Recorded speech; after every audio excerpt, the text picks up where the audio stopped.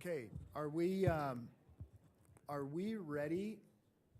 The kids, are we, do we have any more coming in? Okay, this is it, all right. Okay, I see I've got a high sign from tech. Madam Clerk, are we ready? Okay. All right, here's what I'm gonna do. I'm gonna call us to order. I apologize for it being a little late. We had a fire meeting beforehand, and now, of course, we have a well full of young people, which is really wonderful, and they're going to lead us in the salute to the flag. So, I'm sorry, tell me your name. My name's Dawn Ross Kelly. Miss I'm a music teacher at Duncan. Miss Ross Kelly. Okay. Miss Ross Kelly, the kids are going to the Glen Duncan School Choir, the Dolphins, are going to lead us in the Pledge of Allegiance this morning. And boys and girls, you can see that people are getting ready to stand, or standing. Our flag is back here, so if you'd like to turn so that we can face the flag, and then you all can lead us in the Pledge of Allegiance. Would you start them off, ma'am? I pledge allegiance to the flag of the United States of America and to the republic for which it stands, one nation, under God, indivisible, with liberty and justice for all. Well done. Thank you so very much. Okay? Okay? Yep. Thank you, Dolphins.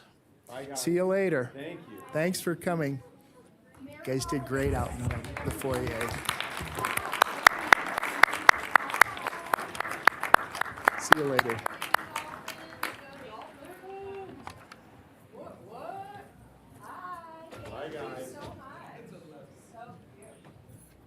Okay, thank you so very much, Glen Duncan School Choir, the Dolphins.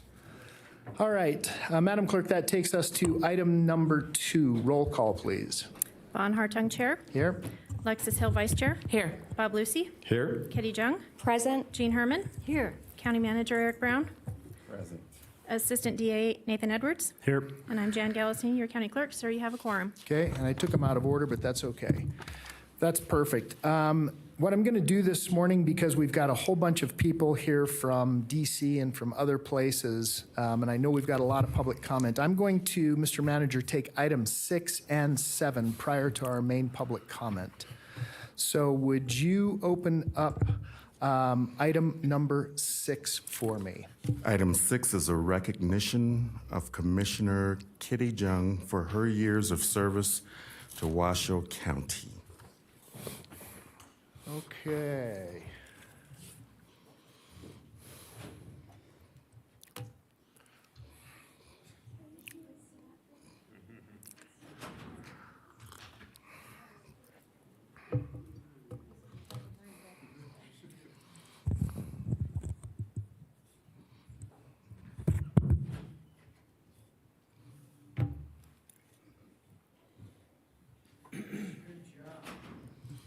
Thank you so much.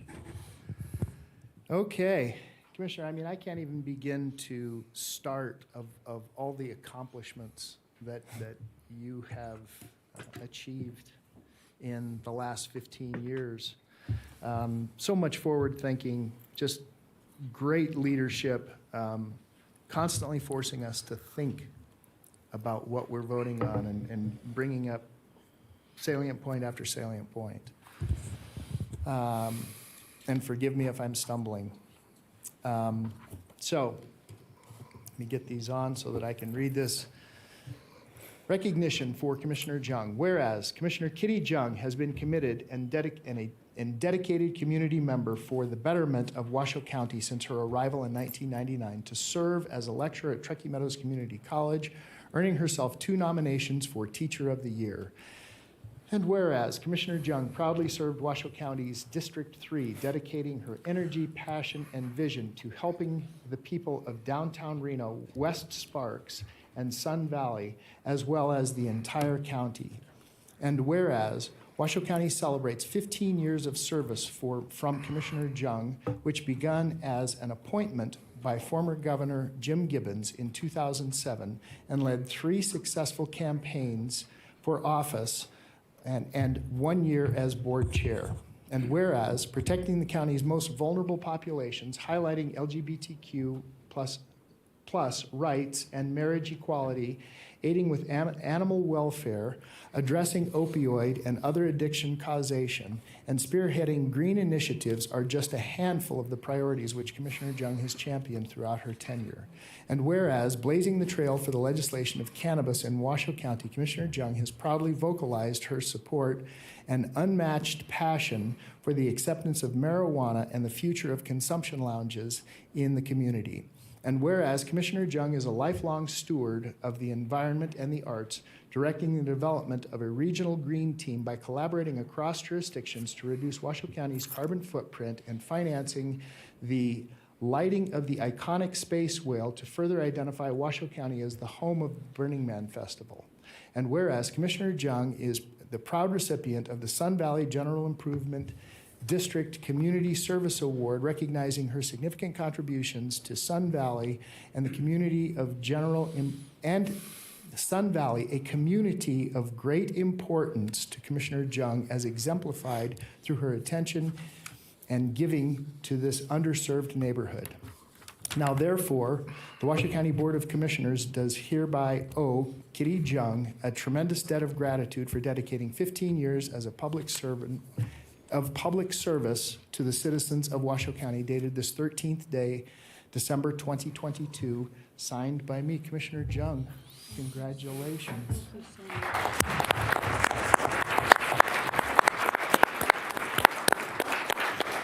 microphone is yours.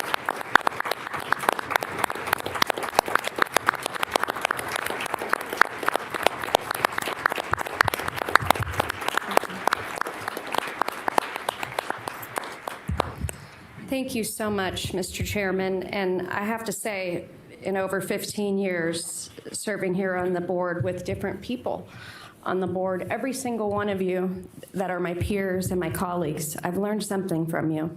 And that is so precious because it was outside of the classroom and it wasn't intentional, but I've taken something, your strengths, and I've tried to incorporate every one of them. The chairman has taught me how important it is that we tap dance in the gray.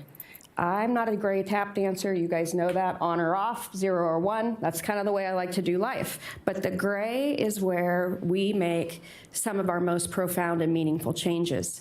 And with that came patience that I learned. The patience to, I used to think to get people to catch up with me, that was purely arrogance and a lack of humility. It was really for me to catch up with you. So I thank you for that. And Commissioner Lucy, you have taught me the most important thing that I didn't know how to do in government, which was not to nickel and dime other jurisdictions to get something done that created bigger drama and unfortunately would be carried to other boards to exact revenge on each other. Thank you for that. I was a nickel and dimer, and I'm not proud of that. When we're doing big projects, there's no reason to get in fights with other municipalities if the major goal is that we're all lifting together. So thank you for that classiness, and also recognizing proportions of money. I mean, when I first got on this board, some of you old timers remember, I was wondering why we were spending so much on snowplows. That deep in the wood, in the weeds on the budget, which, Kitty, that's like finding a nickel in one of your couches, and I still was going to chase it down because I didn't understand the proportion. Commissioner Lucy brought that on to me. Commissioner Herman, with your silent grace, I really appreciate that with you. And you know, I care so much for you as a human being, and would any day you needed something delivered out to your house, I'd happy to do it because I love a good drive, you know that, and I love where you live as well. Commissioner Hill, I am so excited for your future, but I already knew when I met you, when I worked at the city of Reno, that I was in the presence of a superstar, like all of you up here. All of you must remember and never let go. You're so lucky that we are so lucky to play in this pond. Some days it doesn't feel like it, and I get it. But I think at the end of the day, I hope you all remember, and everybody in here too, that this is a labor of love for a more perfect union And most importantly, as I'll always give Commissioner Lucy the business, we still should measure happiness in a community too, to see what our quality of life is going. But I thank every one of you, and I've learned something from every one of you. And I will say from the bottom of my heart, what means the most to me is that I got to work with people who care about improving the lives of other people. And a public servant, I've watched them my whole life and wondered what it is about a public servant, but there's something in you. And I appreciate you. And none of this could get done. None of these big accolades that the chairman read, that's all staff's hard work. We're the idea creators. And sometimes we are the ones that also can be a little bit aggressive when we want you to move a little faster. But thank you, staff. I have never worked with smarter people in my life, and I was an academe. And a lot of you will laugh and go, yeah, no kidding. But the smartest subject matter experts with the most credentials, the most experience, the most education are housed right here at Washoe County. So I worked with giants. I'm standing on the shoulders of giants. And what I'll tell every one of you, I don't care who you are in this building, because I believe in service and I believe in protection. Please always keep my number. I'll help you with anything. And I mean that. And that's why I ran for office. So thank you. And thank you for helping me try to make the best county in the United States better. Thank you. Mr. Chairman, can we say our words now, or do you want us to hold on that? No, I've taken 6 and 7 together, so that'd be perfectly fine. Commissioner Hill, Vice Chair Hill, forgive me. Thank you. I just wanted to say to Commissioner Jung, she received an award earlier this year, and it was called the True Blue Award. And she received that award for 2 reasons: because she's a great friend, and because she always did what she thought was right, and was committed her life to doing what was right for her district, for this county, for our community, for our state. And I have received, while I've been working with you, the best advice. You've really grounded me in this job, and I really appreciate that. And you know people very, very well. You can see people, and you can make people feel incredible. And I want to take that with me, and I hope that we do that in this job, is really see people and help them rise to their potential. And I think you've done that. And so I just want to thank you for your service.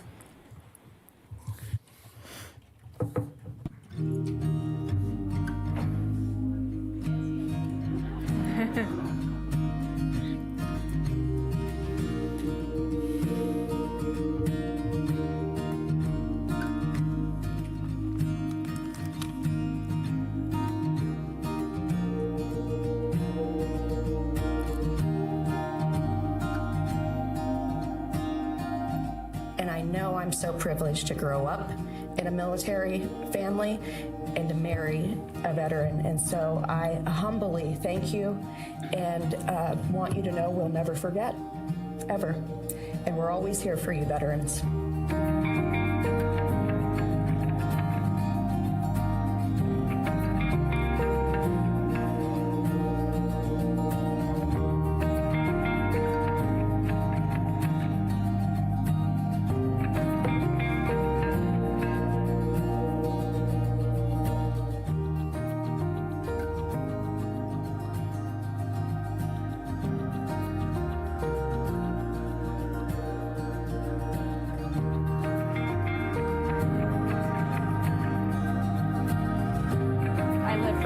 This is what I like to do. I love the interaction. I love a small crowd. I like to be able to teach at the same time as engage with what they need me to learn more about for them or to bring back to them.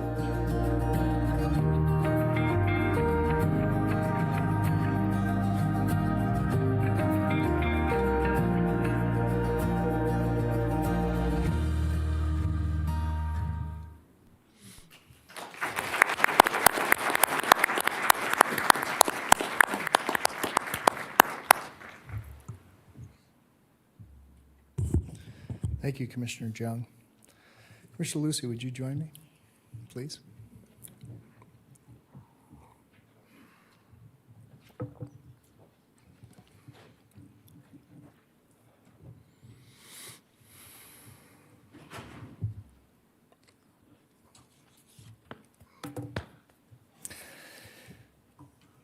Commissioner Lucy, Bob. We started out a little bit rocky, but we became very close. And it's been my honor and my privilege to serve with you. You're tough, you're aggressive, you're smart, you're wise beyond your years. You've really demonstrated what it takes to make hard decisions and go through the process of collecting data and making decisions based on the data that's been in front of you. You have really given me much wise counsel, and I appreciate that. I appreciate just some of the conversations that we've had over the years, and just forcing me to think about what's in front of me. So I'm very appreciative of that relationship. That said, the recognition for Commissioner Lucy. Whereas Commissioner Bob Lucy has honorably represented District 2 for 8 years, serving not only the areas of South Reno and Washoe Valley, but all of the citizens for Washoe County he has called home for his entire life. And whereas Commissioner Lucy has been recognized and selected by his peers within the Nevada Association of Counties to serve in the utmost leadership capacity as the board president, assuming the responsibilities of providing attention and action to the needs on a statewide basis. And whereas throughout his tenure as county commissioner, Bob Lucy has fought for smart growth of Washoe County, seeking to strike a balance between protecting open land for outdoor enjoyment while promoting the benefits of creating living spaces for the many who call Washoe County home.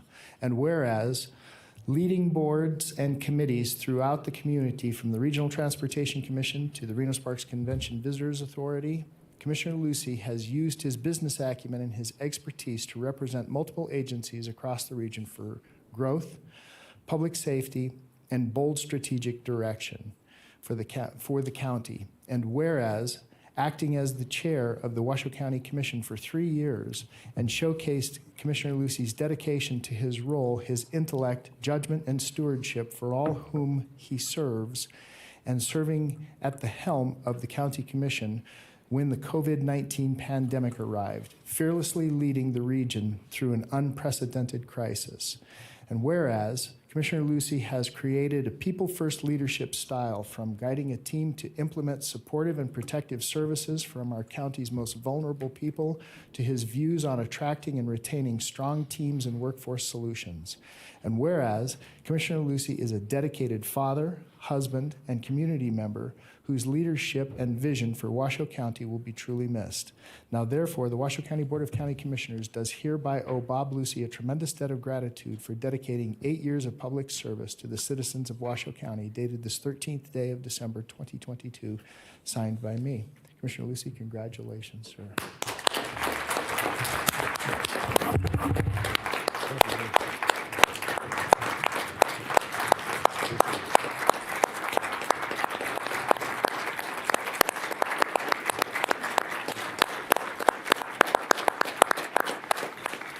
We have a very special person with us. Miss Livy, want to come over and stand with you? He'll hold you. Come on, sweetheart. Come on, punkies. Oh, boy. Okay.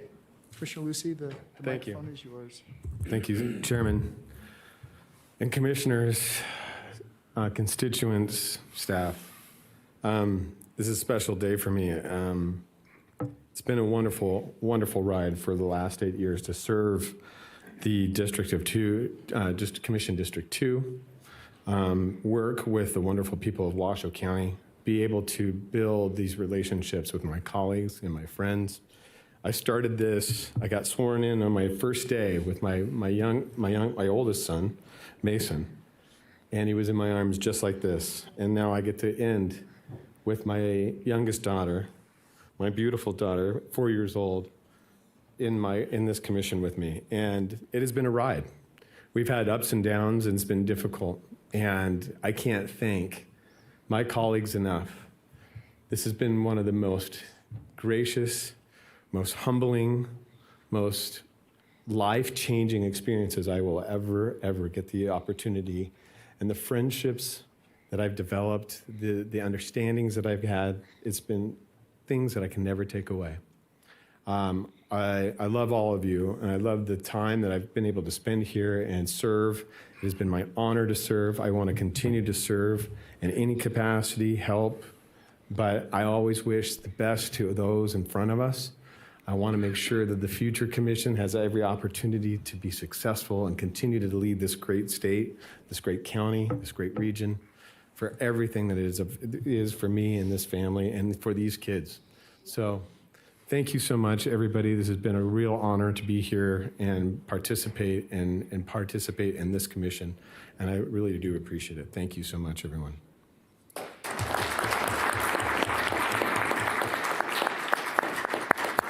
Mr. Chairman, I have a few words. You know, I kind of took this out of order. Can we watch the video Sure. first, and then I'm gonna let you jump in.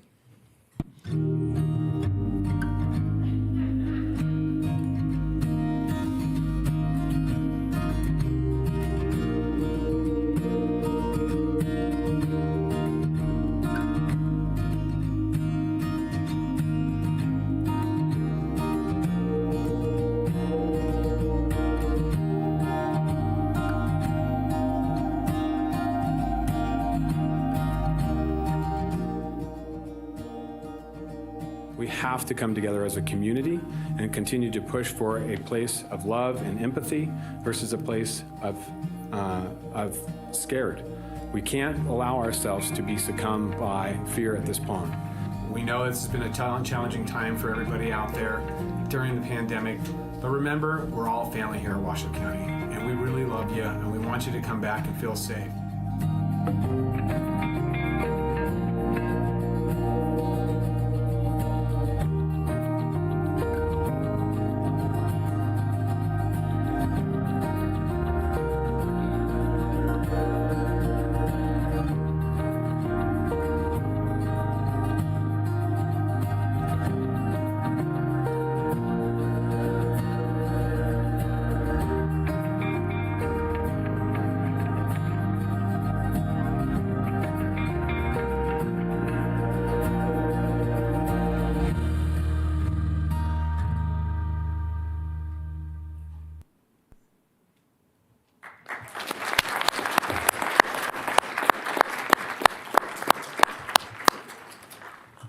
Vice Chair Hill, floor is yours.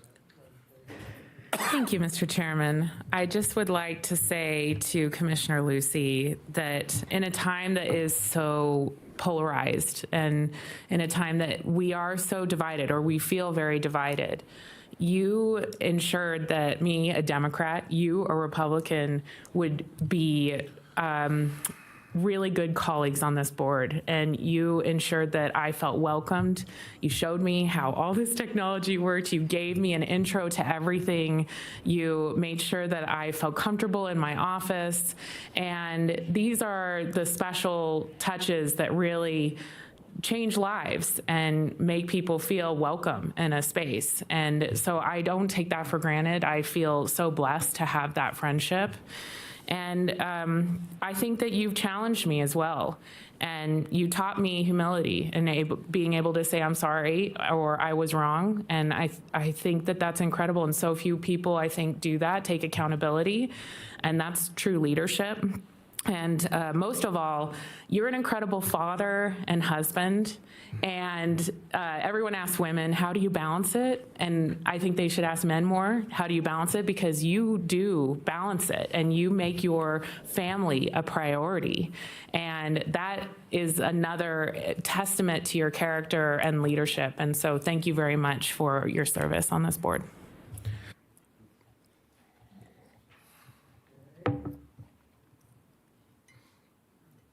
Commissioners, I actually need both of you to come back down front if you would, please. Don't. Thank you, Commissioner Jung, for understanding. I know it's a long walk. Congressman Porter, would you join me, please?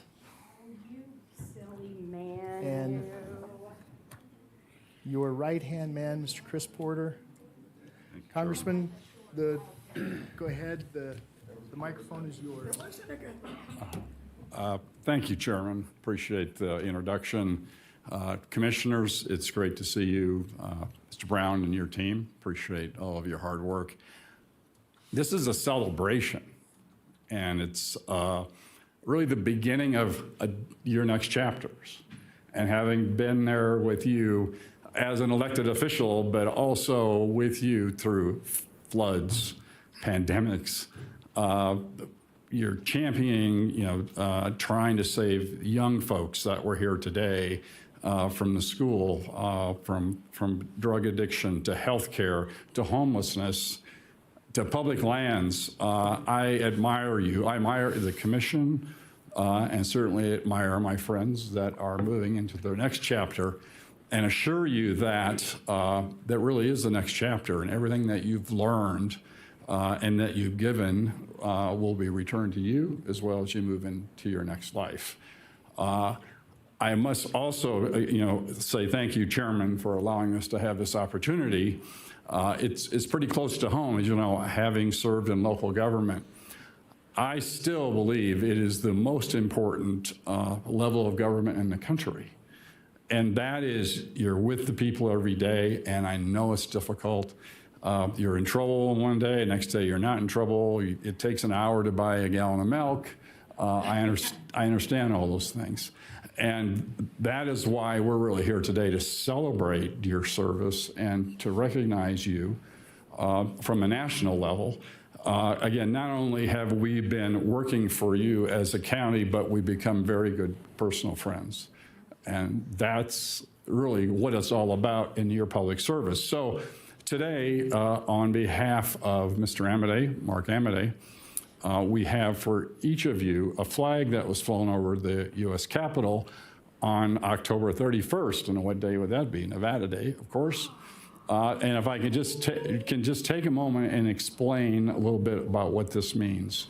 Members of Congress and the Senate are able to ask for a recognition for community heroes, national heroes, international heroes, and members of the armed service, but also individuals that have gone above and beyond in serving their country. So if I may read, this certificate that as accompanying the flag was flown over the U.S. Capitol on October 31st, 2022. This flag was flown at the request of Honorable Mark E. Amade, who sends his best, of course, and sends his best to both of you by us providing for you a flag that was flown over the U.S. Capitol. So give this to you. Are you kidding me? Thank you. Thank you, Congressman Amade. Thank you, Mr. Legislator, Mayor, Councilman, Congressman Porter, VIP. That is amazing, Mr. Junior Porter. And we look forward to celebrating more into the future. There is the next step. Wish you the best. Congratulations. Thank you. Thank you.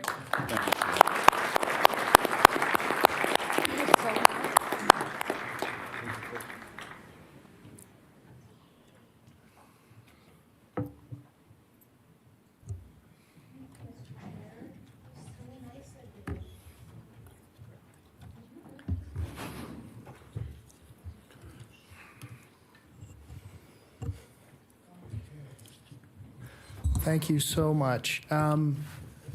Actually, you know what? We've left one thing out, and that is, yes, yeah, we have to do it. Josh, are you still here? Is Josh still here? Okay, perfect.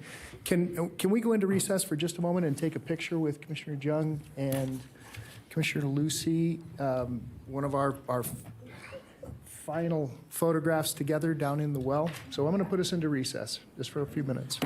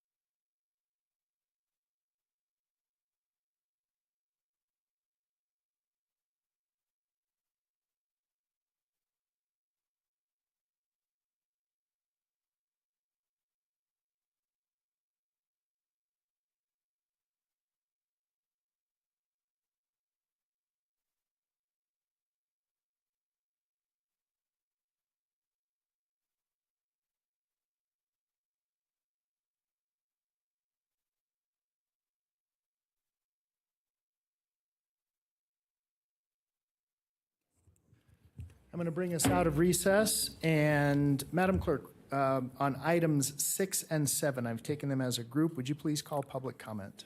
On item 7, we have one public speaker, Tammy Holtstill.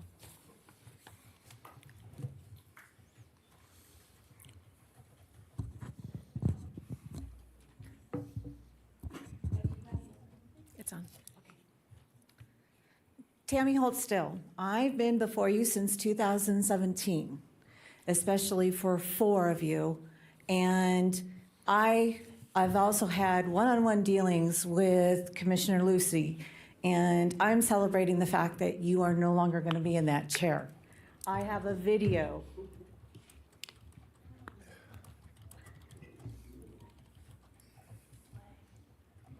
I have a video that states, not coming up, there it goes. It's stating that you will make sure that Washoe County does not rest until every resident in Lemon Valley is back in their homes and back in their lives. Here is one of the residents who died before he ever got back into his home. You have dismissed us so many times. And it has taken a long time for me to work through the back channels to help remove you from that seat, because you have not served the people, you have served yourself. And I'm shaking right now because I am so angry at you for walking into my home and telling me that I could not speak at a public comment hearing at a meeting for the emergency. And the only reason the state of emergency was done for the Northern Nevada residents wasn't because of you as chair. It was because 4 of us kept calling the governor, and we got the governor out to see what you did not want to deal with. I remember being in front of you and pleading. My house wasn't hurt. It was everybody else down there that was hurt, and you did not want to hear us. So I am happy that you have a new life to go to. I know you have lots of money to do so. You have not listened to anything us people have had to say out there. You have destroyed our lives out there for not working for us. And that is the way it is. And I'm sorry, but that's exactly how I feel. Please, please, please. Next up, we have Chris Hicks. Welcome, Mr. DA. Good morning. Thank you, Chair. Good morning. I'm going to make this short because I know you guys have a busy meeting today. But Commissioner Jung, Commissioner Lucy, I just wanted to publicly thank you for the service you've given this community in what I know is a very challenging job. And I want to thank you for the times that you've supported the DA's office. It's been much appreciated. And on a personal level, I just want you to know it's been a privilege. It's been wonderful to work with you both for the last 8 years. So I wish you the very best in your next chapter and hope you have happy holidays with your family. Thank you. Thank you. Elise Weatherly.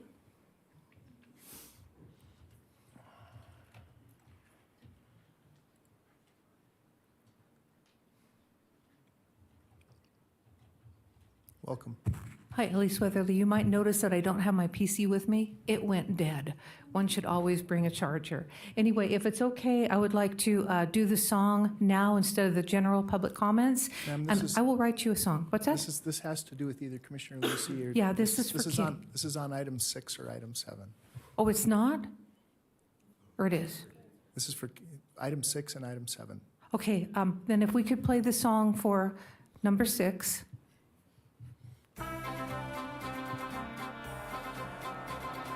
Jung, jung, kitty, kitty, jung, jung, kitty, kitty, jung, jung, we love you. And our kitty, kitty, jung, jung, kitty, kitty, jung, jung loves us too. High, low, anywhere we go, on you we can depend. Jung, jung, kitty, kitty, jung, jung, our fine defender friend. Jung, jung, kitty, kitty, jung, jung, our fine defender friend. Just to let you know, Tom Gordon, who I want to make famous, and he doesn't need me to do it, wanted us to have like a elongated ending, but we just ran out of time. So, you know what? Thank you, Kitty. My apologies, Ms. Weatherly. Thank you. Okay. Anyone There's nobody Madam else Clerk? signed in. All right. Looking for a motion for items 6 and 7. So moved, Mr. Chairman. Okay, so I have a motion by Ms. Hill, second by Ms. Herman. We have taken public comment. We have commented ourselves. Again, thank you so much, commissioners. All those in favor, please signify by saying aye. Aye. Any opposed? Motion carries unanimously. I'm going to take us back, and this is not in order of importance. Something that is very, very important to mention. We have two important community members who have passed, and both just pillars in their own right, in very different areas, I might add. As you may have heard, Judge Mills Lane has passed away. There's a Justice Center named for him, and as you've likely heard, he passed away last week at age 85, and I want to take a moment just to remember Judge Lane and his legacy that he left for Washoe County. His presence was larger than life, whether in the boxing ring or in the courtroom, and as the DA, he earned the nickname Maxim Mills for the long sentences he secured against defendants. Judge Lane presided over the famous Tyson-Holyfield fight, in which Mike Tyson bit Evander Holyfield's ears. So that's something that's kind of lives on for Judge Lane. And he served in the Marines, which is where he learned to box and won the Marines All-Far East Welterweight Championship while stationed in Okinawa. He later enrolled in the University of Nevada and won the 1960s NCAA welterweight title.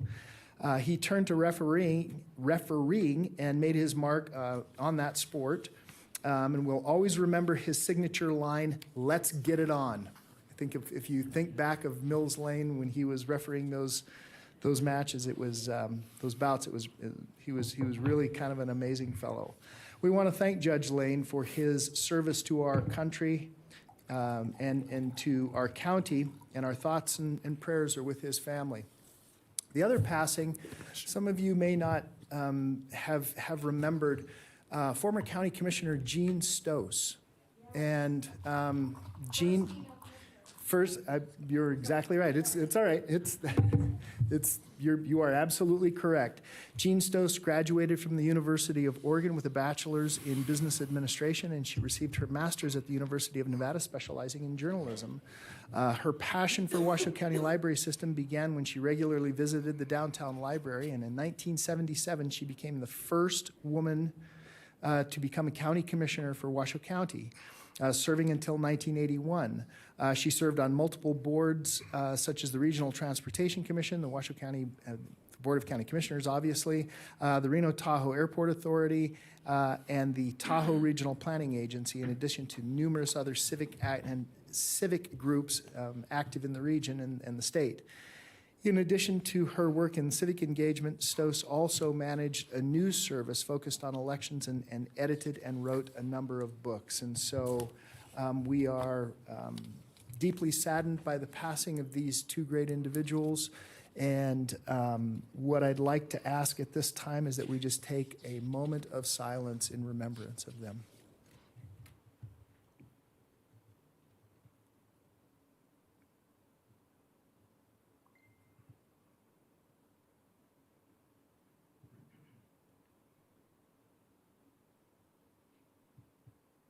Thank you so very much. Okay. All right. We're gonna take very likely a hard break somewhere around noon, and I'm going to open up our general public comment, item number 4 at this time. And Mr. Manager, would you take us into that? Item 4 is public comment. Comment heard under this item will be limited to 3 minutes per person and may pertain to matters both on and off the commission agenda. The commission will also hear public comment during individual action items with comment limited to 3 minutes per person. Comments are to be made to the commission as a whole. And Mr. Chair, and for the commission, we have members of local organizations that are participating in our community reinvestment program, just as we did in the meeting about a month ago for item 14, that will be addressing you to identify who they are and what they do. Okay. Madam Clerk, would you please call public comment? First up, we have Ryan Smith.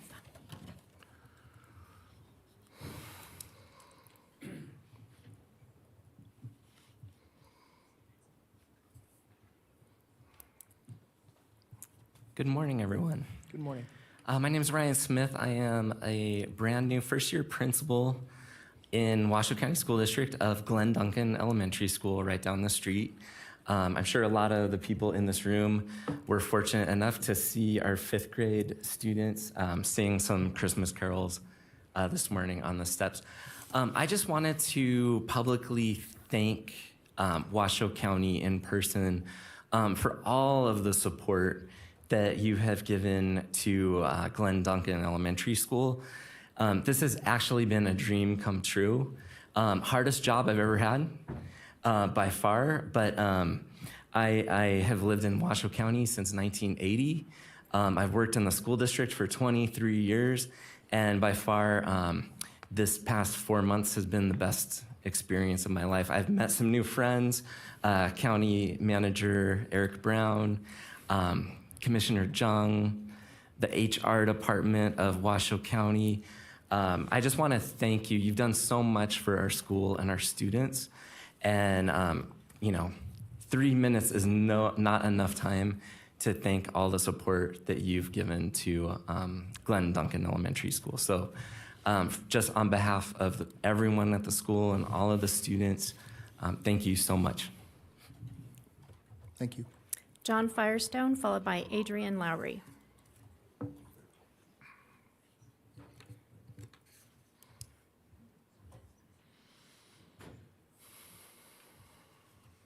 Welcome, Hello, sir. everybody, and thanks for letting me come up here and speak to you. I'm John Firestone. I'm the Executive Director of the Life Change Center. If you haven't heard of us, the Life Change Center is a nonprofit organization. We provide help for people that are seeking recovery from heroin, pill, and fentanyl addiction. We've been in our area for 25 years, and I'd like to see ourselves as kind of the front line of what's seemingly a big social crisis. Over 100,000 Americans have died last year from overdose. The majority of those came from the drug fentanyl, and now fentanyl is settling into our community at a rapid pace. To show the magnitude of the problem, today the Life Change Center will provide services to 700 Washoe County citizens. We'll provide probably 10 to 15 in that neighborhood intakes, and of that, 70% of the people presenting for intake will be positive for fentanyl and stating that fentanyl is their drug of choice. Fentanyl is very strong. It's 50 times stronger than heroin, and it's dangerous. I've worked for the Life Change Center now for 17 years. I have never seen anything like this, having impact not only on the safety of our citizens at our county, but also on the outcomes that we see in our services. It's changed the game, and we're not sitting idly by. We're trying to figure out what can we do for people today, because the outcomes just aren't the same. What we're seeing is people come to us, they're less likely to be medication compliant, less likely to have success with their recovery. So we put in a proposal, and I thank you for the opportunity to do that, to work with the county to develop a novel program in the United States. It was used in Canada, and we're calling it the Opioid Treatment Induction Services Team, or the OTIS team. And this is a specially trained group of people, nurses, and peer recovery support specialists that will work very closely with people as they come in if they're addicted to fentanyl, to help them through those first 2 months to stabilize on medication, to get their withdrawal managed, and to have better success, not only with their sobriety, but to link with the other services that we provide. So I just want to thank you for the opportunity to speak, and thank you. Thank you, sir. Adrian Lowry, followed by Adrian Santiago.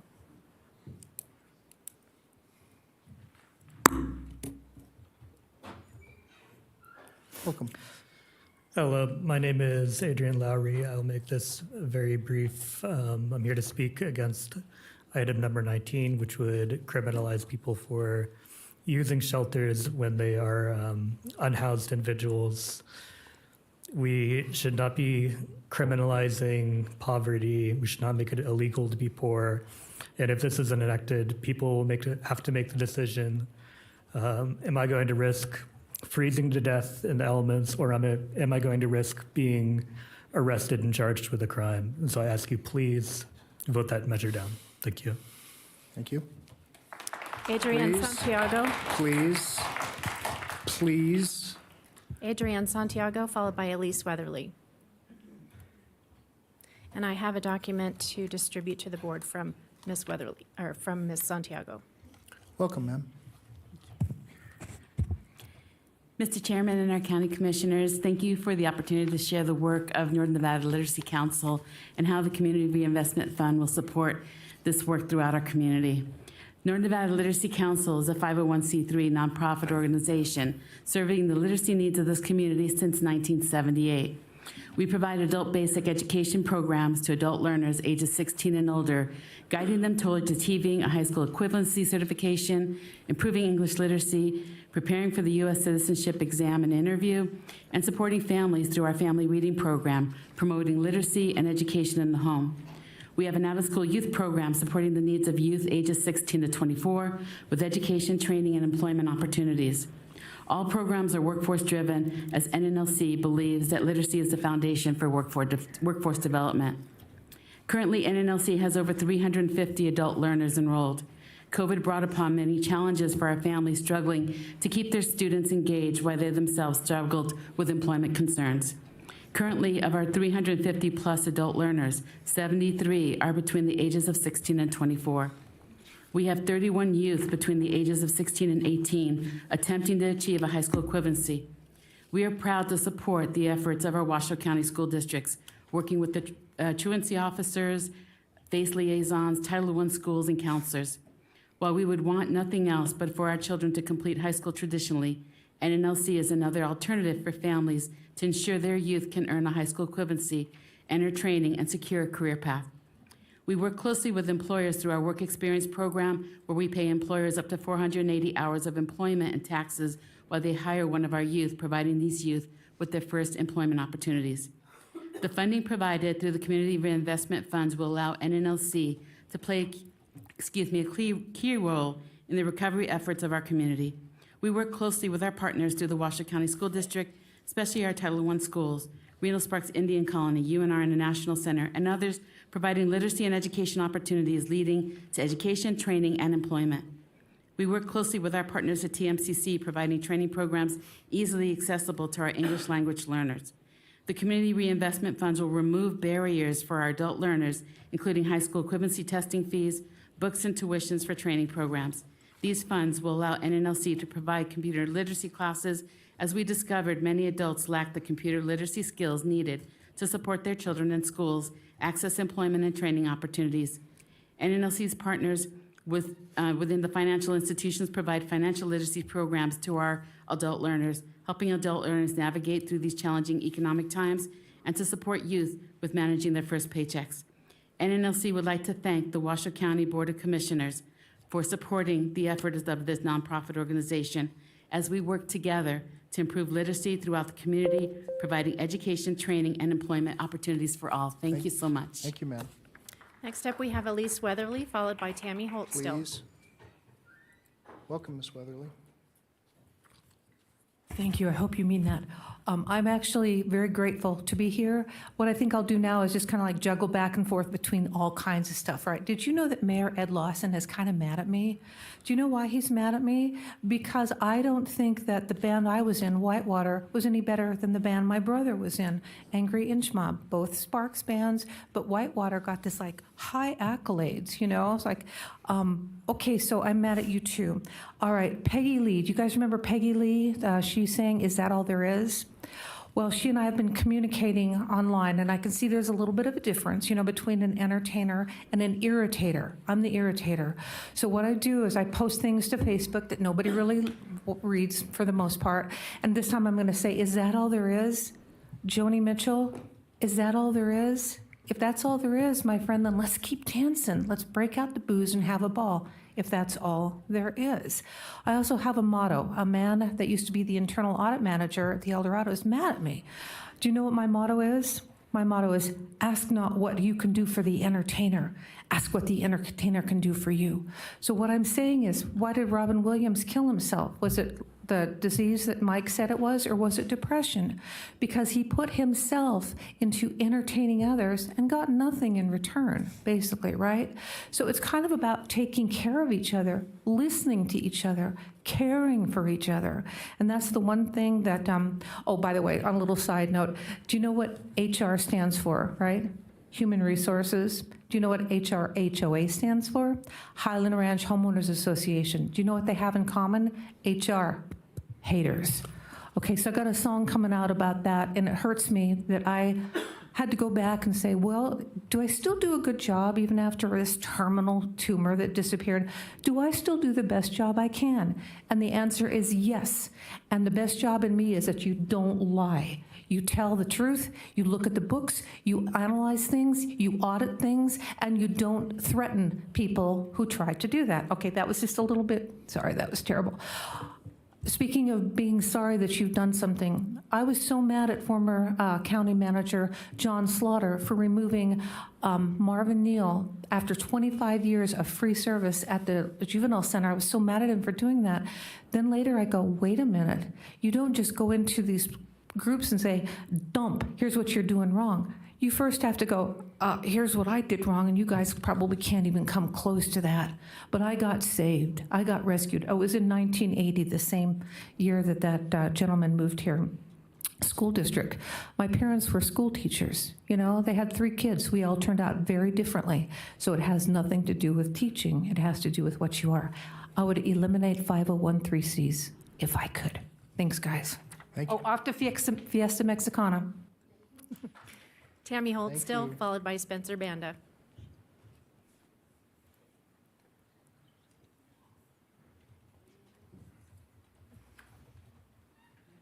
Welcome. Hello, Tammy Holtz-Still. As you see before me, I have my ruby red slippers. When somebody wished to house on me from your board.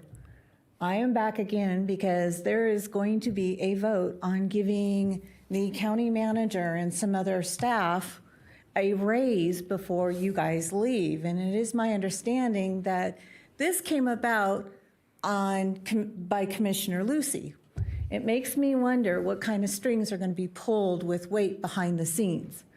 I want you guys not to be like him. My Christmas wish is that you guys start working with Commissioner Herman and start helping fix the North Valleys, get that effluent out of our Swan Lake, make it someplace nice to live. It's the elevation of the water is coming back up again. We've had storms. Get ready for a handful. I know that Miss Hill came out and visited me when she first started, said she was going to get back to me, never did. I like to see a difference. You guys are got to understand, you were voted out for a reason. You're going to term out, but you've had troubles. You wished a house on me. Things have got to change. You want respect from us, you got to respect us, and that has not happened in the North Valleys. Mr. Brown has not done what he promised me for the North Valleys. You are all about you and not about the community as a whole. If downtown Reno's happy, that's good. Let's forget about everything else. We don't want to be in poopy water. Effluent is poopy water. It's just the grade of it. It is still contaminated. It is not clean. It is not healthy. It has caused the problems that we have, besides the fact that you've allowed the city of Reno to do the development because you didn't change the NRS. You didn't fight for us up there. And then you go and approve developments that don't fit our community. Special interest, Prado, good example. It's building in a floodplain and it's okay by you guys even though we tried telling you. Then you turn around and put them on the lawsuit so they could sue me. You guys are wrong and you need to change, and you need to change for us. You got lucky, you got voted in, and you're going to term out. He didn't get a chance to do that. Change. We need change. Thank you. Spencer Banda. Thank you. Thank you. Thank you. Spencer Banda, followed by Gordon Gossage.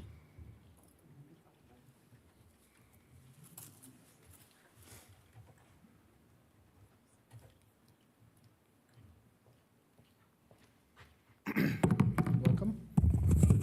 Hello, testing. Okay.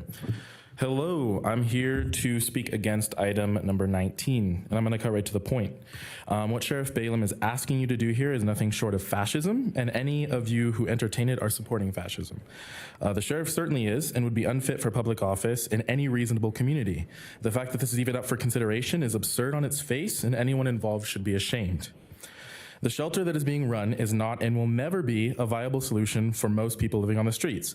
It's understaffed with horrible conditions and won't even accept everyone. I'm genuinely not surprised that you're also apprehensive about letting journalists in to see it. And even with its conditions, it's basically full anyway, which makes it a moot point. Right now, hundreds of people's only choice for where to stay Right now, hundreds of people have only one choice for where they can stay. Officials have failed miserably at providing a community shelter, and private landowners aren't exactly known for their compassion or humanity, and generally have no incentive to care for their unhoused neighbors when they can count on our taxpayer-funded black shirts to cart them off to the courthouse or jail. Now you're considering taking away their last resort, taking away their ability to stay in their own cars at the height of winter. But what about drugs? What about mental illness, public safety? Which are all good questions. What about drugs and mental illness and public safety? What is imposing a $500 fine on someone who has basically no money due to alleviate these problems? You know what might? Not having to worry about where you'll sleep, where you'll get your next meal, whether you'll get all your belongings stolen. It's very clear that anyone who brings up mental illness or drug addiction with no explanation for how their solution will help people overcome those things is not concerned about those issues, but having the rest of us having to perceive them. They're only interested in treating their neighbors as a problem to be eliminated rather than as part of a community to be helped. I urge you to open your history books to times in the past when groups of people were treated as problems instead of humans with problems. I hope any of you even thinking about supporting this measure take a good long look at yourselves in the mirror and think about if this is how you want to make your mark, kicking the most vulnerable people when they're already down.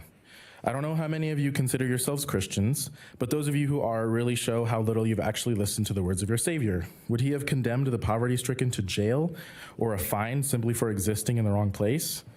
To quote a chant that we've been doing on the streets for years, where are they supposed to go?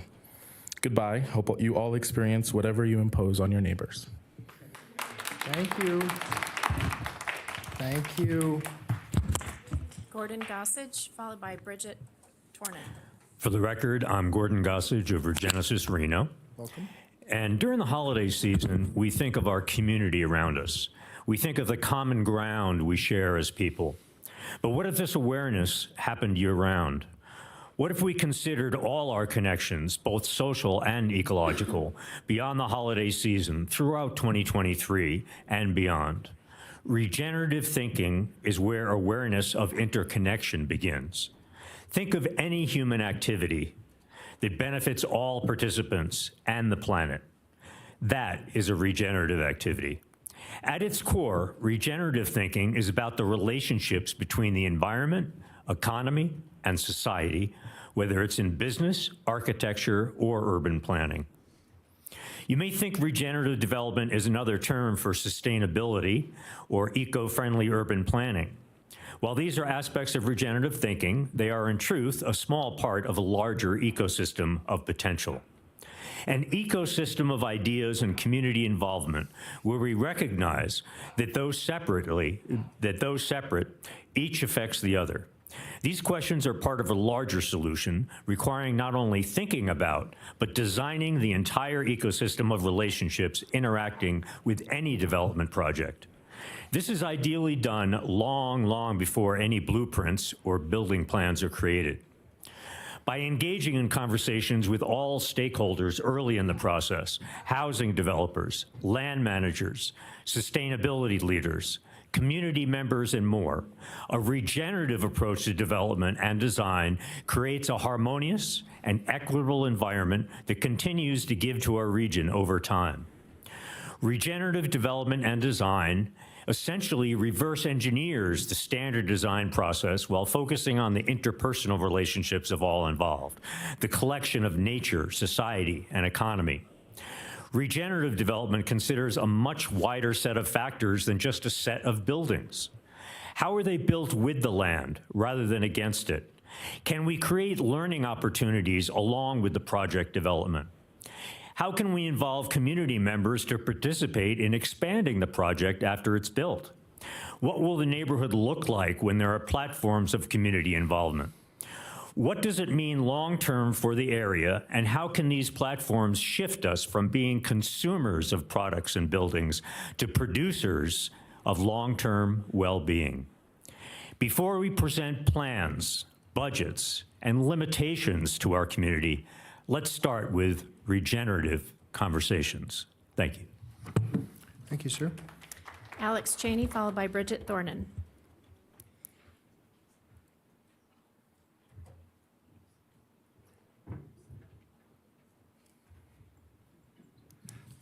I apologize for that. My name was spelled incorrectly there, but I'm ready to rock and roll. Thank you. Give us, please. Yes. Give us the corrections. Yes, it's Alex and then CHERUP.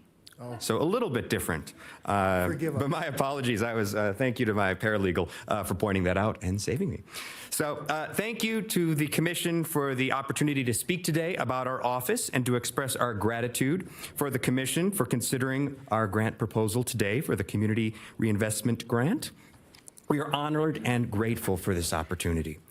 My name is Alex Cherub. I'm Deputy Director of Litigation for Nevada Legal Services.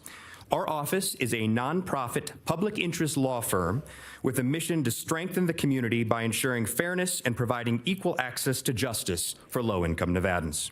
We are Nevada's only statewide legal services organization. Our services are free of charge for low-income Nevadans, and we are funded through federal, state, and local sources.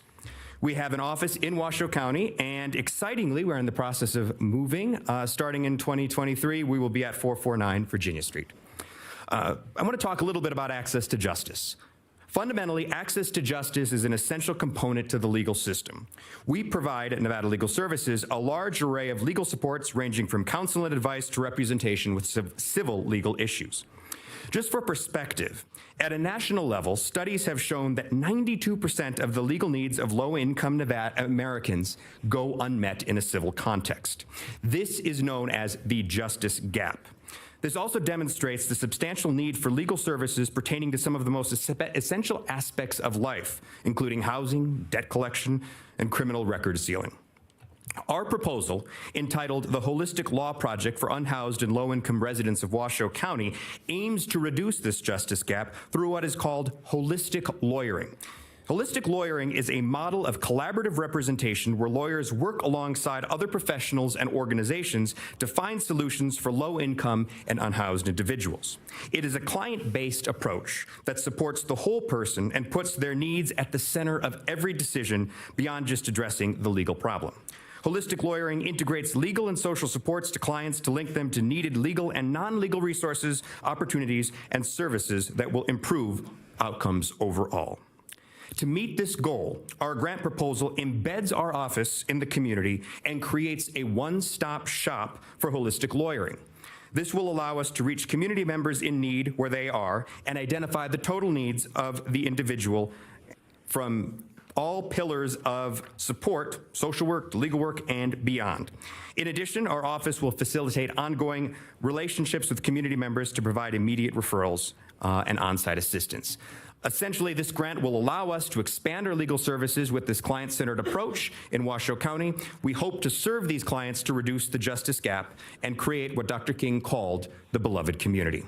We thank you for your time and for considering our proposal today. Thank you so much to the Washoe County Commission. Thank you, sir. Thank you. Bridget Tornan, followed by Mark Newman.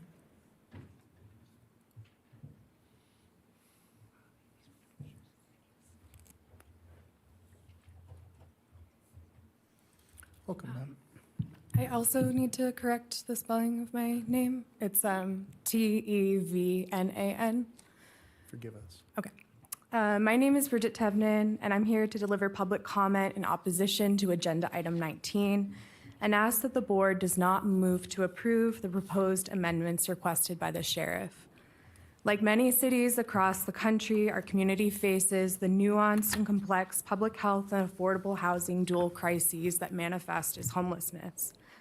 I empathize with the challenges that face elected officials in addressing a problem that is the symptom of multi-system breakdown.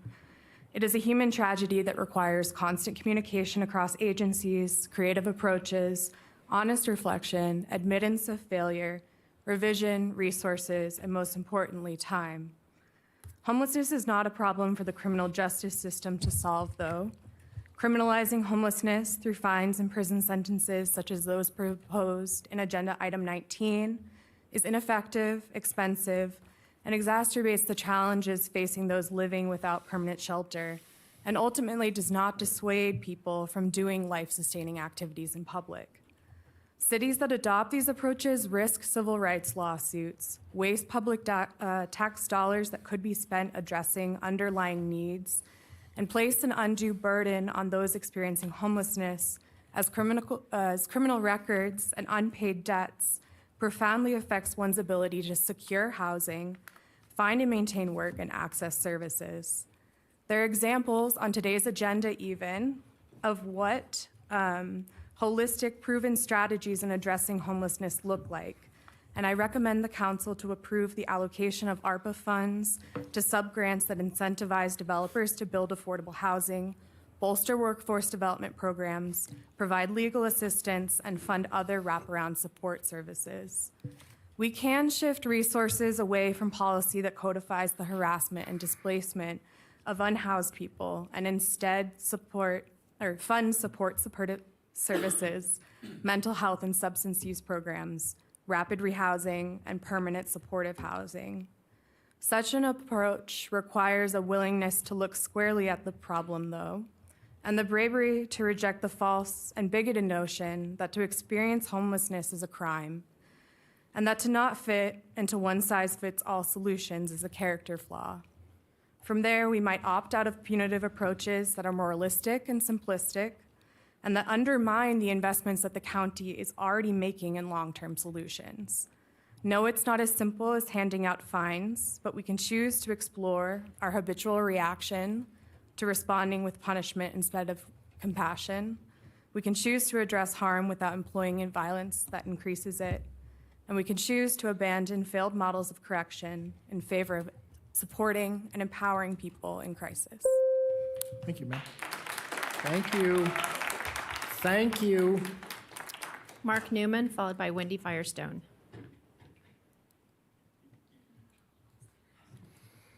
Welcome. Good morning, Commissioners. For the record, Mark Newman. First, I'd like to speak on, last night I was at the North Valley's Citizens Advisory Board, and I was asked, because I am on the Senior Services Citizens Advisory Board, if there's any snow removal done for some of our disabled seniors and some of our seniors who are unable to shovel snow. I did not know of any.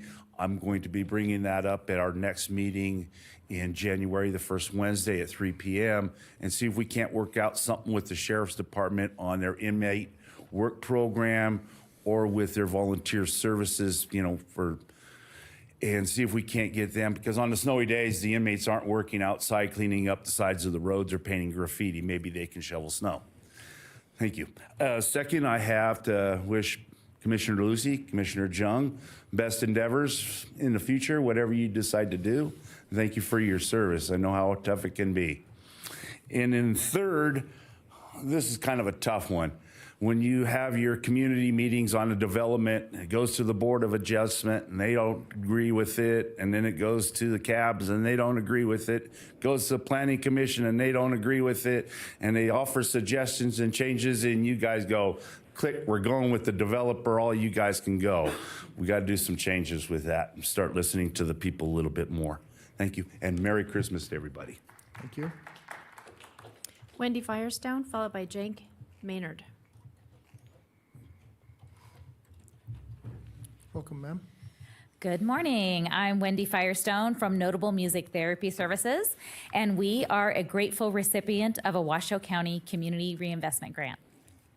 Notable Music Therapy Services is a unique nonprofit organization that bridges the gaps between disability services, rehabilitation, mental health, and the arts. Our mission is to create lasting change in the lives of all people of all abilities through music. We do this by providing music therapy and adaptive music programs to as many as 2,000 people a year. But our goal is to reach 5,000 people a year by 2026. Our community reinvestment project seeks to increase opportunities for some of our community's most vulnerable populations to receive the life-improving benefits of music therapy.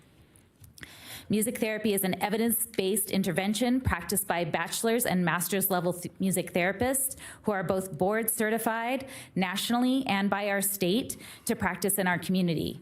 Music therapy is a cost-effective intervention that will improve the mental and emotional health and well-being of our community. Our programs promote healthy environments and build strong communities.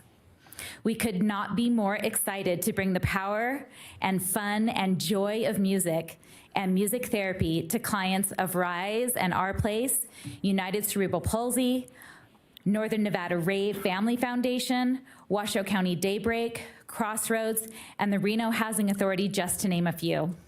This grant will allow us to provide up to 15 hours of free music therapy every week to some of the most vulnerable people in our community.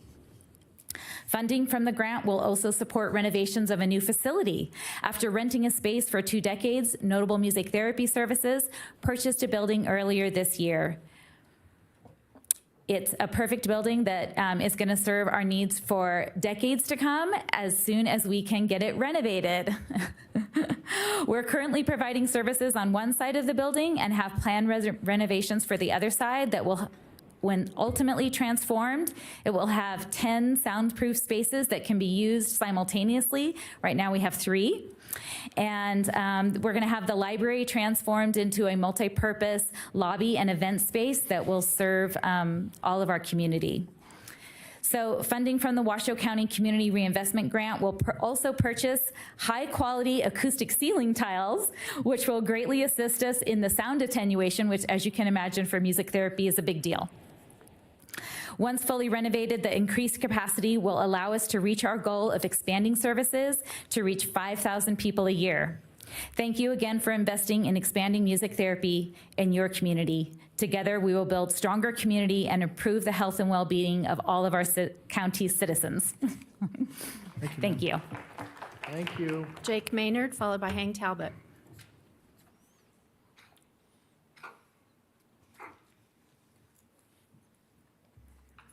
Welcome. Hello. My name is Jake Maynard, and I'm here to speak in opposition to the proposed amendment in Agenda Item 19. This proposal is nothing more than a blatant attempt to further criminalize the poorest and most vulnerable people in your constituency. The Sheriff's Department may try to argue that this is an evenly enforceable amendment. However, the only people who are currently sleeping on the streets, camping, as you call it, this month are people who have to. They don't have any other options. Before you go thinking that there is shelter space available, last night there were 27 beds, anywhere in town. I can guarantee you that if you allow this amendment to pass, there are more than 27 people out there right now who will be in grave danger once their already limited options for survival become crimes. Considering the timing of this proposal in this weather, this amendment is clearly targeted enforcement and is further discrimination against an already vulnerable population. To even consider this amendment when the weather is so consistently getting to sub-freezing temperatures would be an extremely reckless thing to do. If this amendment is approved, more people will die.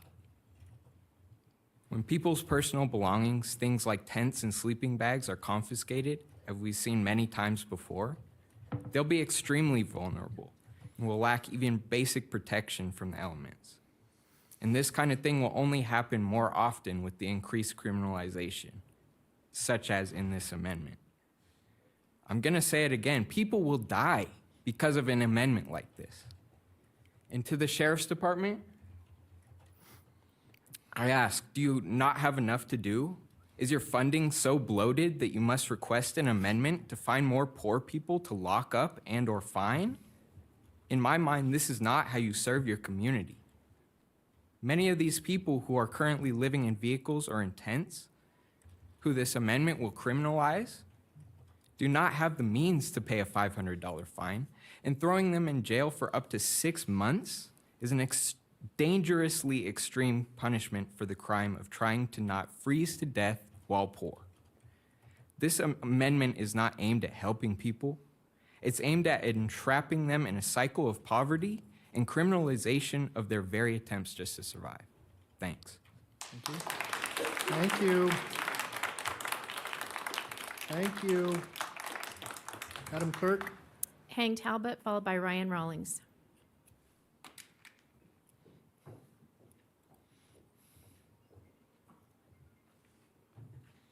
Good morning. Hold on just a second. Madam Clerk, can we have people queue up? I mean, I see we probably still have 30 people signed in. Sure. If Brian Go ahead. Rawlings and Reese Daughter, if you would Please queue up. reset the clock, Madam Clerk. Thank you. Okay. Thank you Good so morning. much. Good morning. Thank you for having me here. My name is Hang Talbot. I have been living in Incline for 16 years, and I am one of small business owner of few in town. And we are only depend on seasonal 5 months of a year to work, to make money. So I'm here to support the 947 Tahoe project ownership to bring the half-time and full-time, the good quality of billboard into town, to community to have economy and to bring more work for the people. So I'm here to support, strong to support to the project ownership to make the town it better. That's it. Have a happy holiday, and thank you so much for your survey. Bye. Thank you, ma'am. Ryan Rawlings, followed by Reese Dottler, and then Ashley Suzuki. Sir. All right. Good afternoon, ladies and gentlemen. I am here today on behalf of all working class people and my loved ones and my friends and family.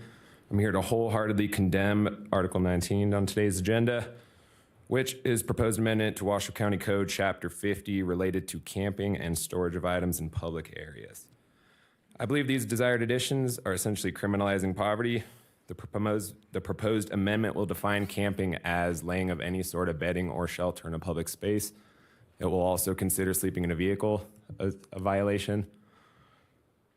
I think that instead of criminalizing poverty, we should dedicate these resources to fight the root causes of poverty. Social programs, education, kindness, and compassion can go a lot farther than writing tickets and incarcerating an already vulnerable population. As of this morning's head count at the Washoe Cares campus, there was 18 beds in total open. 6 of those units were in the safe camps. There was only 5 empty beds for women. There was 0 rooms for families. I'm not sure where the Washoe County Sheriff's Office intends these people to go, but with 18 beds open in the Cares campus, that's not going to cover very many of them. So, again, I would like the Board of Commissions to vote down Article 19. I think it's pretty logical that incarcerating vulnerable people and writing tickets to people with $0, it's not going to get very much accomplished. Thank you for listening. Thank you. Thank you. Madam Clerk? Reese Dottler, followed by Ashley Suzuki, and then Stephen Zipkin. Welcome. My name is Reese Dottler. I'm an active member of the Family Suit Mutual Aid. I chose to come here today to ask you to not move forward with the 19th item on today's agenda, which would criminalize the unhoused in our community through fines and imprisonment and place them further into the trenches of poverty and disenfranchisement of all forms. To those who would support this amendment, Have you taken the time to meet face to face with the unhoused community you preside over? If your answer to this question is no, you cannot speak to the difficulties our houseless neighbors experience every day. So let me enlighten you. Homelessness is not a choice.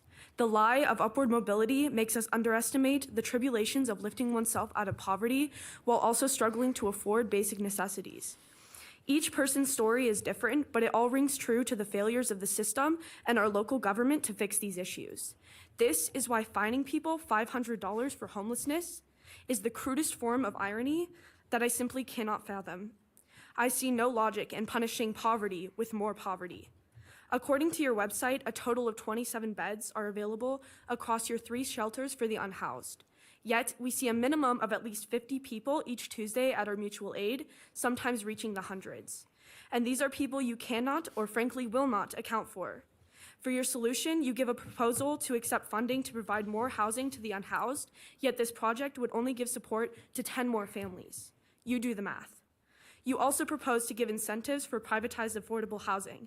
But what happens when, like so many instances before, landlords take advantage of their tenants when it is more profitable to raise their rent? Let's be upfront about the intentions of this amendment, because we know that this amendment will not do anything for preventing homelessness. The truth is, if you vote for item 9, you simply don't want any unhoused people to ruin the look of your new, aesthetically pleasing corporate developments meant only for consumers of the middle class and up. This is an abhorrent violation of human rights and speaks volumes to local government strategies for dealing with the crisis of homelessness. I ask you to please stop treating unhoused people as a thorn in your side or an eyesore to get rid of by any means necessary, and start treating them as valued members of your community. Thank you. Thank you. Thank you. When you're clapping, we can't call the next person, so it's very difficult for the person to hear. Thank Ashley you. Suzuki, followed by Steven Zipkin, and then Stacy Hanna. Good morning, Commissioners. My name is Ashley Suzuki. I'm the Chief Financial Officer for Incline Property Management. I am here today to speak in favor of 947's Tahoe project and the amendment to allow for condominium form of ownership. Incline Property Management is a property management company located in Incline Village. We have been serving the community for 43 years. We maintain and assist in managing the 3 major shopping centers in the village and are in constant contact with the tenants. Tenant refrain focuses on 2 objections. First, that TRPA revise their regulations to allow businesses to replace sandwich board signs with signs that are modern, refreshed, and align with an alpine community. Second, and most importantly, is the need to increase the resident population that would benefit our retailers and restaurants in the shoulder seasons, bringing new life and energy to the village. The 947 Tahoe project and the plan amendment to allow for condo ownerships would help to introduce 40 multi-use family units, bringing part-time and full-time owners into our community. That represents 4 new homeowners living in the heart of the village. Homeowners who would be in walking distance of shops and restaurants, homeowners who would leverage their buying power through the businesses in our community. Incline Village needs investment to help our local economy, environment, and community. This property has remained vacant for more than 20 years. Having been a resident at Incline Village for 21 years, I can attest to the need for improvement, and it's long overdue. We understand and appreciate the concern for affordable housing in the village and at the lake. However, we believe that there are other locations within the village that would be better served for affordable housing. We all want sustainable villages or businesses, in the village. And this project would be a step in the right direction in achieving this. As a small business in Incline Village, we are in favor of the 947 Tahoe project and the amendment to allow for condom form of ownership. We are asking you to approve this amendment. Thank you. Steven Zipkin, followed by Stacy Hanna, and then Rita Sloan. Welcome, sir. Good morning. My name is Steven. I am here to oppose item 19, surprise. It's bad. It sucks. Don't pass it. It is the worst possible thing you guys could be doing is pass this amendment. Isn't homelessness horrifying enough? People are about to freeze to death, right? And they're about to freeze to death because you all have neglected your jobs to build affordable housing, drive down the cost of rent, build adequate shelter spaces.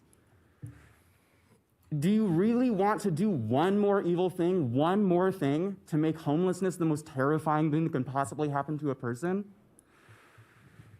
I have a pretty cynical view of politics.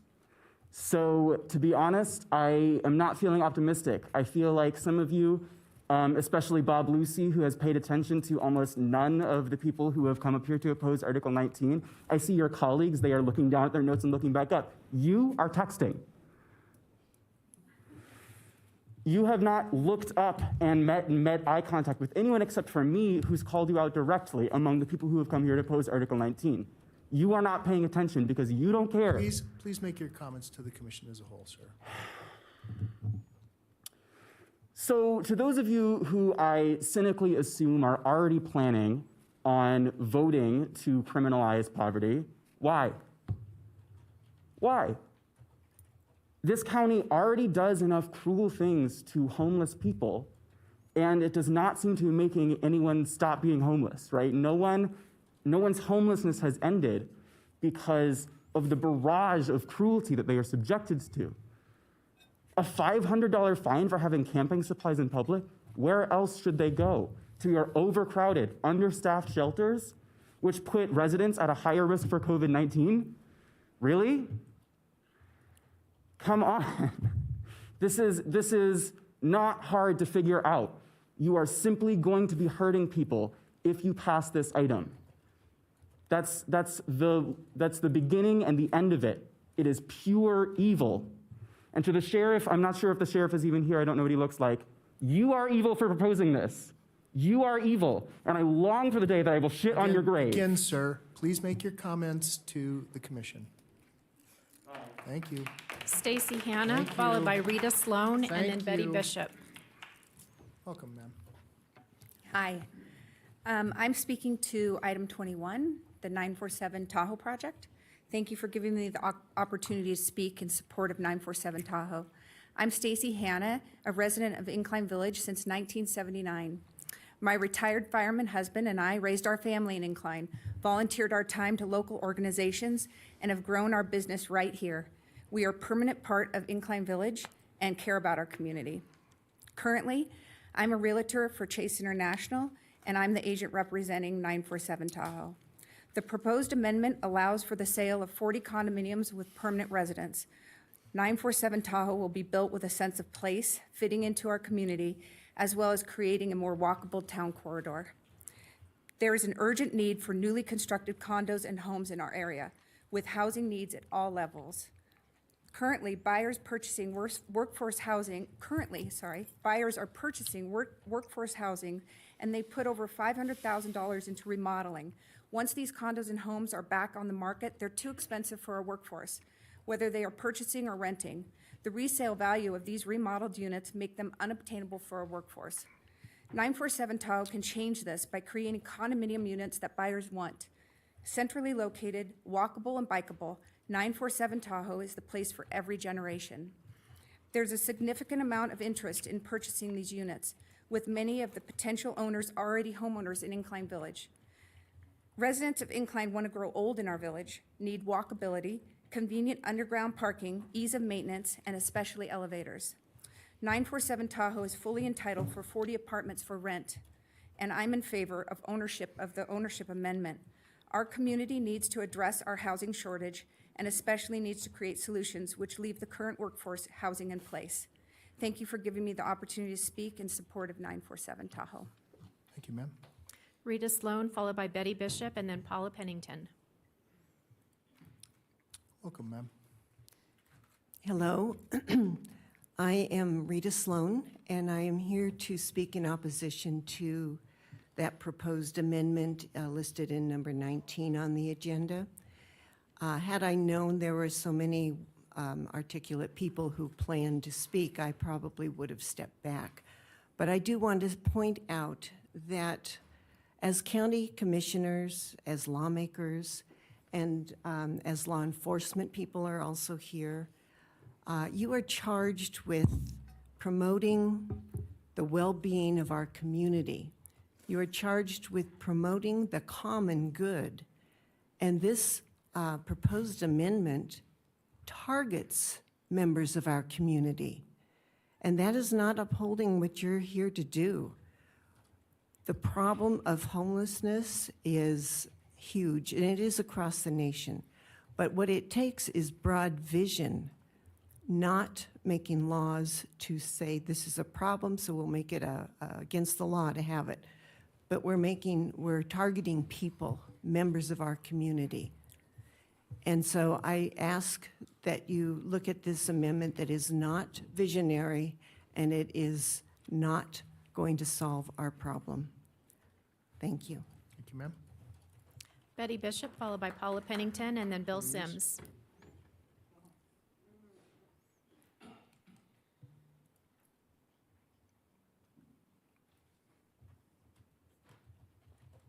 Good morning. Welcome. My name is Betty Bishop, and I'm here to talk about two items on the agenda. First, item number 14B, and that has to do with the support and approval of the Affordable Housing Trust Fund. I'm very pleased that $2 million+ has been put into that fund, and I commend the commissioners for doing that. However, about a month ago, we also were asking for some support on how that fund is going to be ongoing. And I know that you had sent that back to have some of your staff look at that. And I was wondering if there is an update that you can give us soon on whether or not that can be an ongoing funding. And also, I want to be here with so many other people in this room that are opposing item number 19. That would be dealing with the unauthorized camping and storage of personal goods, and it does. It targets our homeless population. And it is not right. I feel that it's immoral to do it. It's criminalizing our most vulnerable population. And when it's inconvenient, it's very inconvenient for us to drive by and see how many homeless people are out there and see the conditions that they are living in. It hurts us.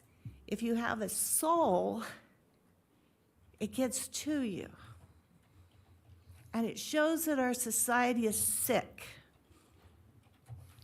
But instead of trying to remediate the problem by putting people that are suffering so much in jail or fine them when they can't even begin to pay that, it makes no sense. It's wrong, and I strongly oppose it, and there are so many people in this room that oppose it too. Please take that into consideration. Thank you. Thank you, ma'am. Paula Pennington, followed by you. Bill Sims, and then Thank Tara you. Tran. Paula Pennington. Welcome. Thank you very much for allowing me to speak. And I want to thank the board for your positive action on item number 14B, the Affordable Housing Trust Fund. That's wonderful. I only hope that it can become permanent, that you think about this. I would like to also say that I'm in shock that item 19 is even here to vote on.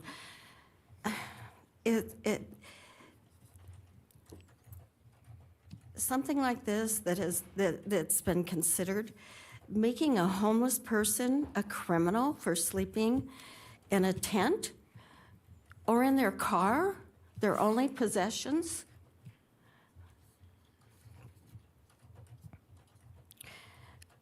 They're fined $500 or they're imprisoned for 6 months. Do you think they really choose to live like this?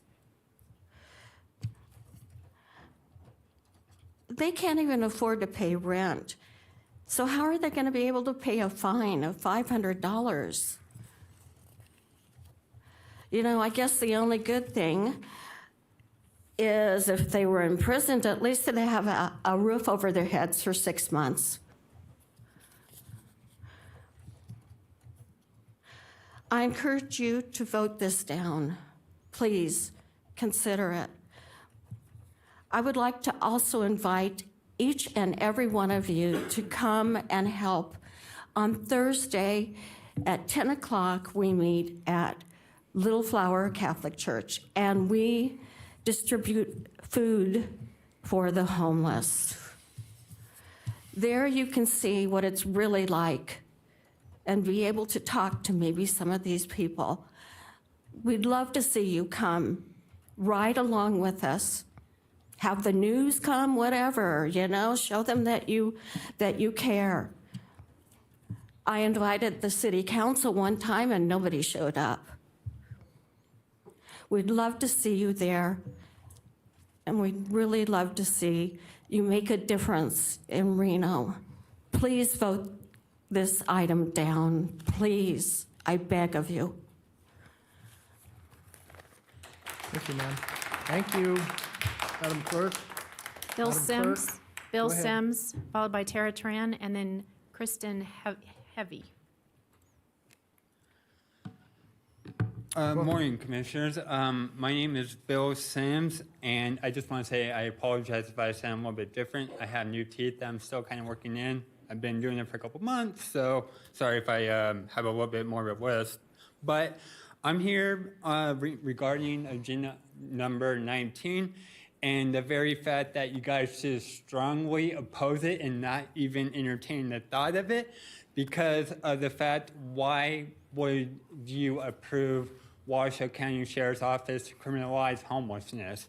Because the way I see it, if we're going to criminalize homelessness for people camping on public property, given as an example, I am a white privileged male who realizes we are on stolen land, does that mean that you guys also will give the authority to every Washoe County tribe to cause fines to come against the Washoe County Sheriff's Office?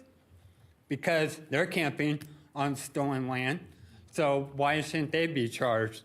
Also, I wanted to point out that Mayor Bass literally just decided to do a state of emergency in LA for homelessness and to address that problem.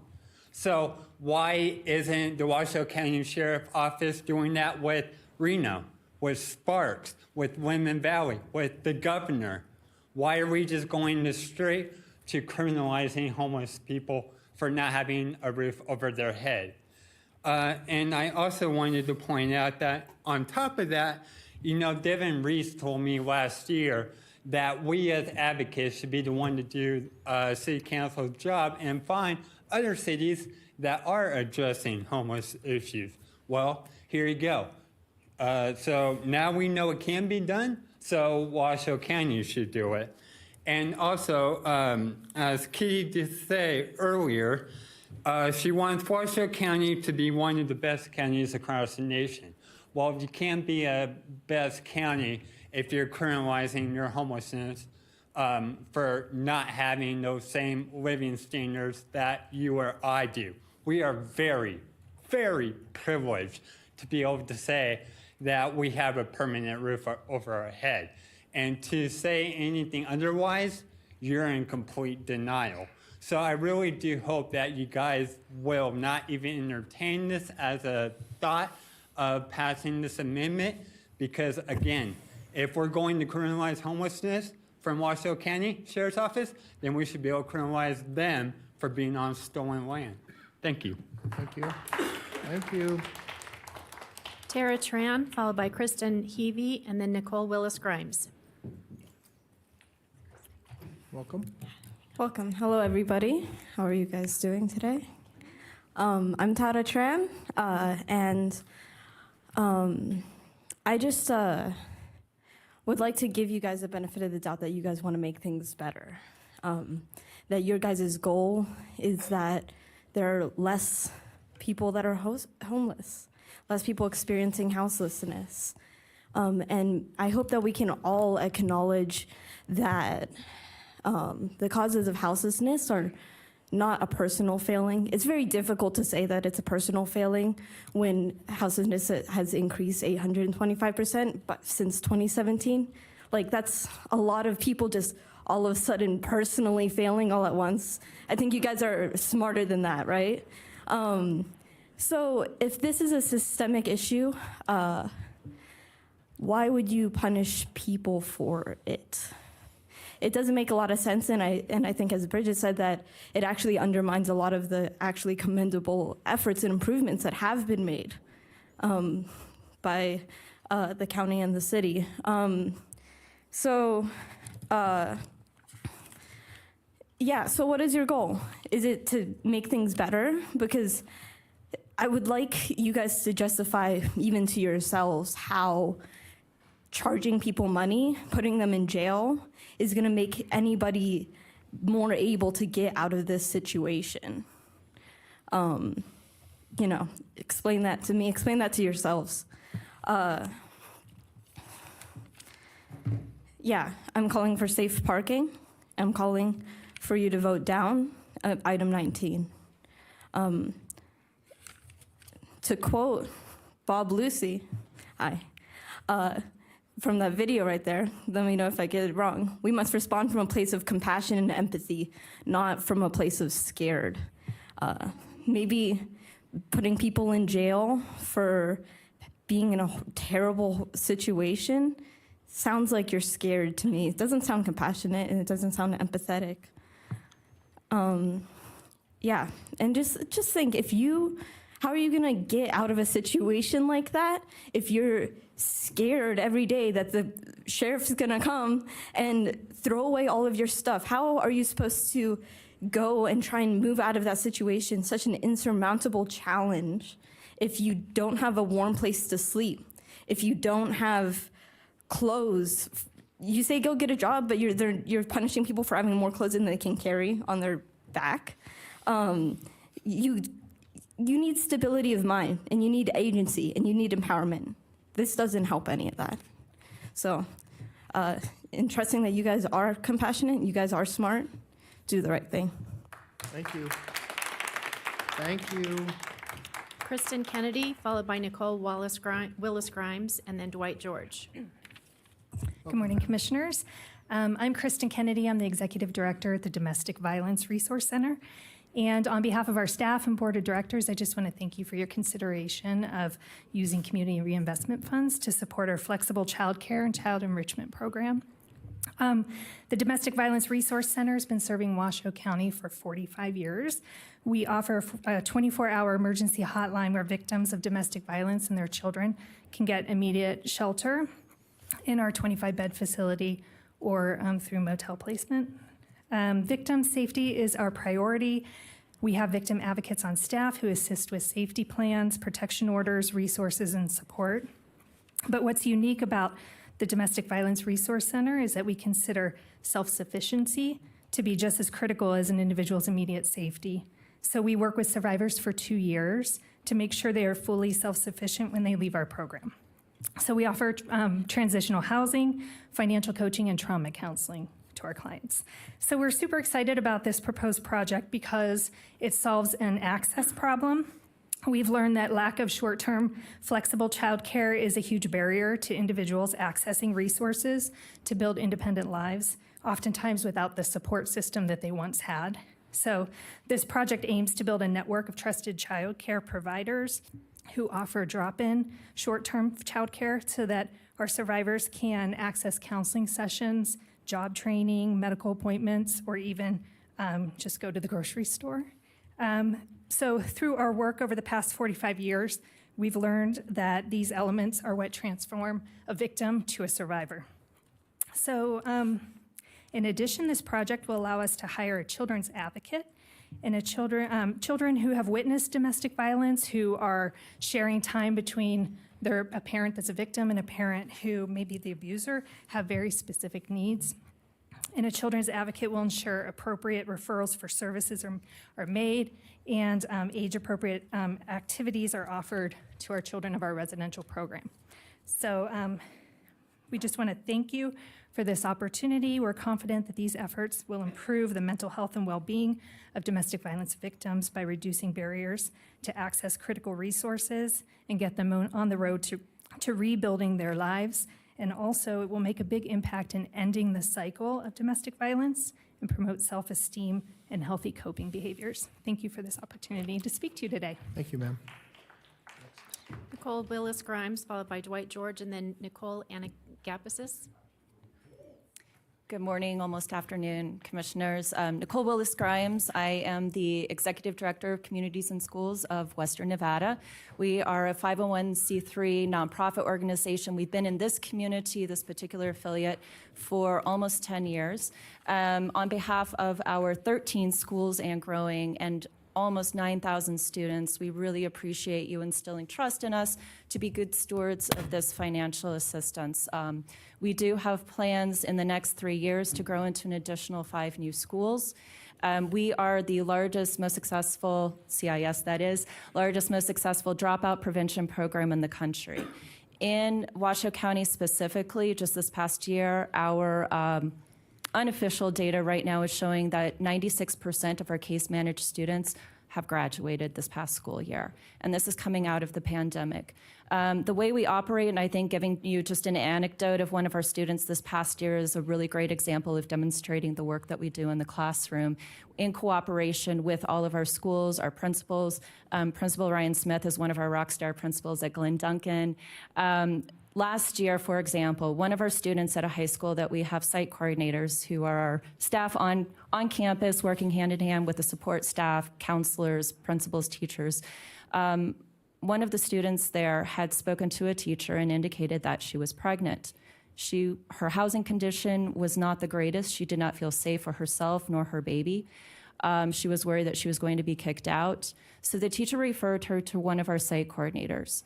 The site coordinator took time to talk to her, create a level of trust, a developmental relationship, and really talk through what those barriers were, what was scaring her, and what we could do from our position in working with not just our site coordinators and our school staff, but also our community. And so what we ended up doing was referring her to Casa de Vida, where she received safe housing, and she was able to stay in school. Through our site coordinators, we identified through support from the Food Bank of Northern Nevada, Catholic Charities, other organizations that you'll see today as well, to provide clothing, food, hygiene items, things like that. Sheila was able to leave the insecure housing situation with just the clothes on her back. So we were able to find resources for her to share. She ended up having her baby early, but through persistence in that relationship that our site coordinators had built with her, she graduated on time. And this was a situation that under other circumstances we would not have seen. So with that, we appreciate your support. We appreciate, again, the trust that you're instilling in us to do the wraparound services, to connect with between the need and the resources that we have in our community, because sometimes that's the hardest thing, and to do it in the buildings of our schools where we can really reach the kids and their families. So thank you very much. Thank Dwight you. George, followed by Nicole Anagapasis. Thank you, Madam Clerk. And while Dwight George is coming up, I just want to remind the public. So the Board of County Commissioners conducts the business of Washoe County and its citizens during its meetings. The presiding officer, which is me right now, may order the removal of any person whose statements or other conduct disrupts the orderly, efficient, or safe conduct of the meeting. So I'm just asking that we not clap. We're conducting a business meeting, and if you agree with the person, you can talk to them afterwards, but we can't hear the next speaker's name. So thank you so much, and please, Dwight George, you may start. Yeah, thank you. I assume you said that because I'm going to get a huge amount of applause after this. My name is Dwight George. I am a Washoe County resident. I'm also a member of Paiute Shoshone tribe, and I'm here to speak out against item 19. I usually write something down to kind of get my thoughts out and to kind of clear it up a little bit better, but this is such a easy thing to say no to that I felt like I shouldn't have to. It is just putting human decency and giving people a right to live without being harmed at the forefront of anything. I think it's really interesting that an arm of law enforcement, something that gets the biggest budget out of so much from the county would target people that have nothing. And I think that just shows you to prove that this is an abuse of power. And if their main focus is to serve and protect people, this is completely antithetical to that. There are people that I know that are less than 2 paychecks at most away from being in this position. And it should be taken into account that it is a systematic problem, and with a system so broken and so hurt, to hurt those that are affected the most by it in such an unfair manner makes no sense. To care about your constituents, your fellow community members, is to care about the ones that have the least, and they're the ones that need the most care, and they deserve to be actually worried about. I know that this has been said, it's a problem with drugs, it's a problem with unemployment, things like that. But to make them into more problems than people is to diminish their value. These are people with lives. These are people that are attempting to do better, no matter how much you want to make it look like they aren't. And they deserve so much more than they get. And I have worked with a lot of groups, a lot of great people here, some of the great people that have spoken before me that have true compassion for this and true worry and truly try to get an understanding for what they're going through. And if you really, truly care, like you all say, if you really truly have the compassion that you say, then you will care about those that need it the most, which is clearly the ones that are abused by the system the most. And to the sheriff, I don't understand why he chose to target this, to go after this specifically, because it is just an abuse of power against those that are already unfairly harassed and pushed around. I do hope that this does not pass, because it is such an easy thing to think about and to know that the answer is no just immediately. So please don't hurt those that just need help. Nicole Anagapasis, followed by Nick Helmrich, and then Chastity Martinez.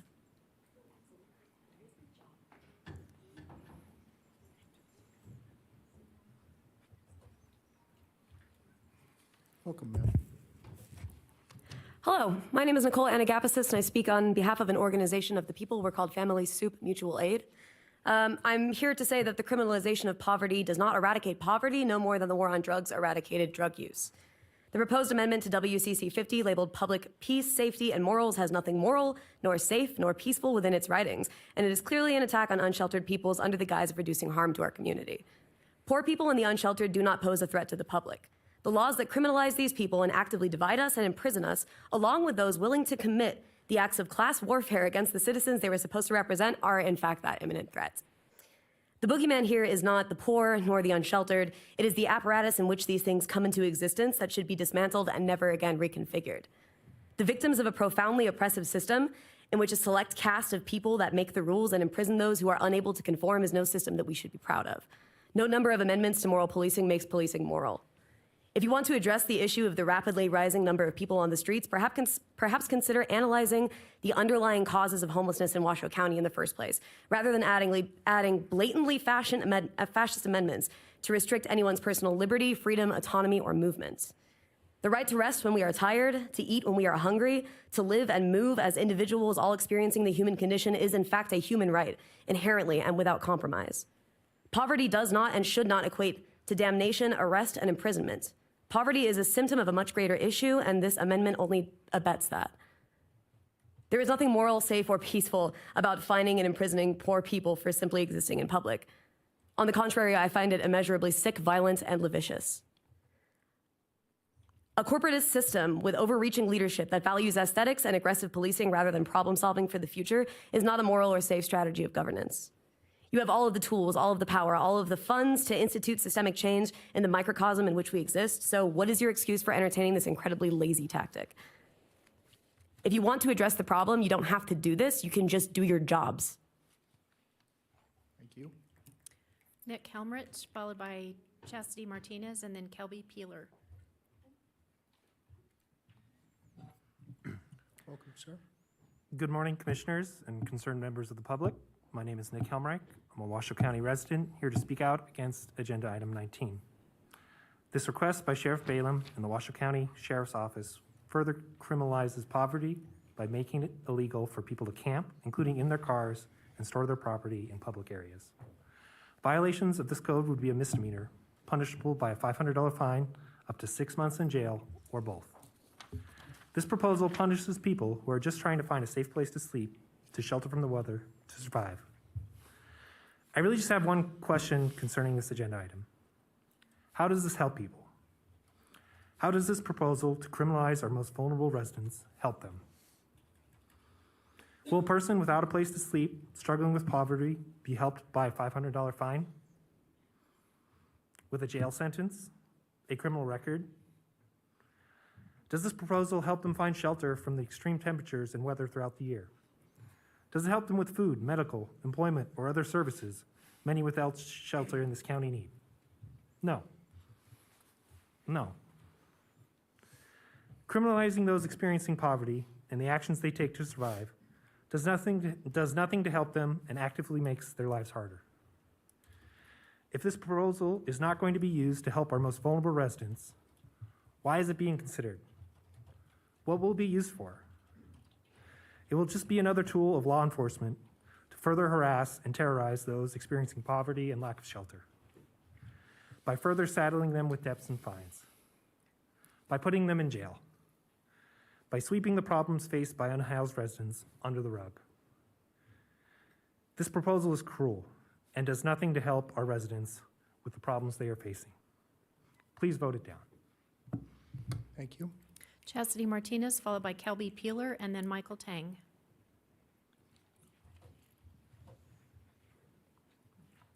Welcome. Hi, good afternoon to the Board of the Commission and staff. My name is Chastity Martinez, and I work with an organization called Faith in Action Nevada. Thank you for the opportunity to provide public comment today. I'm motivated to be here by my Christian faith, by my love for my community, and by my hope for what Washoe County could be. I actually came here October 25th with some other faith leaders and community members to talk about finding permanent funding sources for the Washoe County Affordable Housing Trust Fund. The trust fund would aid in the development of more supportive permanent housing for those with extremely low income. And I'm glad to see that on the agenda today there is some of the one-time ARPA money going into that fund. And also very grateful that at that October 25th meeting, Commissioner Jung did direct staff to begin researching permanent revenue sources for that housing trust fund. So we look forward to hearing any update on that as well. And while I believe that the Housing Trust Fund is one small but vital solution to address our ongoing housing crisis, I also, similar to a lot of folks here, want to voice my concern regarding the ordinances like those proposed in Agenda Item 19. Policies and approaches like this are more of a way of criminalizing poverty and homelessness, enacting fines up to $500, jail time up to 6 months. We know that that's not what our community needs. Policies like these only further harm folks that are in need of shelter and are only trying to do what they can to survive, especially when there isn't adequate affordable housing, when shelters are full and it hits single-digit temperatures in the wintertime. So I just want to encourage the board and staff, anyone overseeing our housing issue in our community, to oppose this item and focus on really the humanity of this issue and listen to folks in the community. There are a lot of incredible, caring folks that have given comment today here. And please focus on finding and funding transformative, holistic solutions and not adding to the trauma and displacement that our unsheltered neighbors already experience. Thank you. Thank you, ma'am. Kelby Peeler, followed by Michael Tang, and then Hugh Trong.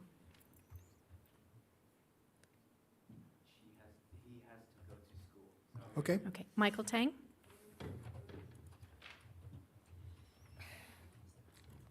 Welcome. Hello and thank you, County Commissioners. Sorry about the clapping, as you can see by my hands.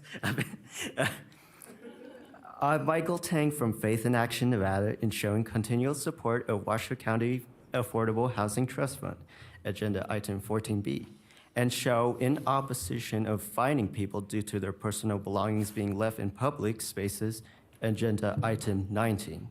I again thank the board and staff for looking into permanent housing options and directing funds towards the Affordable Housing Trust Fund itself. I am looking forward to and encourage the board to keep on seeking a permanent funding source for the trust fund itself. Hearing about that, I mean, I appreciate the actions the community is making to assist others see that definition of the American dream. And without a doubt, I guarantee that we, the majority of people, have lived in modest upbringings.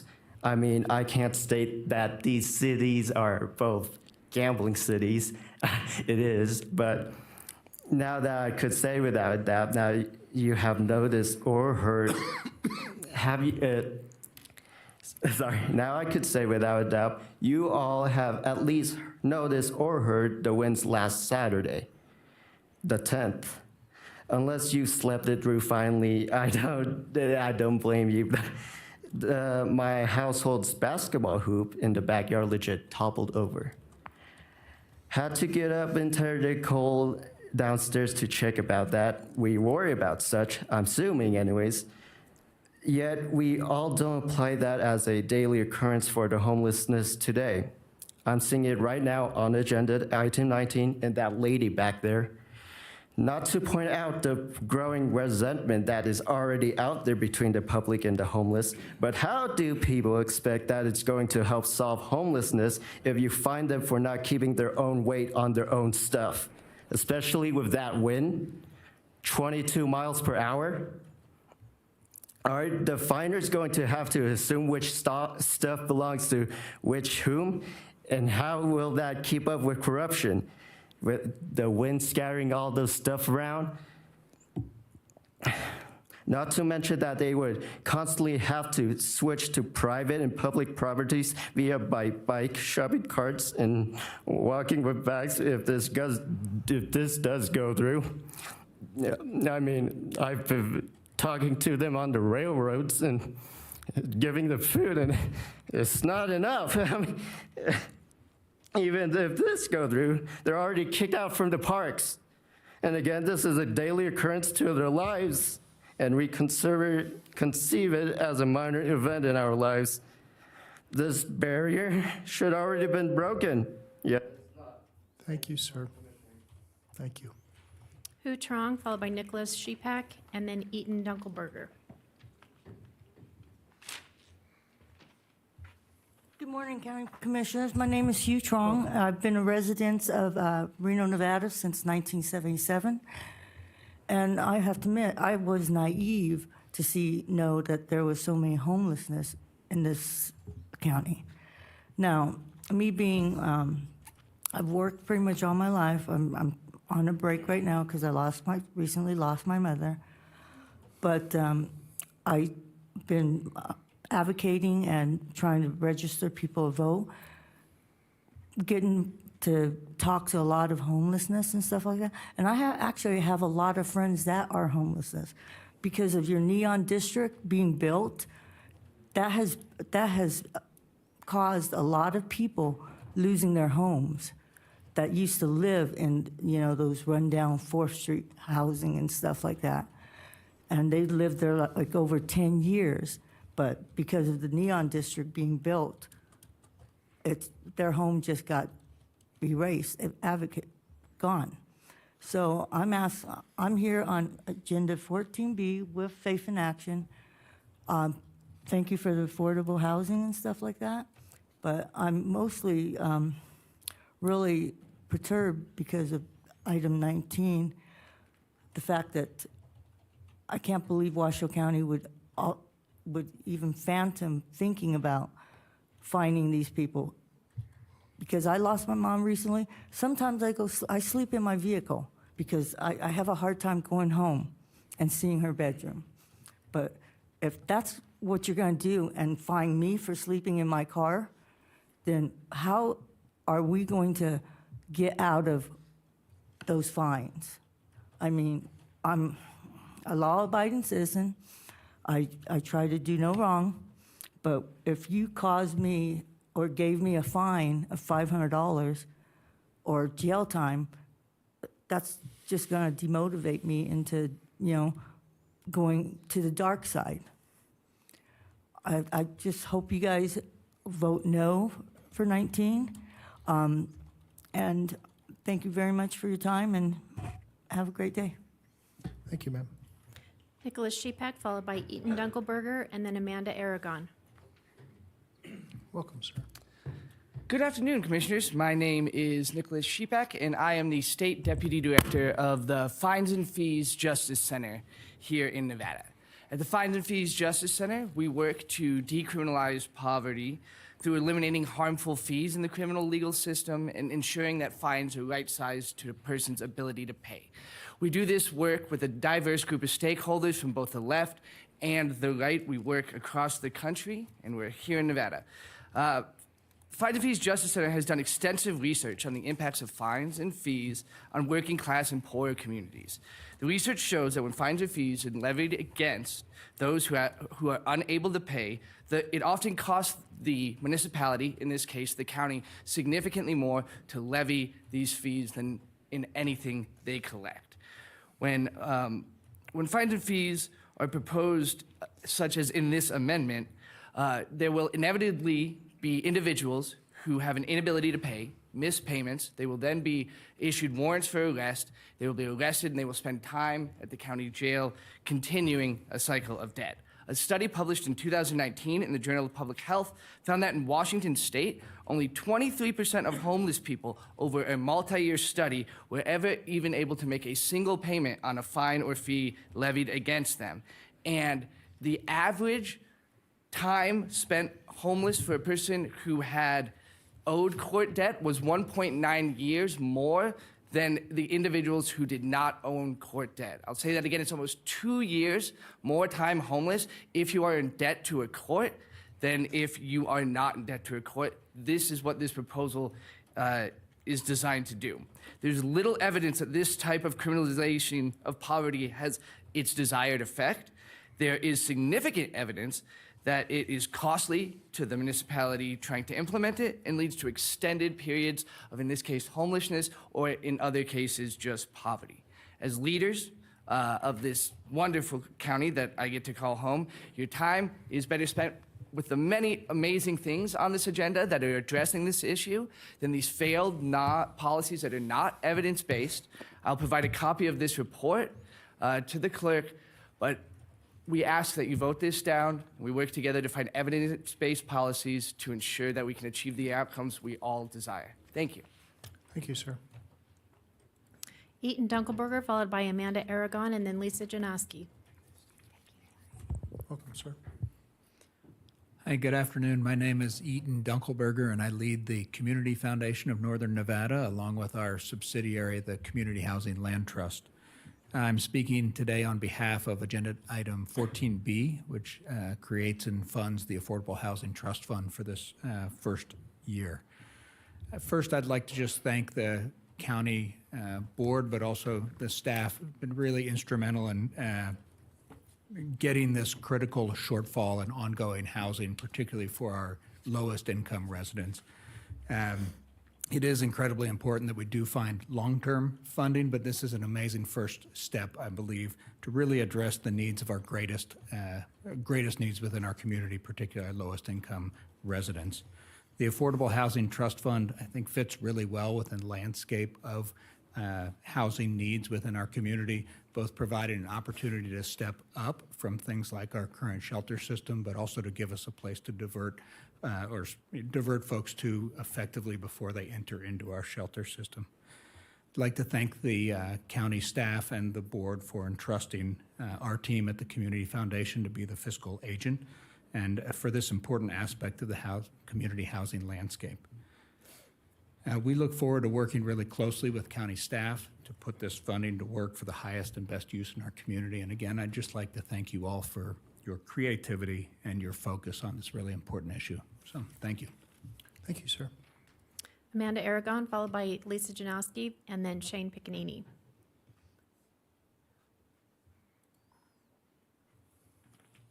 Welcome. Hello, my name is Amanda Aragon, and I'm representing High Sierra Area Health Education Center, or AHEC. We are one of the recipients of the Community Reinvestment Grant. We are part of the nation's AHEC organization that represents a network of more than 300 AHECs across the U.S. and serving over 85% of the U.S. counties. Our organization is one of 3 AHECs in the state, and we are the only standalone 501c3 serving northwestern Nevada. AHEC is committed to expanding the healthcare workforce while maximizing diversity and distribution, especially within our rural and underserved communities. We have pioneered the Health Careers Academy of Nevada to support statewide capacity building, serving as an overarching umbrella that houses the Nevada AHEC Pathway programs. We are a vehicle that recruits, trains, and produces highly qualified healthcare professionals at all levels through various programs and initiatives in support of our state's healthcare workforce needs. We are thankful that we have been awarded the Community Reinvestment Grant to reinvest in our students and ultimately our community. With our project, we are recruiting and training future community health workers. These workers are essential members of the healthcare delivery team as they act as a bridge between the healthcare system and vulnerable communities. With our program, students will learn essential skills such as patient-centered care, social determinants of health, health promotion and disease prevention, learn about the healthcare system, and also public health. We want to empower clients and also the students with motivational interviewing and bring coordination, safety, and ethics. The curriculum for our CHW1 certification program also remains diligent to public health competencies and current and emergent issues, as well as practice transformation trends. Additionally, participants will be provided with continuing education opportunities and other training workshops to bolster their community health worker skill sets in preparation for their CHW2 certification. By placing competent and skilled participants, we will aim to fill vacancies and provide employers with ready-to-hire candidates and fill placement programs with pre-trained participants. With the Community Reinvestment Grant, our CHW certification program seeks to achieve that 45 students complete the after-school instruction portion of the program. Of those 45 students, they will then complete their service learning project, where they're able to increase network efforts with their community partners and organizations. Finally, we aim that these students will be placed in a field placement with organizations that utilize community health workers. Again, community health workers are critical in assisting patients and clients in not only accessing care, but also identifying appropriate care. By providing workforce streamlining for students of rural, underserved, underrepresented communities in Nevada, we expect to create community health workers who have a strong understanding of health-related issues. Thank you. Thank you, ma'am. Lisa Janoski, followed by Shane Piccanini, and then Ben Ennis. Welcome. Hello, I'm Lisa Janassi. I am the Chief Grants Officer of Catholic Charities of Northern Nevada, and I'm here to thank you for item 14D. For over 80 years, Catholic Charities has been in this community, providing a hand up to the most vulnerable in the communities we serve. While food is often our conduit to our services, since 2020, we have supported more than 460 participants with varying levels of workforce development. Your grant is going to elevate our current workforce development program to include temporary employment, GED, technical certification, financial literacy, soft skills certification through our relationship with UNR's College of Business, on-the-job training, subsidies, mentorship, job fairs, and wraparound homeless prevention tools.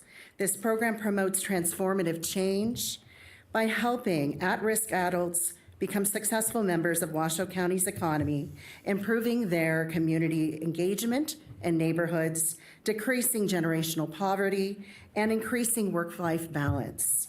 Thank you for this opportunity to help even more Washoe County residents on their journey to sustainability, and we encourage you to take a tour of our facilities and see the impact of your work firsthand. Thank you. Thank you, ma'am. Shane Piccanini, followed by Ben Ennis, and then Erica Mineberry. Welcome.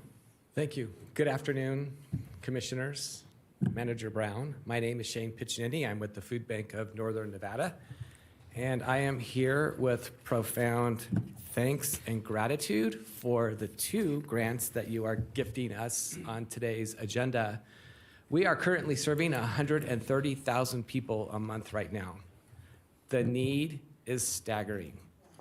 But I also want to say that we have got some incredible partner agencies, over 140 of them. Some of them are in this room: Catholic Charities, Communities in Schools, Community Health Alliance. with the help of and the long-term partnership of this commission, we have been able to systematically address a lot of the root causes of poverty, many of which you have so thoughtfully funded through the grants that you have given out with American Rescue Plan dollars and also the special distributions that each of you have given us and other agencies, over the last however many years it's been. It feels like a long time. But Mr. Chair, if I may have one sort of special moment here to thank Commissioner Young and Commissioner Lucy for their service. And Commissioner Young, these years have gone by way too fast. But I also want to say that to the both of them that they are not going to be allowed to go off and do their own thing. I will find ways to collaborate with the both of them in the future. So knowing that there is, lunch waiting for you all at some point, I will just end by saying thank you very, very much for the partnership that we have had up to this point. And I look forward to collaborating with you all in the future. Thank you. Thank you, sir. Ben Ennis, followed by Erica Mineberry, and then Kenji Otto. Welcome. Thank you. Good afternoon. My name is Ben Innes, and I am the Coalition Coordinator for the Nevada Housing Justice Alliance. We are a coalition of grassroots organizers and community advocates who work directly with Nevada tenants to develop solutions and community investments that solve the root causes of housing insecurity. Our members include the Progressive Leadership Alliance of Nevada, the ACLU of Nevada, and Faith in Action of Nevada, for some of our northern partners and members. Through our work, we envision a world that centers the needs, interests, and growth of marginalized communities over profits and anything else nefarious. I'm here today in strong opposition to Agenda Item 19, which includes the amendments initiated by the sheriff to criminalize people engaging in life-sustaining activities. We need community solutions to address homelessness, not criminalization. As we work towards reparative justice in our community and our country and world, it is important to reinforce this is a racial justice issue, as Black people are disproportionately represented in the homeless population. This type of policy would only further marginalize the community and perpetuate those disparities and intergenerational traumas and harms. This is also an economic justice issue. Rents and home prices in Reno have been among the fastest growing in the nation. Affordable housing is an issue that touches all Nevadans today, with many at risk of housing instability. Every $100 increase in the median rent is associated with a 9% increase in the rate of homelessness. I think I've experienced that 6 times over, and I think other renters in the room have experienced that year after year. It is absurd to fine an unhoused member of our community $500, and there's almost zero chance of someone experiencing homelessness being able to pay that fine, meaning the only option is jail time. I would like to quote the ruling from Supreme Court case Martin v. Boise in 2018, in which it is stated, as long as there is no option of sleeping indoors, the government cannot criminalize indigent homeless people for sleeping outdoors on public property on the false premise they had a choice in the matter. Our coalition is guided by the belief that equity and compassion will improve quality of life and heal past harm. In stark contrast, this ordinance is violent, dehumanizing, and punitive. Lastly, as a social worker coming from an education and practice rooted in values such as justice, the dignity and worth of a person, also being ethical in my practice, or our practice, and also competent. And this ordinance is also none of those things. Homelessness is a housing problem. I'm going to repeat that. Homelessness is a housing problem. We have the resources, we have the means. I hope in the future we spend more time talking about rapid rehousing and permanent supportive housing and other things of that nature. Thank you. Erica Mineberry, followed by Kenji Otto, and then Valerie Fianaka. Welcome. Hello, my name is Erica Mineberry, and I am here in opposition to item 19.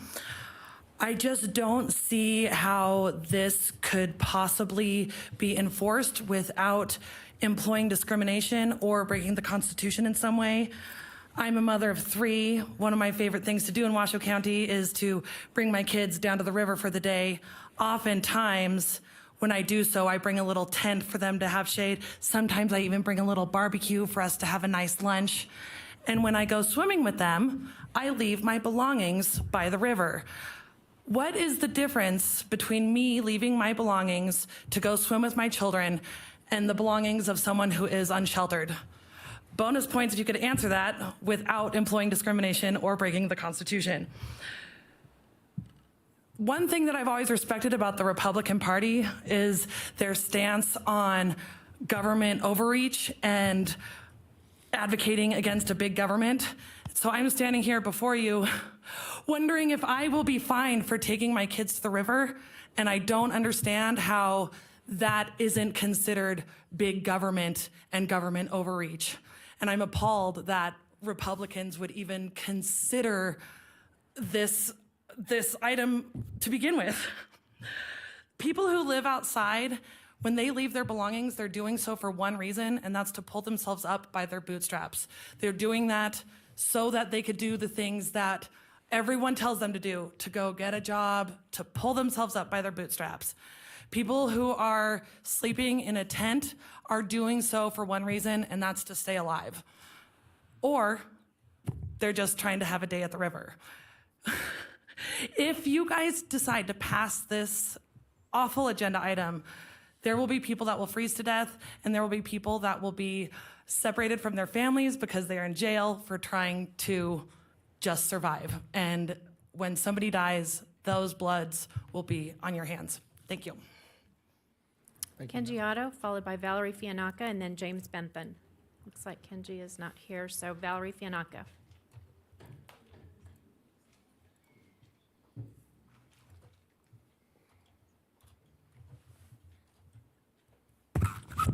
Thank you for allowing me to speak again. There's so much to unpack here, I don't even know where to start, but I don't have much time. I got to get to another meeting. I have a couple questions for you, and I know we can't interact. I wish we could. Why can't the commission wait until the new commissioner is seated to hire a registrar of voters? What makes her qualified, the one that you've chosen, apparently chosen, and it can't be this past election. None of you can think that was right.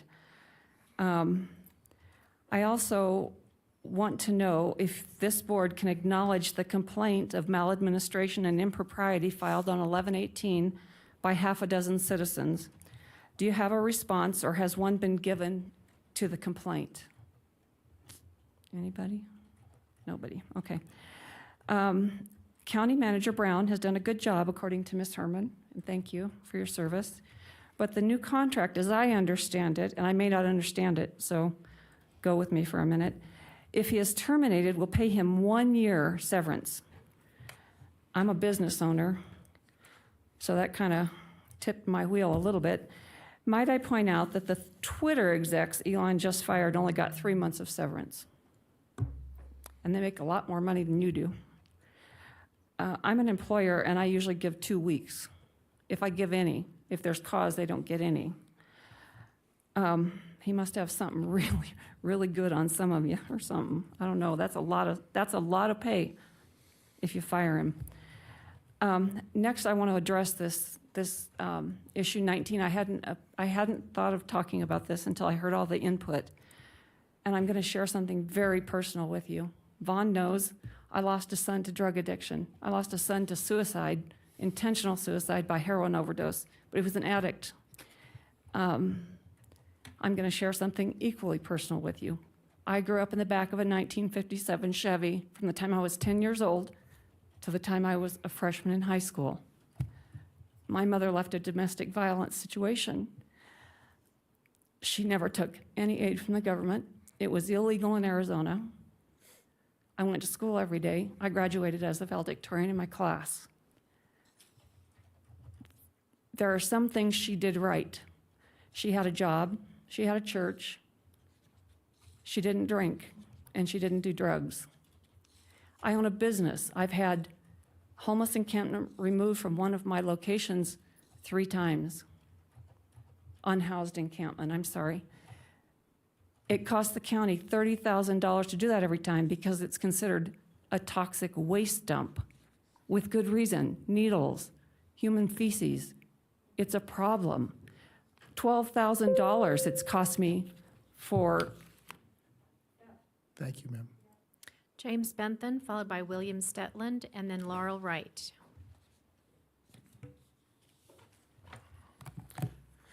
Good morning, James M. Bentham for the record. I'm here to speak on a couple issues. First of all, item 19, I totally oppose this issue of finding people that are in difficult straits and then finding them or putting them in jail for 6 months. I believe instead of a criminal issue, this is more of a job issue, and I would encourage the county to provide programs that involve commitment, job skills, health issues. Also, this item 19 would not come with no cost to taxpayers. And because of this, I urge you to not vote for this. Also, I want to talk about Jamie Rodriguez being appointed to the position of the Registrar of Voters. I would urge the commission to vote no at this time and wait for the new commissioners that have been voted by the people to take office and let them handle this issue.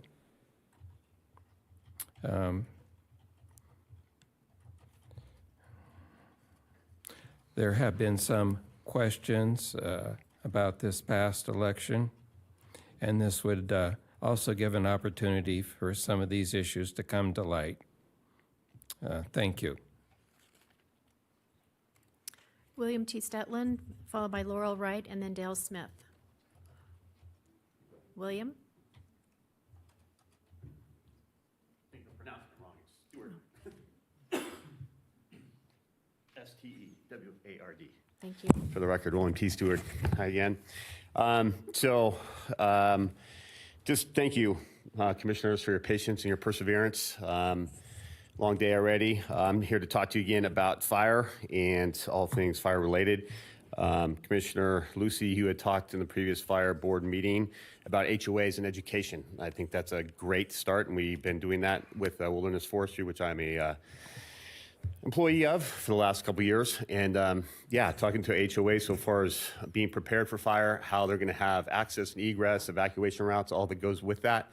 One of the things I would like to ask before you leave office is if we could put Kelly Nevels on the agenda for January. She works for the Nevada Division of Forestry, and she's able to talk to you about all things money, the federal government, bringing down money to local municipalities for grants, for hazardous mitigation fuel work, for all kinds of different things. Her name is Kelly Nevels, and she's with NDF. So if we can maybe put that on the agenda for January of 2023, that'd be a great way to start off the new year.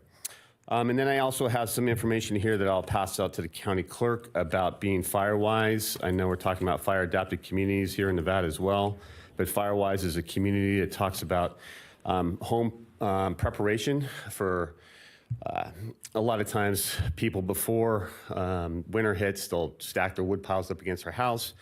They'll have combustibles near their property, and if a fire does start, those embers that land in the firewood or any combustibles around the property catch fire, and then the house catches on fire. And then from there, it's a domino effect. And then you put the all-encompassing wind behind it, like the 100-mile-an-hour winds we had over the summit here this past weekend.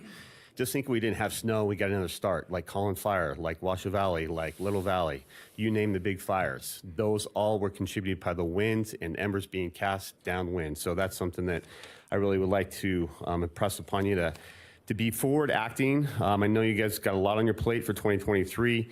I appreciate your time. I thank you for your service again. And I know politics is messy, and I think the biggest thing for us all to understand is that we all need to work together.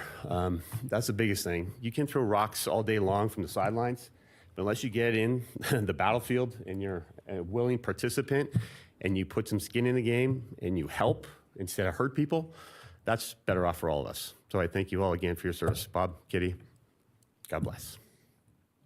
Laurel Wright, followed by Dale Smith, and then Lilith Baron. Sorry about the name. I don't fill out the, I don't sign them in. Hold on. The results of your funding for homeless people. I don't know, really from Hold on, wait to make your public comment till you get down here, sir.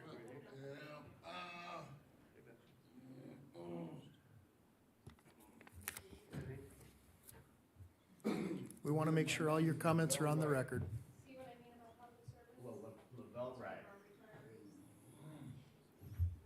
I started to pass, but after sitting here and listening to the people that are trying to help us. Okay. Hold on just a second.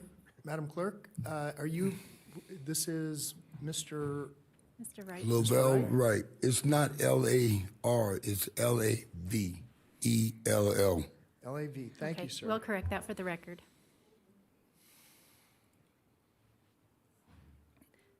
I now have been in Nevada since October the 25th, homeless. I'm staying down at this shelter thing that you guys have that has kicked me out since the 26th, and I'm to go back over on the 26th of this month. And it was for masturbating in a bed.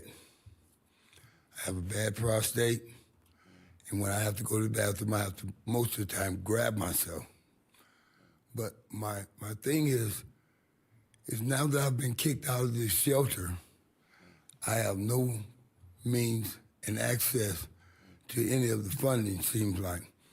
I've already did my human services thing. And right now, I've been on the streets, literally, with absolutely nowhere to go and wash my clothes, nowhere to sleep, no blankets, no other help at all. And I'm right now, I'm at the edge to where I'm gonna call 911 just because of how the weather has beaten me down.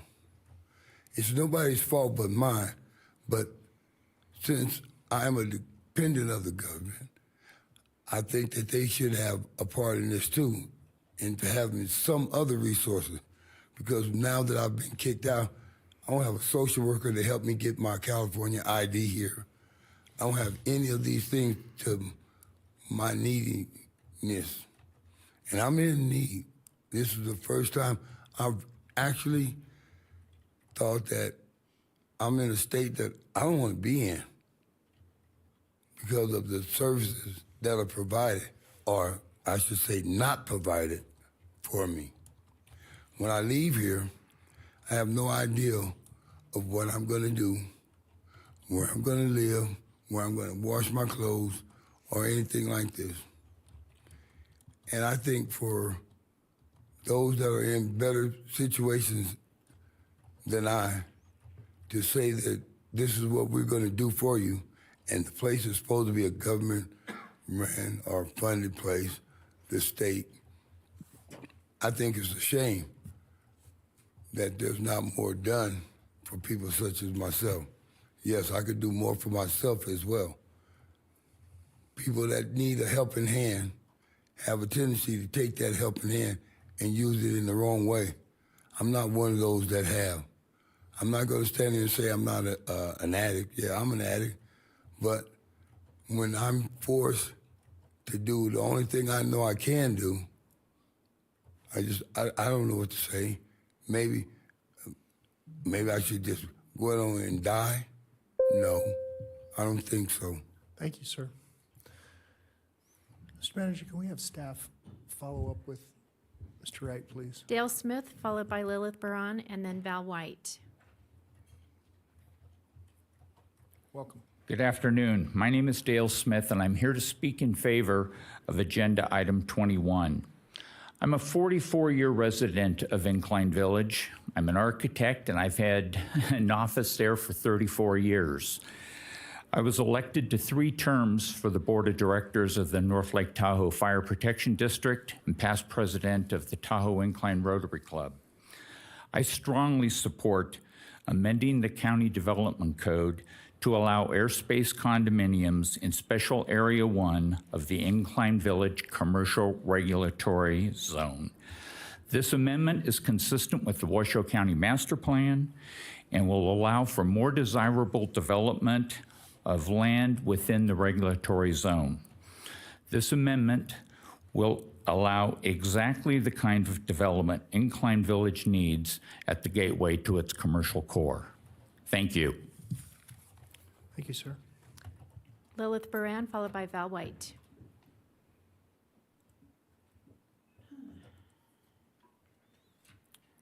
Welcome. Thank you. I was going to say good morning, but time flies, as we know. My name is Lilith Barron. I'm with the ACLU of Nevada.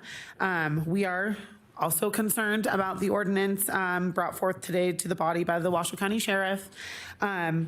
It is uncharacteristically regressive and counterproductive and raises some legal questions that advise against this precedent that's been recently set in the Ninth Circuit. So I'm going to read some boring legal stuff now.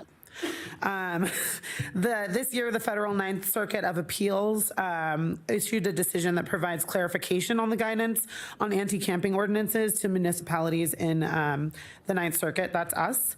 This case, Johnson v. the City of Grants Pass, is a follow-up to Martin v. Boise, and it was originally decided in 2018. The court in Martin ruled that the enforcement of anti-camping ordinances against individuals experiencing homelessness violates the Eighth Amendment of the U.S. Constitution if no adequate alternatives to sleeping in public are available. And I think we just learned that for some people, they are not. In the most recent case heard in October 2022, Johnson v. Grants Pass, which is a similar community to ours, they also experience sub-zero temperatures like we do and snow and all of that. The city, they ruled that the city cannot enforce anti-camping ordinances to the extent that they prohibit the most rudimentary precautions a homeless person might take against the elements, which is what we're experiencing right now. To highlight some Fourth Amendment concern at play with this ordinance, Levan versus Los Angeles also notes that the Fourth and 14th Amendments protect the homeless persons from government seizure and summary destruction of their unabandoned but monetarily unattended personal property. These local ordinances do not reduce the incidence of homelessness or crime. Instead, they result in increased incarceration rates and financial indebtedness of people who simply have no means to support themselves, and prolong homelessness by making it more difficult for people who are trying to secure housing, employment, and medical care. Both the federal government through the Interagency Council on Homelessness and the United Nations have recognized that discrimination and criminalization violate a homeless person's human rights and have been called upon the state and local governments to cease enactment and enforcement of these laws. Nearly $100 million and much more has been spent in a multitude of ways on solutions, some more effective than others. However, and this is just for Washoe County, this is the antithesis of any progress that we have made and that of anything that those expenditures have yielded.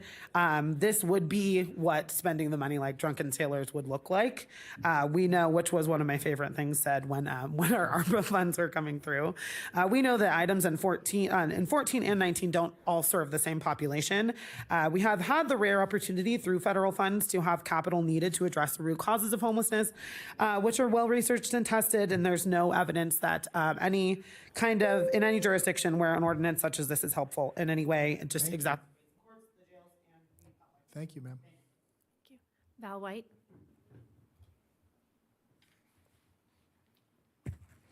I didn't think I was going to speak today either, but I wanted to address some of the comments that were made by earlier speakers. I loved seeing the compassion that was in the room before they all left. What I don't understand and wish I could hear their explanation for is how they can define compassion as watching someone commit suicide slowly by living on the streets.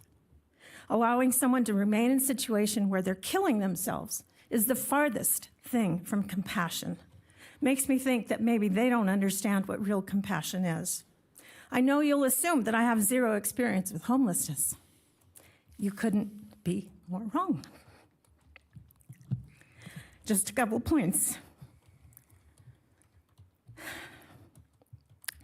When an individual chooses not to use many programs available for homelessness, they are choosing to be homeless. Copying what San Francisco has done, as one person wanted us to do, is the most insane comment I've ever heard. Look at San Francisco right now. Feces on the street, people dying every day from drug and substance abuse. That's compassion? That's something we want to copy? Insane. The COVID money that was dropped in Washoe County recently, the past couple of years, I thought was 30 million. Previous speaker enlightened me. It's close to 100 million. San Francisco's money dump into the homeless solution is monstrous compared to what we have done, what we have done, Washoe. So let's see, does that make sense? Copying something another city has done with additional money, that's going to solve the problem here in Washoe? You don't copy something that's a failure. The problem isn't a lack of money or a lack of services. It's a lack of common sense and reality, a grasp of reality.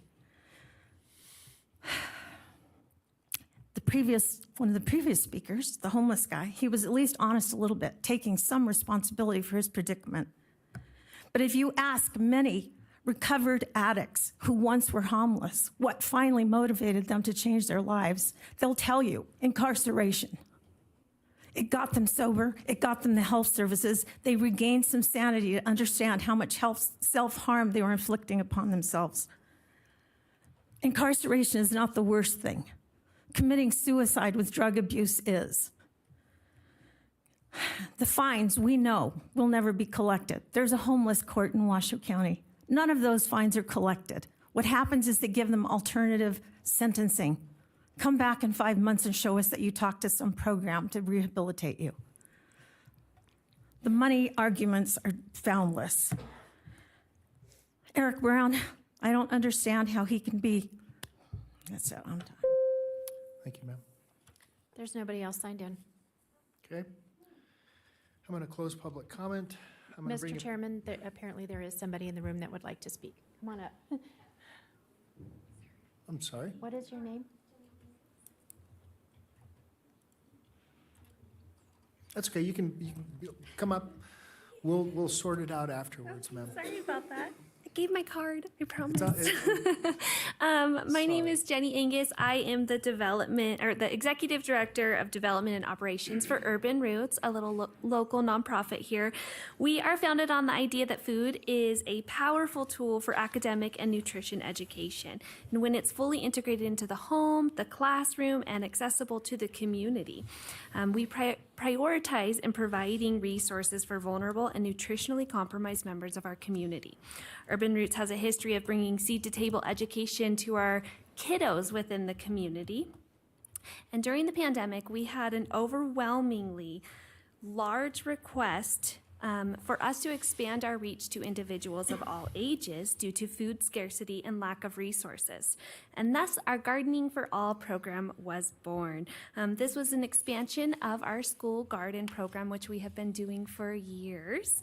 And this year, Urban Roots received 47 applications for our 2023 Gardening for All program to build gardens for nonprofits, private residences, schools, and I'd like to also note that most of these applications were requesting financial assistance. So I'm here to say thank you to Commissioner Jung and the county for your consideration in supporting agenda number 9E for our Gardening for All initiative, which will further our mission in changing the way our community eats and learns by growing healthy minds, bodies, and communities. That's all. Thank you so much, ma'am. Okay, was there anyone else that signed in that, for whatever reason, didn't get recorded? Okay. All right. Thank you so very much. We're going to close item number 4. Commissioners, can we press through item 5, which is Commissioner and County Manager's announcements, and then do the donations, and then consent, and then go upstairs and have a quick bite to eat? Are we good with that? Okay. That's what we're going to do. Mr. Manager, would you take us into item number 5, please? Item 5 is Commissioners, County Managers' announcements, reports, and updates to include boards and commissions updates, requests for information or topics for future agendas. Mr. Manager, do you have any such items? I do not, Mr. Chair. Okay, commissioners? Anyone? No? I just want to congratulate the NNLEA graduation, the law enforcement graduation. It was well attended, and we had a great turnout of new candidates. It was very very, very warming to me that there's so many young people willing to step up and go into law enforcement. Okay, that takes us now to item number 8. Mr. Manager. Item 8 is donations. We have 8A1 and 8A2. 8A1 is a recommendation to accept a donation of a Genesis LRAD 450XL acoustic hailer system valued at $46,083.21 from the Washoe County Honorary Deputy Sheriff's Association to the Washoe County Sheriff's Office. Item, you want me to read the next one, Mr. Yes, Chair? please. Yeah, just go through. Item item 8. 8A2 is a recommendation to accept a donation of $1,333 for the Hot August Nights to the Washoe County Sheriff's Office for the Citizen Corps Program, CCP, including funds to be used for food purchases and, if approved, authorize the Comptroller's Office to make the appropriate budget amendments. Okay. Mr. Chairman, with great gratitude to the Washoe County Honorary Deputy Sheriff's Association and Hot August Nights, I move to approve. Okay, thank you so much. Before we move forward, do we have any public comment on item number 8? Madam We do Clerk? not. Okay, I will close that. I'll bring it back to the board. We have a motion and a second. Is there any other discussion? Seeing none, all those in favor, please signify by saying aye. Aye. Any opposed? Motion carries unanimously. That takes us now to item number 9, and I think this is where the confusion was. And that's okay, and it's okay. That was general public comment, and you can speak on anything that you desire. So, Mr. Manager, take us into item number 9, our consent agenda, please. Item 9 is consent items, and Mr. Chair, I don't have any changes. Okay. Commissioners, any questions on the consent agenda? No questions, Mr. Chairman. I just wanted to thank Commissioner Hartung, our chair, for the $10,000 to the food bank, Commissioner Lucy for the $39,000 total, $10,000 to the Boys and Girls Club, $4,000 to the Mustang Wrestling Club, $4,000 to the Doral Academy, $2,000 to Brown Elementary, $2,000 to Double Diamond Elementary, $2,000 to Huffaker Elementary, $2,000 to Huntsburg Elementary, $2,000 to Elizabeth Lenz Elementary, $2,000 to Pleasant Valley, $2,000 to Smith Ridge Elementary, $2,000 to the Nick Polkatis Elementary, and $5,000 to the Human Services Agency. Your commitment is amazing to our community. And then I also wanted to thank Commissioner Jung for your $49,000 of total donations, $15,000 to Urban Roots, which was discussed earlier, $10,000 to Glenn Duncan, $10,000 to the Sun Valley General Improvement District, $8,000 to the Pyramid Lake Paiute Tribal Museum, and $6,000 to PBS Reno. Thank you so much for your commitment to our community. Thank you so much, Vice Chair. Okay, so thank you for reading those in. Madam Clerk, would you call public comment on item number 9? We have nobody here that would like to speak. She said she didn't want to. Okay, all right, very good. I will close public comment and bring it back to the board. Looking for a motion. Or was that in the form of a motion? Yes, Mr. Chairman, that was in the form of a motion. Okay. Thank you. Looking for a second? Second. Okay, have a motion by Vice Chair Hill, second by Commissioner Lucy. We've asked for and taken public comment. Is there any other discussion on this item? Seeing none, all those in favor, please signify by saying aye. Aye. Aye. Are there any opposed? Motion carries unanimously. All right, Commissioners, I'm going to put us into recess for, let's, how much time do you guys, what do you want? 30 minutes? Yeah. 30 30? minutes? Yeah. Okay, all right, we'll be back at 1:30. Let's go take a break. I know I'm in desperate need of one, and we'll have a quick bite and be back. Okay, we are on recess.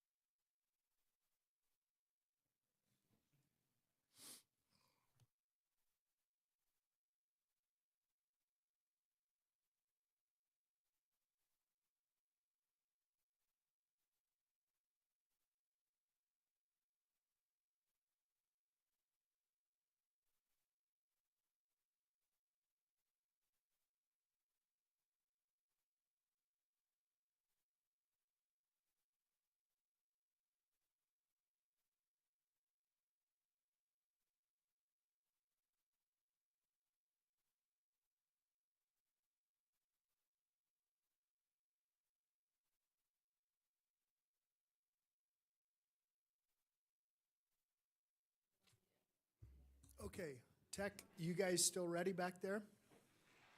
Okay, all right, I'm going to call us back into order. And Mr. Manager, actually, Vice Chair Hill, would you entertain us with potentially a block vote? Yes, Mr. Chairman, I'd be happy to. I suggest that we block items 10, 11, 12, 13, 14, 15, 16, 17, 18. Okay. Do I have a second? Second. Okay.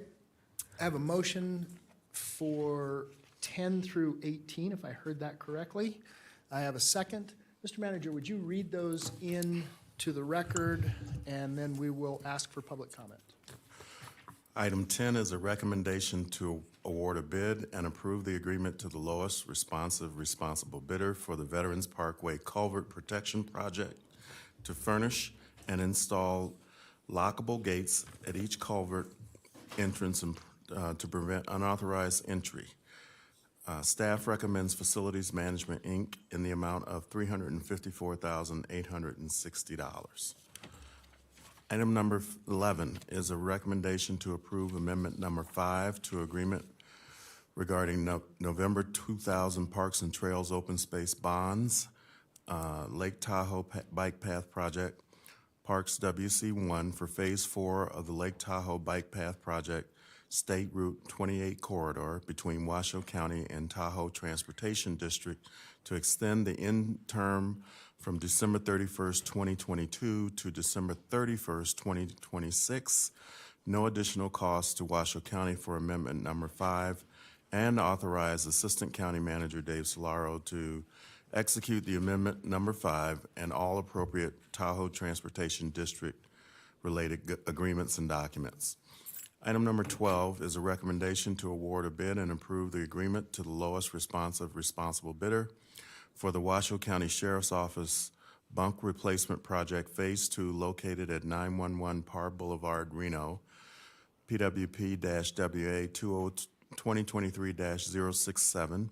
Staff recommends Simerson Construction, LLC in the amount of $1,569,406 and approve a separate project contingency fund in the amount of $78,470 for a total project budget not to exceed $1,647,876.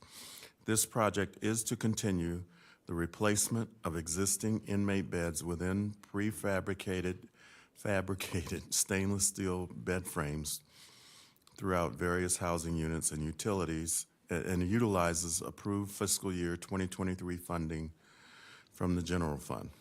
Item number 13 is a recommendation to approve the reclassification of a plans examiner supervisor, pay grade NO, to the new classification of building manager, building official, pay grade R, the reclassification of an office support specialist, pay grade H, to code enforcement officer 2, which is a pay grade K, in the Community Services Department, reclassification of a legal secretary supervisor, pay grade K, to administrative assistant 1, pay grade K, in the alternate public defender's office, creation of 2 new full-time library assistant 2 positions, pay grade G, delimit 2 part-time 15-hour per week library aide positions, delimit 3 part-time 15-hour per week library assistant 2 positions, and delimit 1 part-time 30-hour per week library assistant 2 position in the libraries. Creation of 2 new full-time mental health counselor 2 positions, pay grade P in juvenile services, as reviewed and evaluated by the Job Evaluation Committee, and authorize human resources to make the necessary changes. Total fiscal impact, $309,672, with a net fiscal impact 0 for general fund and $265,567 in ARPA funds. Item number 14 is a recommendation to approve allocations of American Rescue Plan Act, or ARPA funds, through the coronavirus state and local fiscal recovery funds for the following projects. A recommendation to approve Amendment amended allocation of project number 11 in the public defender staffing in a total amount of $2,826,746 and an award increase of $1,585,892 over the $1,240,854 approved by the board on December 14, 2021.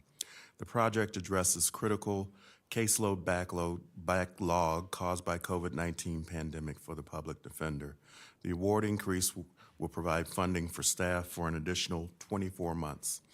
Item B is a recommendation to approve allocation to the Affordable Housing Trust Fund, project number 55, in the amount of $2,060,000 to be overseen by the Washoe County Division of Housing and Homeless Services. Funding will be used to incentivize developers to build affordable housing in Washoe County through a competitive loan process managed by Washoe County and dispersed through the Community Foundation of Northern Nevada, which will receive $60,000 of funding to act as the fiscal agent of the funds. Item number C is a recommendation to approve allocation to Washoe County Human Resources Organizational Effectiveness Division in the amount of $500,000 to support a countywide civil rights and equity engagement. Project number 67 to support the county in compliance with federal, state, and local accessibility laws. Item D is a recommendation in accordance with NRS 244.1505 to approve allocations of ARPA funds through the Washoe County Community Reinvestment Program in the amount of $3,360,078 for the following 11 subgrants with terms no longer than 2 years, and authorize the county manager to sign necessary award documents. The first is the notable music therapy services addressing community health needs through expansion of music therapy services, project number 56, in the amount of $255,506, and approve resolution 22-144 to support musical therapy sessions and renovations to the organization's new facility. The second item is a food bank of Northern Nevada, community solutions to hunger relief and food insecurity in Northern Nevada, project number 57, in the amount of $110,550, and approve resolution 22-145 to support development of a community kitchen to support cooking lessons and nutritional seminars. Catholic Charities of Northern Nevada with the Workforce Development Program, project number 58, in the amount of $483,708 to approve resolution 22-146 to support soft skills development and job placement for low-income and at-risk community members. The Domestic Violence Resource Center, Flexible Child Care and Child Enrichment Program, project number 59, in the amount of $97,130, and approve resolution 22-147 to support the development of reliable child care network for domestic violence survivors.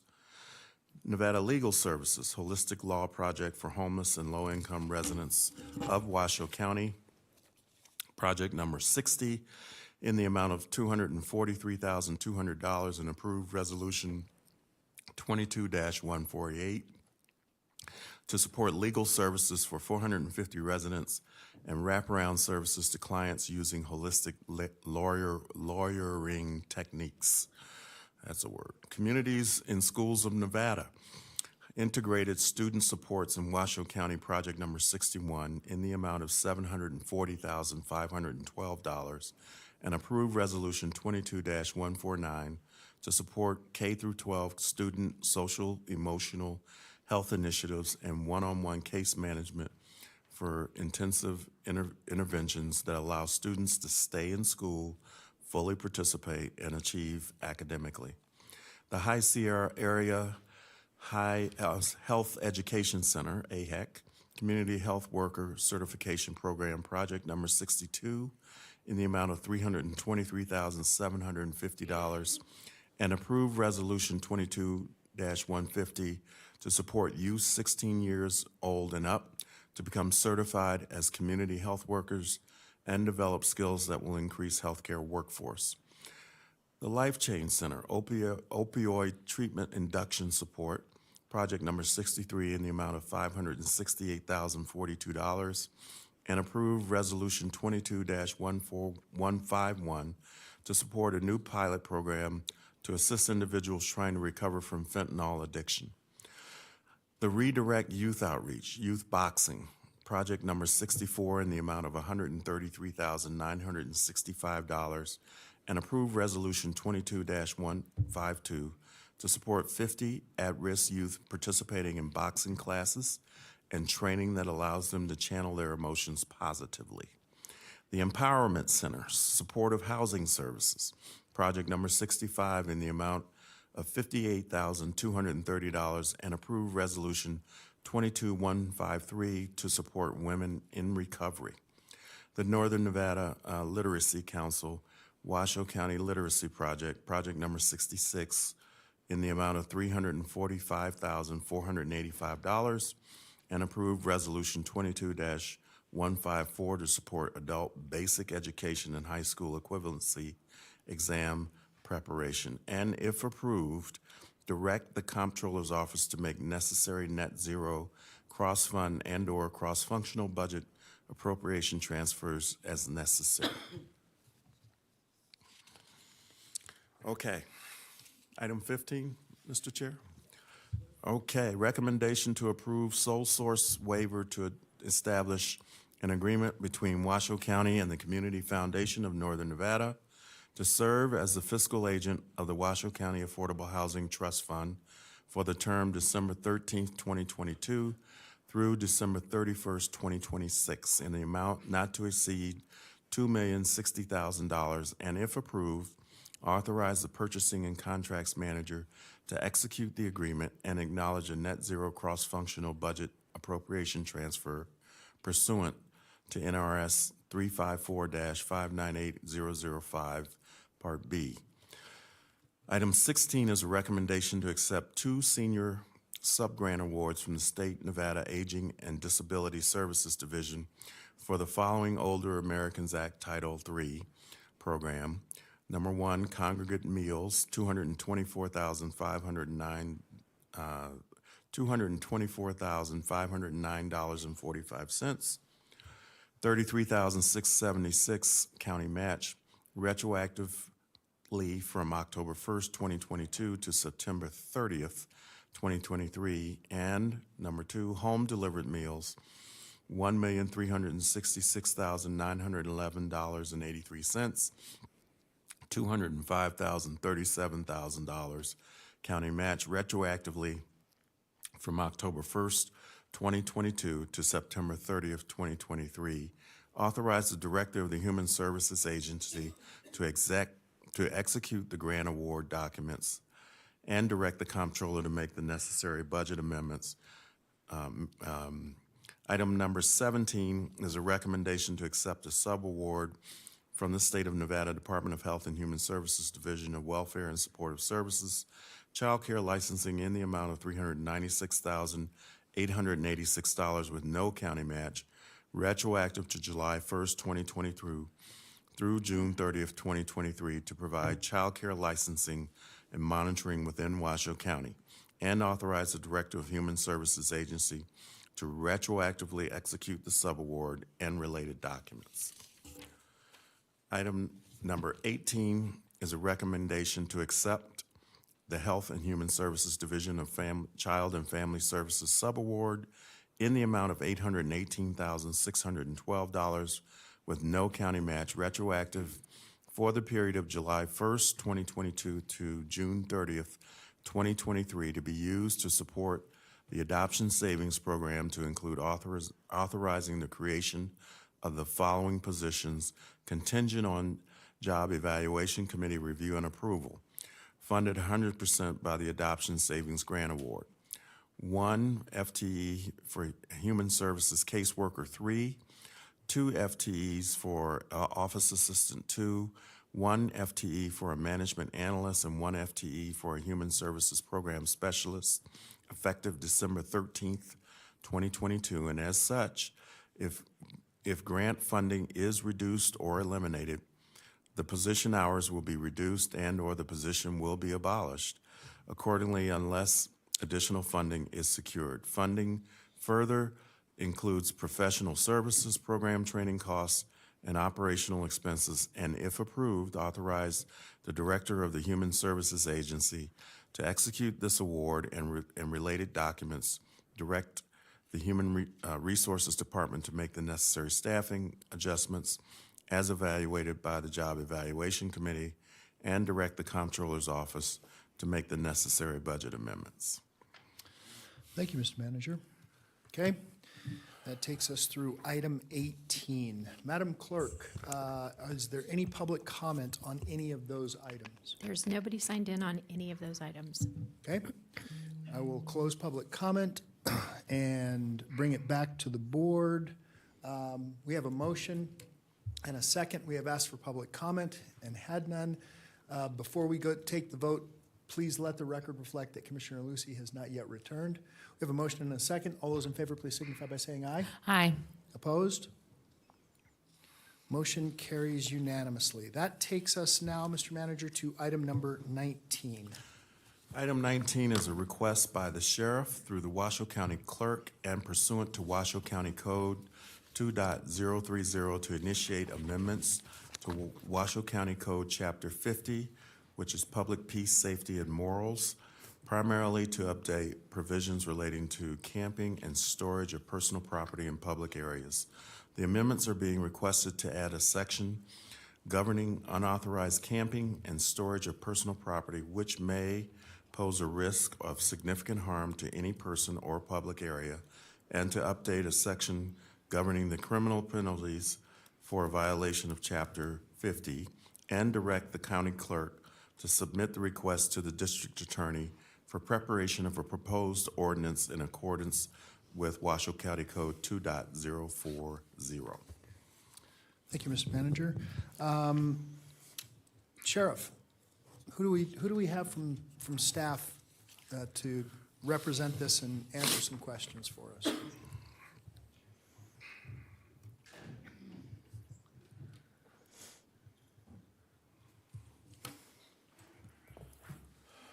Morning, Mr. Chair, Commissioners, or good afternoon. Sheriff Balaam, I have Sergeant Daniel from our Hopes team and Captain Bella, who oversees our Hopes team. So we are here to answer any questions that the Commission may have. Well, I have lots of questions. I mean, do we have kind of a let's start with this, and maybe this is the best place. What's the impetus of this particular request? So this came out of several things. First, it came out of the CHAB request well over, I believe, a year ago. They asked the cities and the county to get consistent and come up with a camping ordinance, which we all started working on. The city of Sparks, I believe, passed theirs 2 years ago.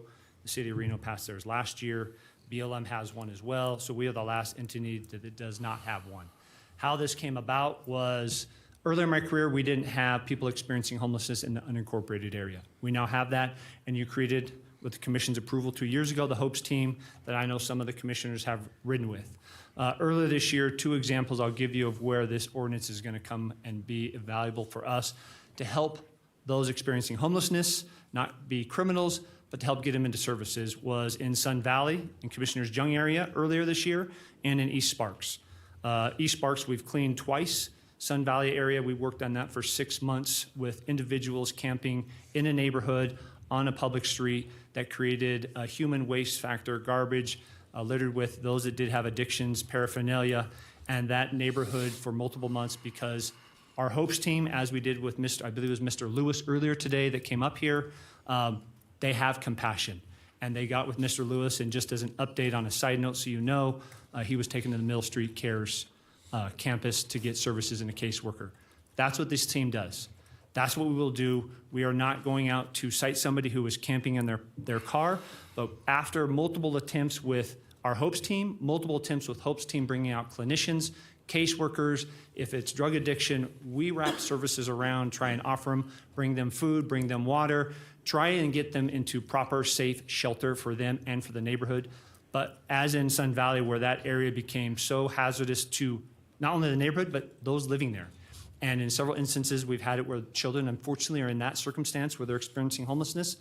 And so for those people that it's a very small portion that don't want to accept some type of services or help from our Hopes team or other nonprofits that we bring to bear, this allows us so that we don't have a Sun Valley issue or an East Sparks issue where human waste and garbage has collected to where now it's hazardous not only to those living there, but to the surrounding community that wants to enjoy either that area or lives there. And so that's why we're bringing this ordinance forward for discussion. We're more than happy to work with anybody here, and I would offer up to any commissioners or anybody in this room that's spoken, they want to come ride with the Hopes team. Our doors are open, our phones are open.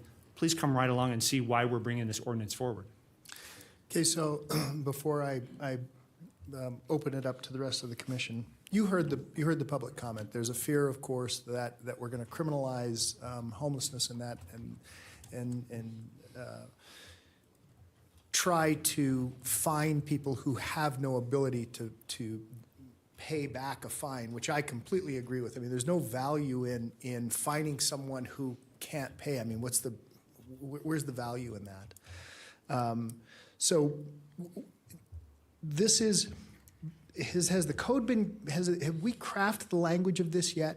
No, that's what, all we're asking the commission to do today is send a letter over to the district attorney's office to help us craft that language. Right. So again, that's why I open up. We are more than willing to work with And then it will anybody come else. back to us for both Yes. a first and a second reading. So if at the time of the first reading, and my hope is that if it's approved today, to begin the crafting of the language, that what you would do, what you and your team would do, one would work closely, because I know Vice Chair Hill has, I mean, you know, this has certainly been a passion for her, and I know it's been a passion for Commissioner Jung, but moving forward, I mean, it's going to be Vice Chair Hill. I mean, I'm certainly interested to see what the language is. What I don't want to do is I don't want to get a very convoluted, complex piece of code that you know, just opens the door for all kinds of question as to what it really means, who it really applies to, what the penalties are, if there are any penalties. And by the way, I have not ridden with our team, but I have ridden with Sparks, and it was amazing. I mean, these people, and I'm referring to the members of the Sparks team, they knew people by name. They knew what their needs were, right? And so Sergeant Downey, I get it. I mean, it was wonderful. I mean, I was so impressed. They would say, you know, I know we got you some help, and you know, what else can we do? And I mean, it was a very, very, very interactive process. And the camps that we entered, there was no, I mean, it was not like this fear thing. In fact, they came out, they greeted them, they knew them. I mean, it was actually very heartening to see how they were interacting with them, trying to guide them, you know, into, and this was, by the way, prior to us having the number of beds at the CARES campus. My concern still is, it still is that we don't have enough beds at the shelter. That's the first thing. We don't have enough transitional housing. We don't have enough, you know, low-cost housing, affordable as it were. I hate using affordable because I don't actually know what that means. I truly don't know what affordable means. To whom? You know, define to whom it's affordable to. So that's the part that I'm still grappling with, just me personally. So I have concerns, but I also want to make sure that we're doing the right thing for the community, because it's a huge cost to you know, clean some of these places up where we've had some of these encampments in Sun Valley. I mean, it's a perfect example where it's very, very expensive, and it's difficult to get things back to sort of normal in some of these areas. One last question, and then I'm going to turn it over to the Vice Chair. And I don't know, and forgive my ignorance, I don't know what the Sparks and the Reno codes say. Are we looking to have a congruous code regardless of whose jurisdiction we're in? First question. Second question is, and this is where I've had very deep issues with respect to some other things that we've tried. I'm going to use the example, Sheriff, and you and I talked about this the other day, catalytic converters. We can create a code on possessing a catalytic converter, but as soon as they walk into the boundaries of the city of Reno, doesn't mean a thing. The city of Reno is not going to enforce it, nor is the city of Sparks, nor is the state police. So my concern is how will this, is this only going to affect our jurisdictional boundaries, and we're not going to try to move into the city of Reno or these other places and try to enforce there? So the answer to that is yes, it's only in ours. It's specifically the gist of what we have for the agenda item today is it's in the unincorporated area. City of Reno, City of Sparks have theirs. Ours is least restrictive. So I believe I answered both those for you. Yes, and again, I want to make sure that those things get on the record because people don't understand, and I'm not convinced I understand yet because I haven't read what the code says or the potential code's going to say. So that's the part that I want to try to understand. So I'm going to stand down. Vice Chair Hill, I have you signed in first. Thank you, Mr. Chairman. I have been able to go out with the Hopes team, and Sergeant Daniels is incredible. And I'm so grateful that the county was able to get you caseworker help as well, because you were doing casework from your cell phone, and I just admire you and all of the relationships you built. And I'm glad that you're out there representing Washoe County. So I do want to start with that. I have some concerns because I am chair of the Community Homeless Advisory Board, and I typically don't like to bring all these questions to a board meeting. I want to know what I've got in front of me, and I sadly found out about this last Wednesday. So I have some questions. The current code, what does it say? We don't have any that has anything about camping. Okay, so there's no restrictions on the current code. And hearing the public feedback today, how will that change what we're looking at? Because part of me, I'm thinking, so if we're not charging them $500 and we're not putting them in jail for 6 months, then how can we rewrite the code so it talks about going to community court? Is there a way to discuss that? Because I think that the language in the staff report was, if you're saying that we're not doing that, then we should not even be putting that in a staff report. It's misleading unless there's no way to write that into a code. So I need a better understanding of that. So based on the community court, I think that's a great, it's something that we're already going to be implementing. I actually have meetings with our briefing for both of our teams tomorrow and Thursday. So I am super excited about that. I put some work into talking with Judge Hazlett Stevens, also speaking with Alexa, which is the court operations manager. We're allowed to put that now into our browsers. It's already been downloaded as of a few days ago. So very excited about that. Only because that gives it that extra layer. We don't want to find somebody 500. We don't want to cite anybody. This is that continuity between, like the sheriff was saying, between jurisdictions. If it's something that can be written in as far as the community court and that's what they're going to be cited into, I am all for that because we're all about diversion and we're all about trying to get those individuals help and not going to jail. However, and I know somebody stated earlier, if they do, we also have that another layer of resources, which is our DSU, our Detention Services Unit. They're amazing. Those phone calls, those emails, all of those things go out if somebody does get arrested. We don't arrest. That's not what my team's out there doing. But if we know of somebody, we automatically email them and we advise them what's going on. Hey, I have so-and-so that we've been dealing with and I found out he got arrested. Can you just touch base with them and do some follow-up? Because once they get in there, they're not considered unhoused or unsheltered. Now they're sheltered. Well, in my dealings with them, we're out there every day with them and we get to know them on a personal level by name, their dog's name. We bring them dog toys. I mean, it's very personal. So we do try and take that extra step in order to call them and let them know that they're there. And if they can follow up with them prior to getting out and then letting us know, or at least maybe offering them the same services that we would offer, and that's, transitional housing, other avenues, other resources. So we have a long ways to go. We have a ways to go to try and make sure that we're not siloed as much as we are. And I think that goes for the community as a whole. So bringing everybody together to be on the same page and communicate is what we're trying to get, but it's still that continuity between jurisdictions. We kind of have to have that. But again, like I said, I don't want anybody to be cited or arrested. That's not my my ultimate goal. I know it's not the sheriff's ultimate goal. He's been very supportive of us going out and doing outreach for 6 months. Even though we're getting citizen complaints, it's, hey, we're at this level now with this person, and now this person is waiting on an apartment, and our case manager is just waiting for a voucher. There's so many different, areas that we deal with. So it's extremely supportive. I mean, our staff, I'm very grateful to work for them, to know that they're like, okay, how's it going? Where are you guys at? And then, okay, great. Keep doing what you're doing.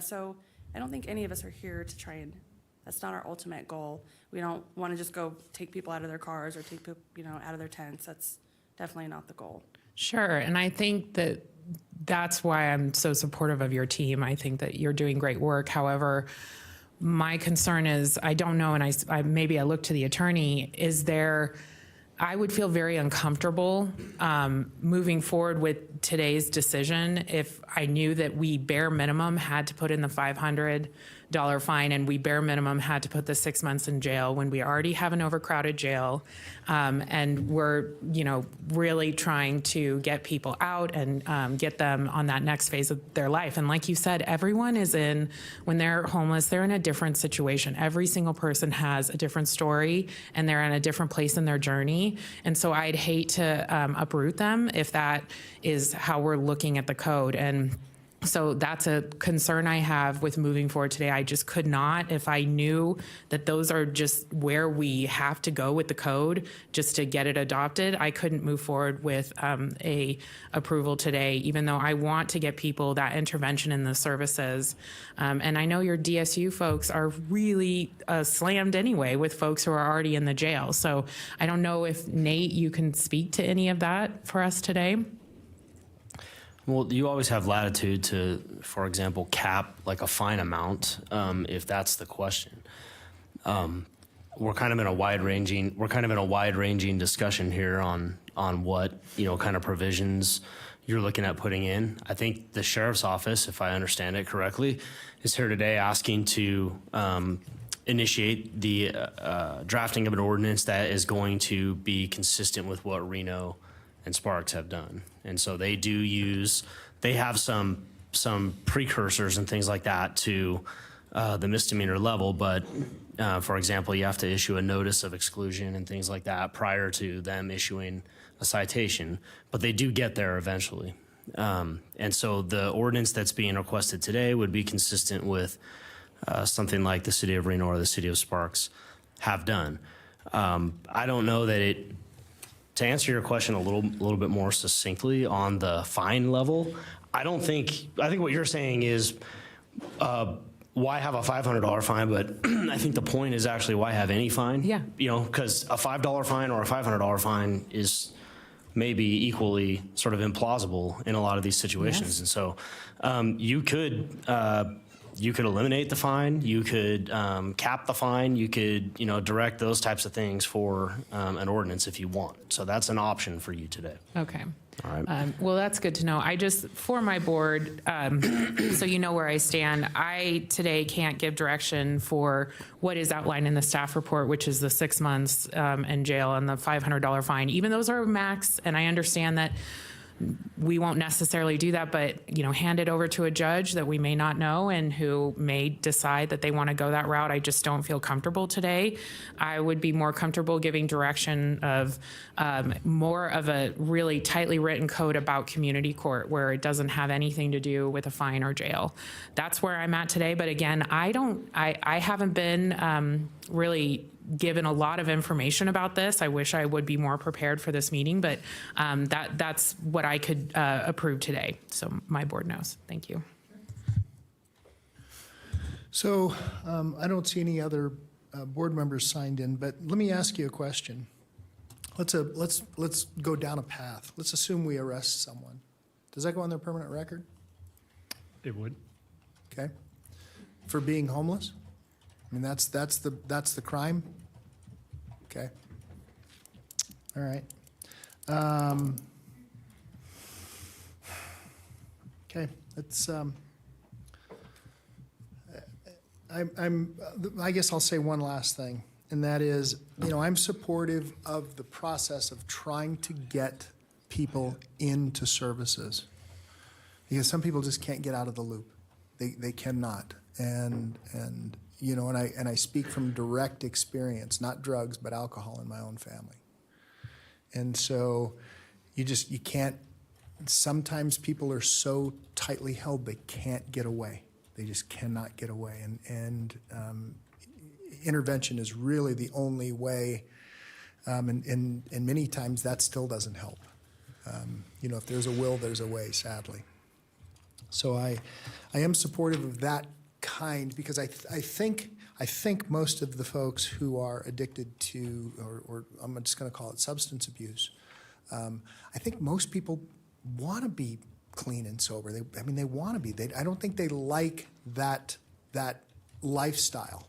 You know what I mean? I think it's a master that's very difficult to serve, and they find themselves in situations that they can't even tell you how they got there.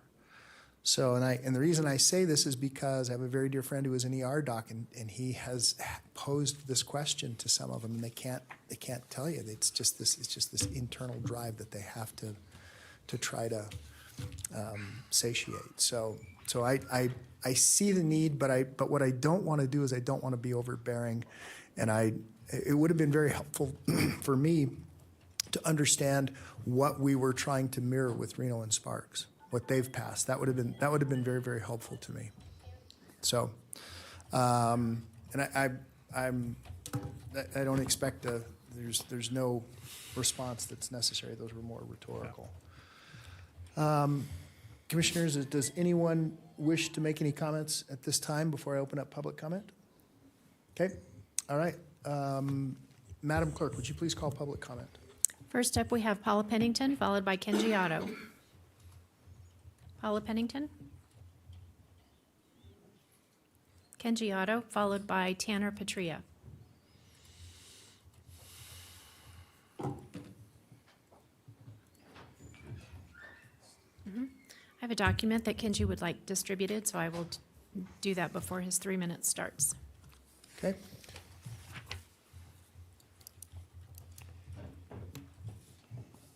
The overhead is also live, Mr. Otto, if you need that. Oh, yeah, thanks. I don't. Thank you.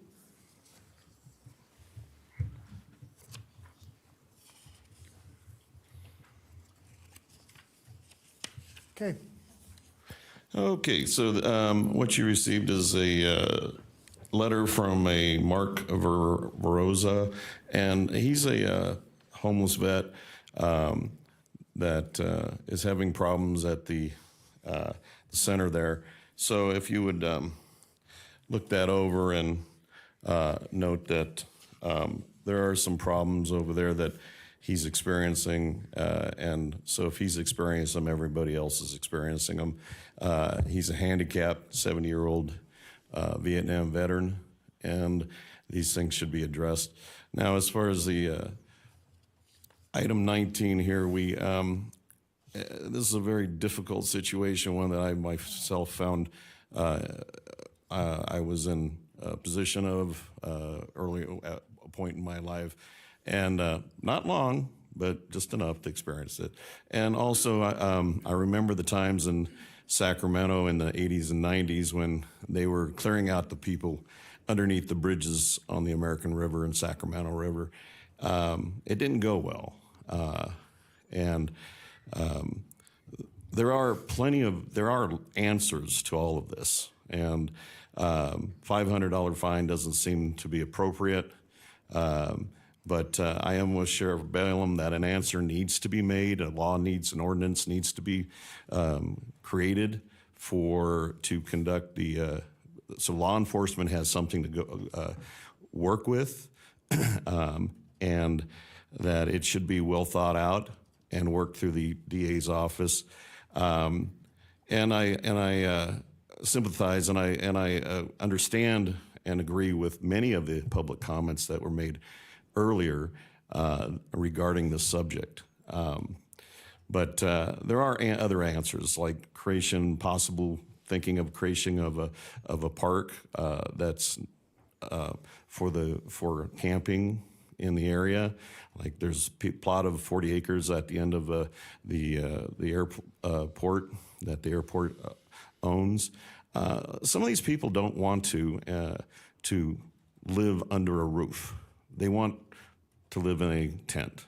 And some of them don't know what they want. And I've dealt with a lot of them in different degrees in my life, talked to plenty of them, and I have a good understanding of their thoughts and their views. But I don't sympathize with any of you in this regard.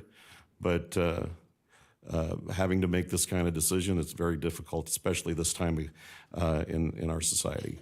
But give it some good thought. I think you need to maybe consider passing it with some ties on it. Tanner Patria, followed by Lily Baran. Is Tanner here? Lily Baran, followed by Nicole Anagapizis.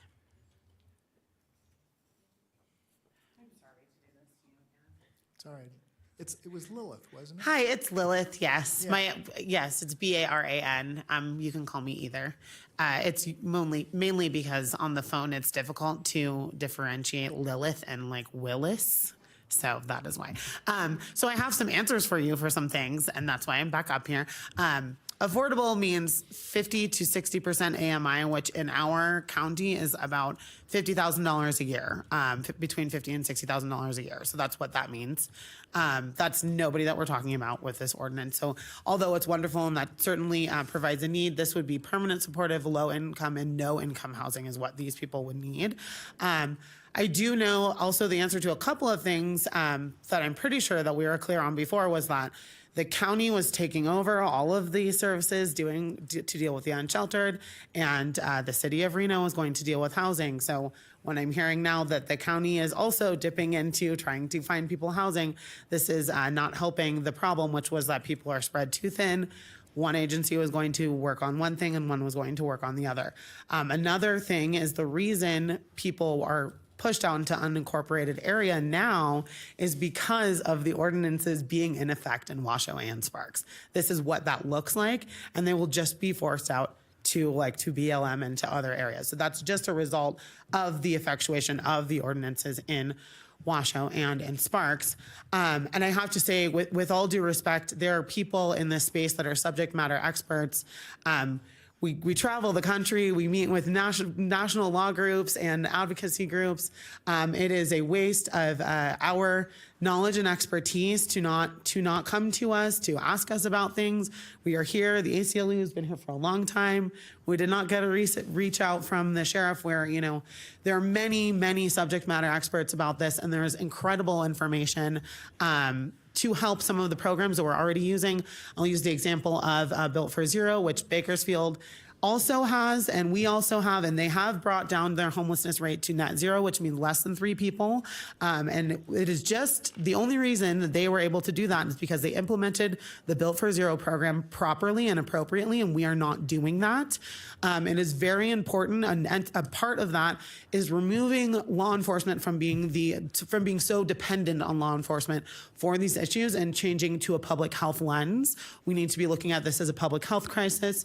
This is the kind of thing that would go through a Health and Human Services that shouldn't go through like a judiciary or a committee like that. So there are so many people and there's so much information. And then really quickly, I have a little bit more time. There is a group in Mountain View, which is Silicon Valley, that did win a lawsuit against the area to deal with vehicle residency. And one of the things they did was provide trash cans and sharps containers and gray water waste, which is the answer. Thank you, ma'am. Nicole Anagapizis, followed by Bill Sims, and then Michael Clark.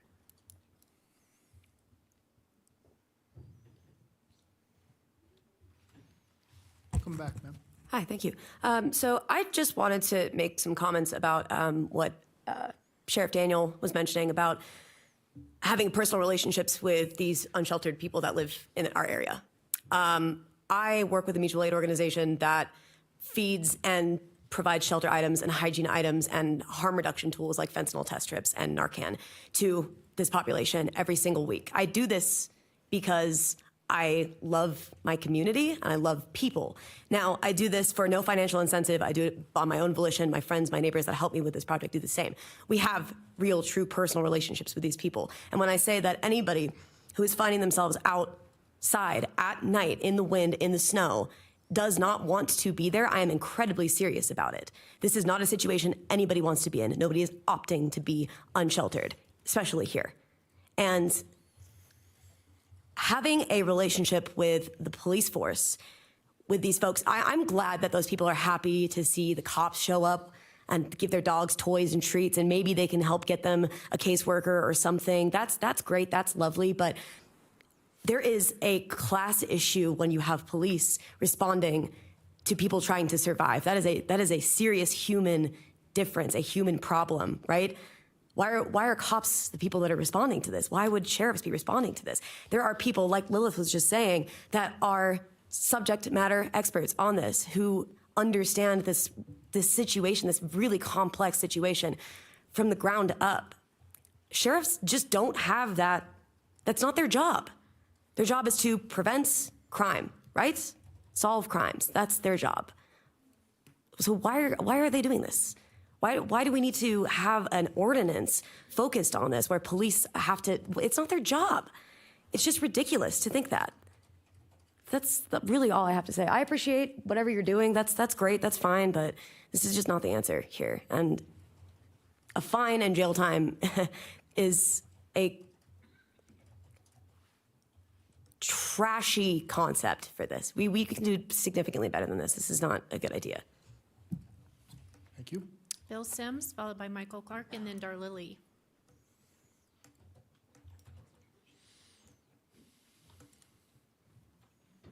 Welcome back, sir. Hi, guys. Of course, Bill Sims again for the record.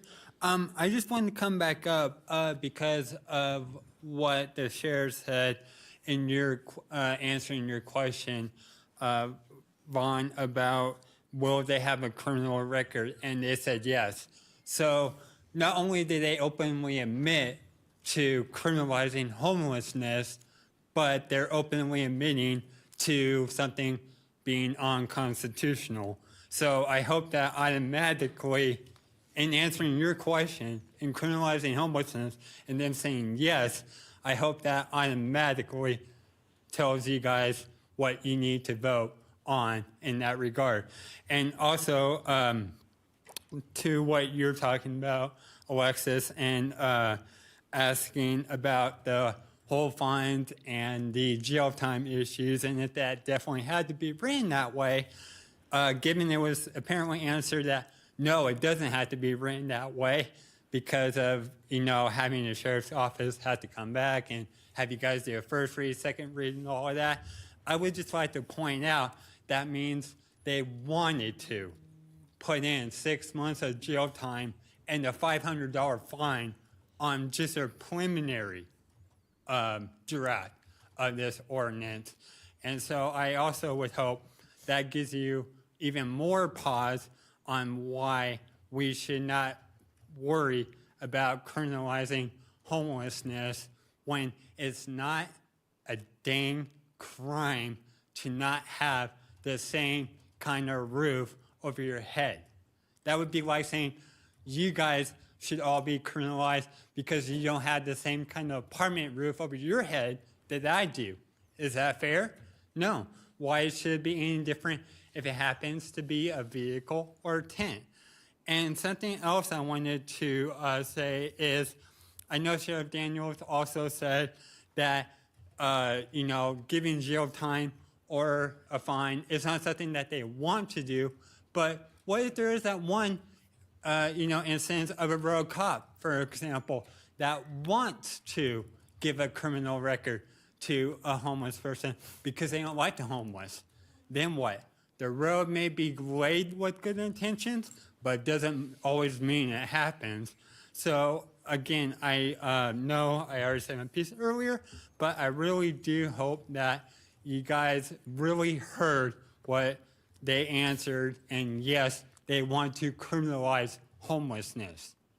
That is unconstitutional, and I would sincerely hope you guys realize that should not be passed in any way, shape, or form as an ordinance. Thank you.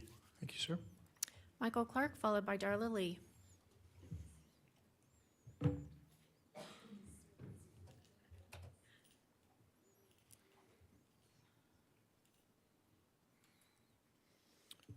Welcome, Mr. Clark.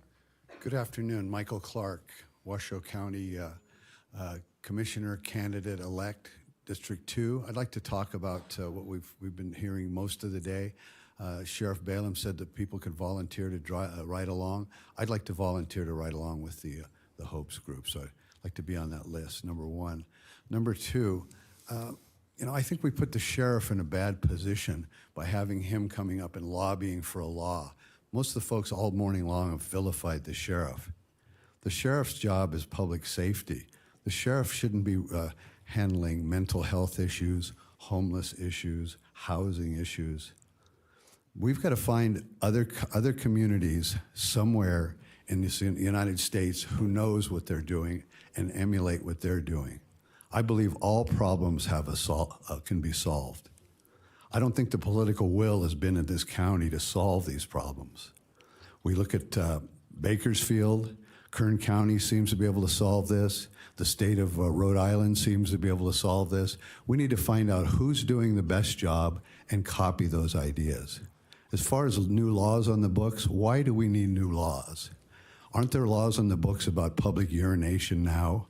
Aren't there public laws on the books now about littering, indecency? There's all the laws on the books that we need. They just need to be enforced.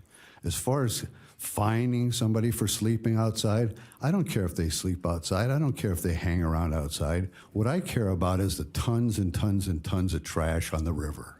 I ride my bike on the river quite often, taking Manager Brown on several bike rides up and down the river. I probably spend more time on the river than anybody here. And I'm telling you, it's a filthy mess to take the jewel of our state and leave trash there, tons of trash. So if somebody wants to sleep out, I don't have a problem with that. What I have a problem with is enforcing the litter laws. If somebody can pack in a 6-pack or 12-pack of beer, they can darn sure pack it out. And that should be what the sheriff should be enforcing, is litter laws, urinating laws, drug laws. I hear from people that, it's an open drug market in that the CARES campus. That needs to be stopped. People need to know that their drugs shouldn't be allowed there. There should be drug-sniffing dogs at the entrance of that place, and make sure that no drugs are in there, and make sure that place is safe. I hear again and again and again, homeless folks, people without shelter, don't want to go there because they're afraid to go there. That's not right. We're spending millions of dollars on this, and we're getting nothing for it. Thank you. Thank you. Darla Lee, followed by George Lee.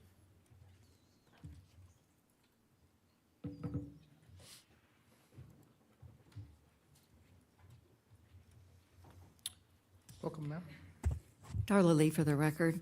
I would echo what Mike Clark just said, and I'm sorry that I didn't get here in time to hear the presentation or the comments from Sheriff Balaam.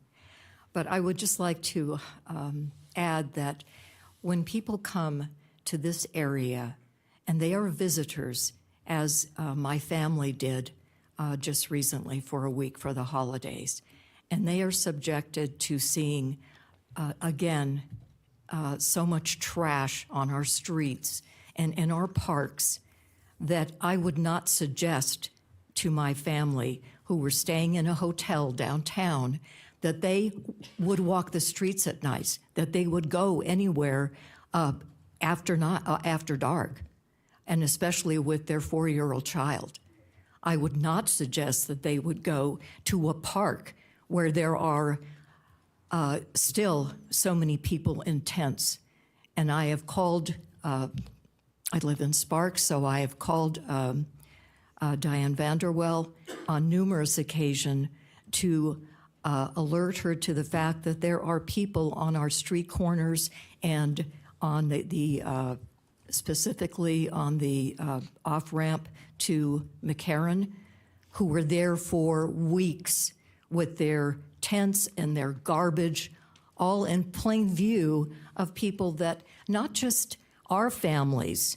And I just wonder when we are going to start talking about the majority of the citizens in this county that do live under the rule of law, that do their due diligence to be not trashing things, not leaving needles, not leaving, things that are unsightly for our community.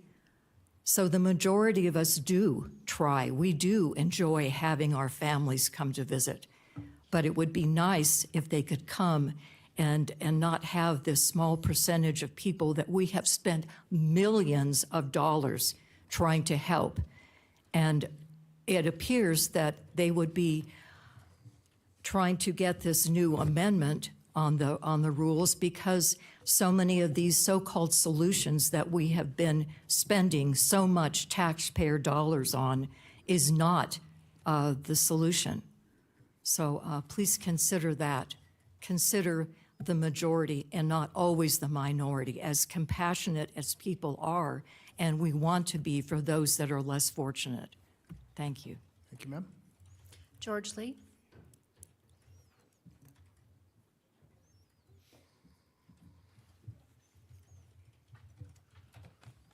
George Lee for the record.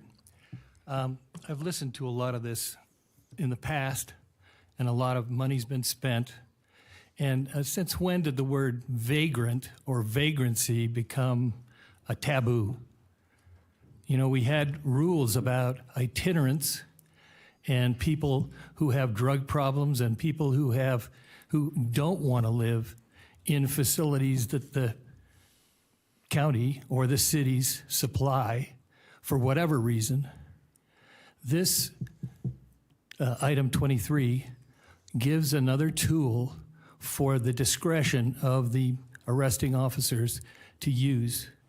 They can say, well, we can arrest you now and do this, or we can take you to mental health facilities, or we can take you to where you can get a bed, or we can take you to where you can get help with drugs. Because the CARES campus is certainly not an answer to that. It's a place where, in order to let the people who come there feel, autonomous or whatever, they tend to just bring the street culture with them. And that's not what we're really trying to do. We're trying to free these people from the street culture. The street culture is what keeps them in drugs and keeps them in the, moving in that circle. So this is certainly a good step towards giving a tool to law enforcement, to the county, to the sheriff, who's doing a great job. And thank you. Thank you. That's everybody in chambers who has signed in. I do have 9 emails that were submitted that will be placed on the record. Okay.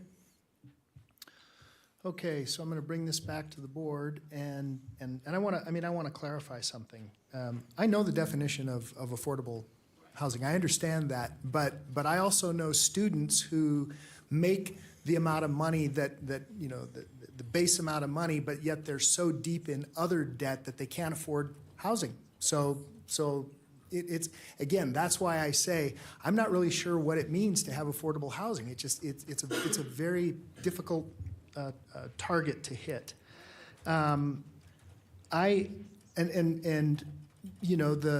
The other question is, Sheriff, if you and your team could come back down just real briefly, could you do that? Just it'll only take a second.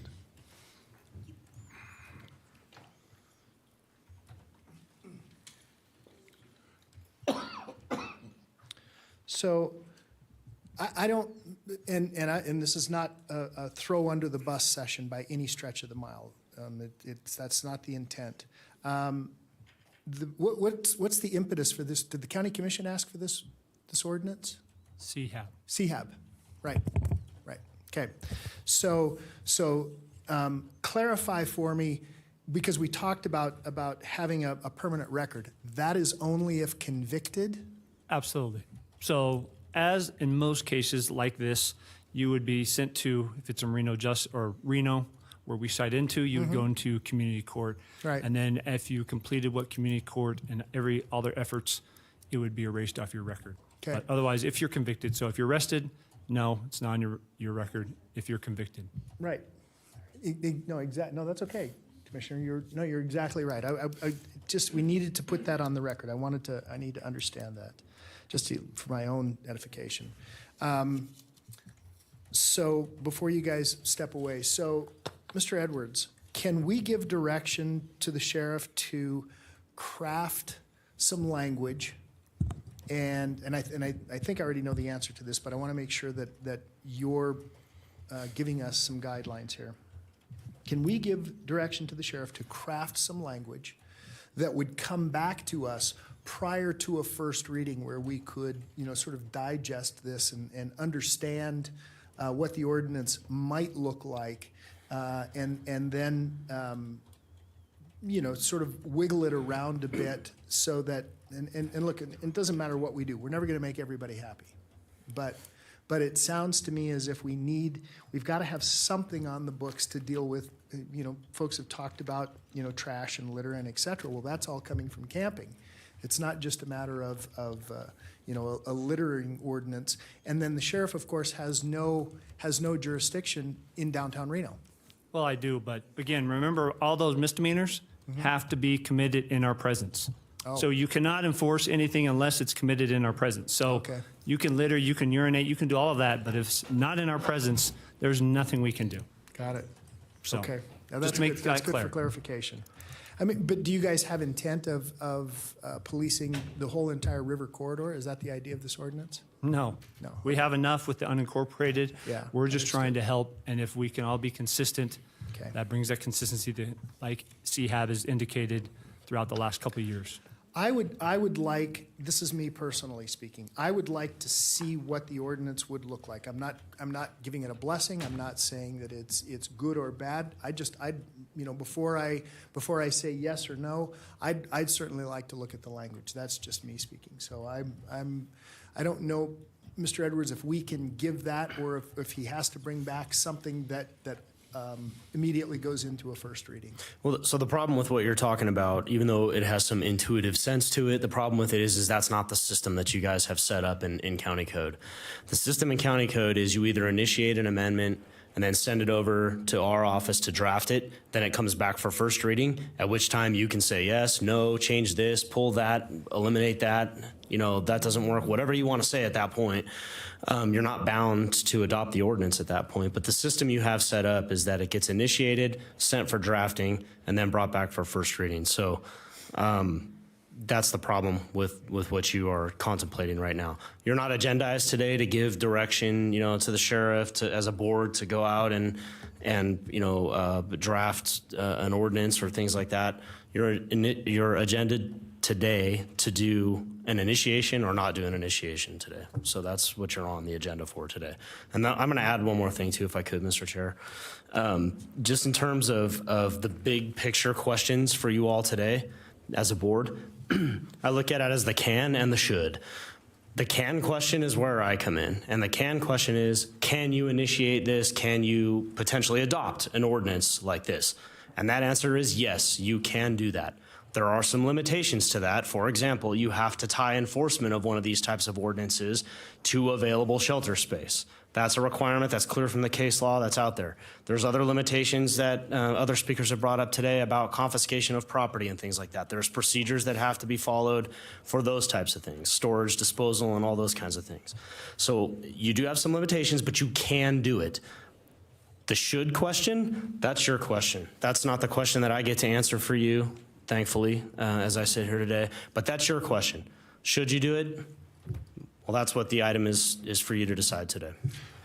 Okay, so we can't, so what you're suggesting is that, initiate amendments, we don't, the only bite at the apple we're going to have, other than being involved with the language along the way, as it were, is to have the sheriff, we give the sheriff direction, just assume that this is what we're going to do, give the sheriff direction. He then has, they then instruct you, we instruct you to write, to craft the language of that. Can we give you direction today to bring something back to us prior to it seeing first reading? If you initiated this amendment, that would be the direction to us to draft the ordinance.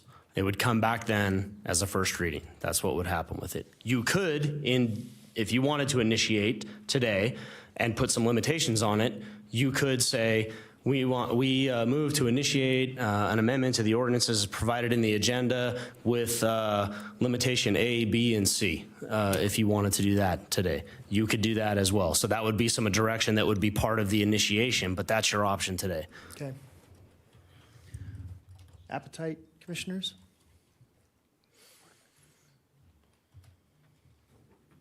Okay. Mr. Lucy. Chairman, thank you. Upon listening to the presentations today from both the community and the stakeholders involved, I do agree that there are challenges currently within both of our municipalities, City of Sparks and City of Reno, where a majority of this type of behavior is being experienced. Whether those encampments, whether that it is defecation, whether it's whatever the challenges may be, yes, these individuals are challenged, and this board and this county has taken on the challenge to guide homeless services and try to rehabilitate those individuals experiencing homelessness and houselessness, and I think the community homeless board advisory committee has done that swimmingly. Now, being said, I think that I agree there needs to be, with any ordinance, there has to be some sort of enforcement of how we go about safely providing public peace and safety within our community, and that's specifically in the unincorporated area. For me specifically in District 2, we have seen it in many areas that the individuals experiencing homelessness are not just solely located in our downtown areas. They are located in the East Truckee River Canyon. They're located along our watershed within the parks. They are located throughout our entire region. And to address the needs of those individuals, we want to try to have the communication, which I believe the MOST team has done a phenomenal job in trying to address those and provide those services. However, there has to be some sort of discussion around whether that is safe use. I mean, we have individuals building campfires. We have individuals, illegal campfires in areas where burning should not be allowed. We have individuals utilizing drug paraphernalia within our parks and our areas that should not be allowed within county property. And those are the types of things that we need to discuss and not necessarily revert those to the judiciary, which costs the county more money.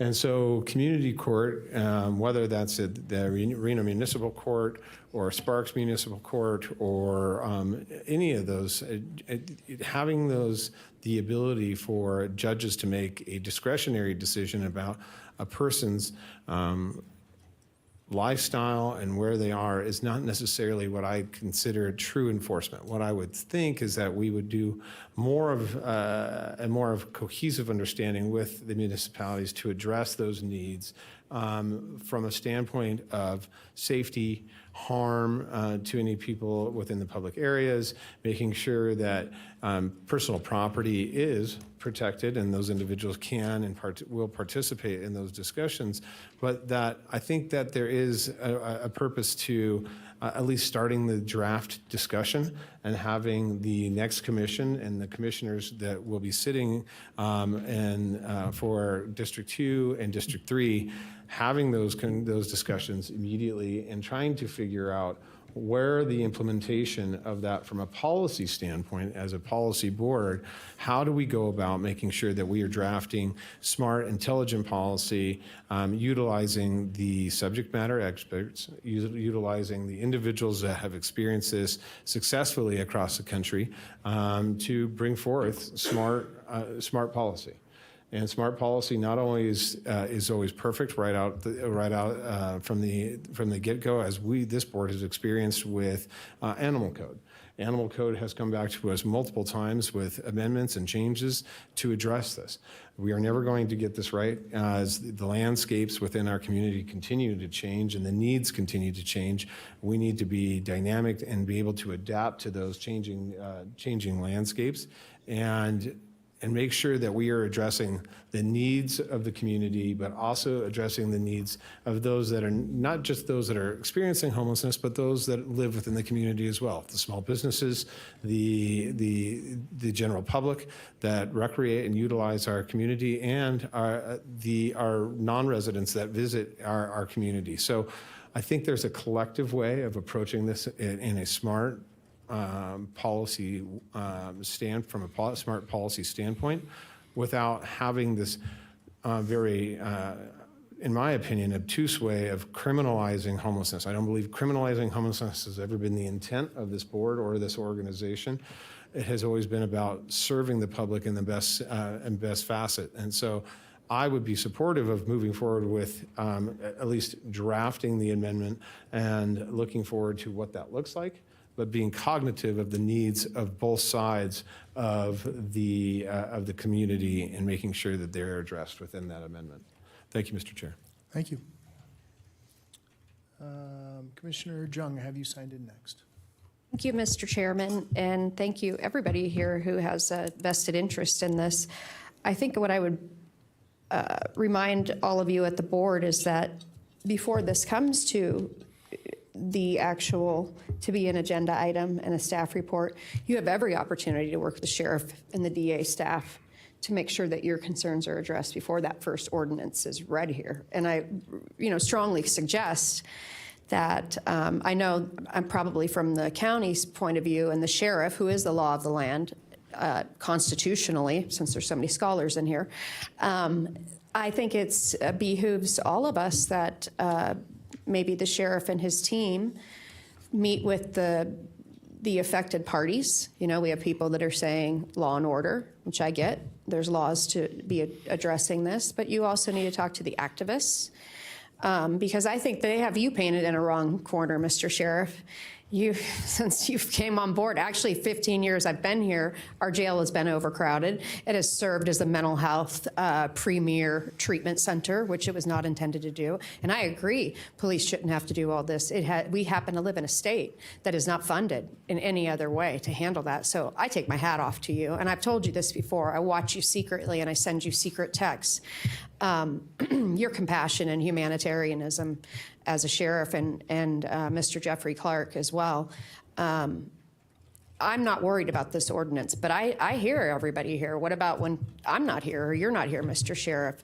But I think that you, with your executive team and your leadership team and Ms. Daniels, I have never heard you ever utter words that were anything but compassion and really solution-oriented. And I can tell you that's not always been my experience, but I really appreciate that, and I'm sorry you're painted that way because that has never been our conversation. And as a matter of fact, Jeffrey Clark, who I thought should have been the chief of police for the city of Reno, the reason why I fell in love with him so much as a person who works in a jail, which I think is difficult work, was how much compassion you have for your fellow human being. And I know in the work that you do, it's probably very easy to become jaded and to be cynical, but I don't ever see that with you guys, even in tough times, tough conversations, and that is the future of community policing. And I'd like to say that our sheriff, with help with these activists, will make sure that we go in that way. I won't be here to vote on it, but I have every faith in you, Mr. Sheriff, that you're not looking to do any of those things, and you have been doing so many things that if you only did what NRS said, we'd never see you. So I thank you for that. And you have created an executive team that carved out not only law and order, but humanity. And if that is your guiding light, I know that you'll never make any mistakes on making law. Thank you. Thank you, Commissioner.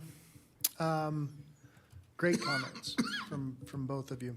I happen to agree. I want to see some language. I want to understand what it's going to say. I want to understand what the ramifications are. I want to be able to look at it and say, and then ask questions of legal and of the sheriff of how does the ordinance get executed, and how do you deal with that? How do you get out into the public and actually work through this with the gentlest of hand? And Sergeant Daniels, and I'm talking about you because I know again, I haven't seen you work personally, but I know how the other members are from our sister teams, and I've watched that same thing. I've watched that same compassion, and so it's a labor of love. And of course, what I would like to see is if we do craft an ordinance, I want to make sure that all of the avenues of solutions were utilized prior to trying to really become forceful in locking anybody up and putting in incarcerating anyone. That's really the key. And so maybe what we can do is and I don't know what this looks like. Maybe we can make sure that we have enough caseworkers that are working directly with you guys that we can basically document to say, look, we've tried, and these are all the things that we've gone through to try to ensure that we're being as sensitive as possible to these situations, because I understand. I mean, I don't want to force anybody into something that they don't want to be in, but I also understand that we have a responsibility to the community and to public health and to the river.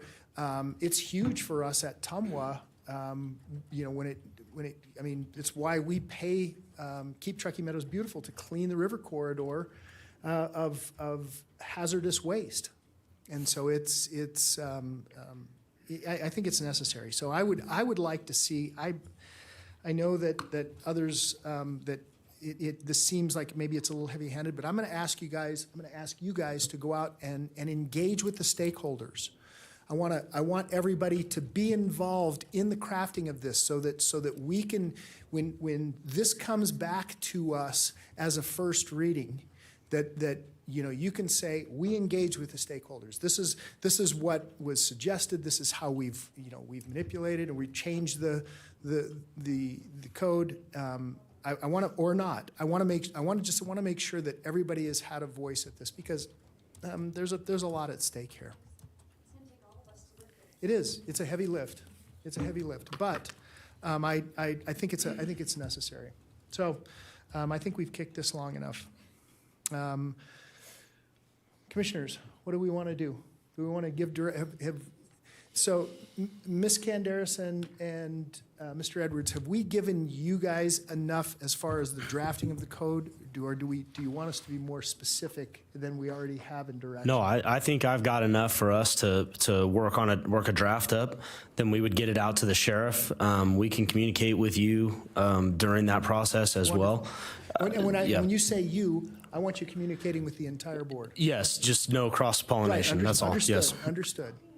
Yeah. Well, the new board. Okay. And then that way there's going to be an opportunity for everyone to ensure that their voices are heard. Time frame? And look, and I'm not asking you to have it by 4 o'clock. Yeah. Thank you for that. I think 60 days probably. And look, and here's why I ask this. I don't want you to be pushed into 60 days. I don't want to put a time frame on you. I don't want to let it go forever. But what I don't want to do is say, well, we've got this hard deadline of 60 days where the language isn't right, and then it comes back and it gets denied in first reading, which or never heard as a first reading. How about a soft deadline of 90 days? Okay. Thank you. I can live with that. Okay. Commissioners, I'm looking for a motion, one way or the other. I think we do. Yes, you need a motion to either initiate it or not initiate it. Chairman, if Yes, I may. sir. Thank Mr. you. Lucy. Chairman, I would make the motion that we approve the request of the sheriff and the district attorney's office to initiate code amendments to Washoe County Code 2.030 and work with community stakeholders to improve the situations within Washoe County Chapter 50 to amend certain needs of enforcement as it pertains to camping in public spaces and different types of challenges experienced by the sheriff's office to address that and have them and have the DA's office bring back within potentially 90 days a working draft for this board, the Board of County Commissioners to look over and begin the process. And does that motion include direction to work with all the stakeholders? Mr. Yes, it Wilson? does. Okay, perfect. Okay, have a motion. Do I have a second? I'll second it. I'll second it. Okay, for purposes of discussion. Under discussion, is there any?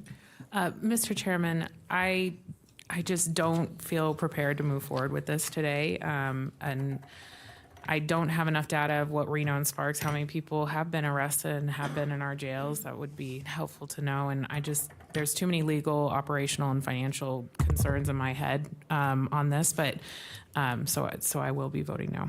Okay. Any other comments? Okay, we have a motion by Lucy, second by Hartung. We have asked for and taken public comment. If there's no other discussion, all those in favor, please signify by saying aye. No. Aye.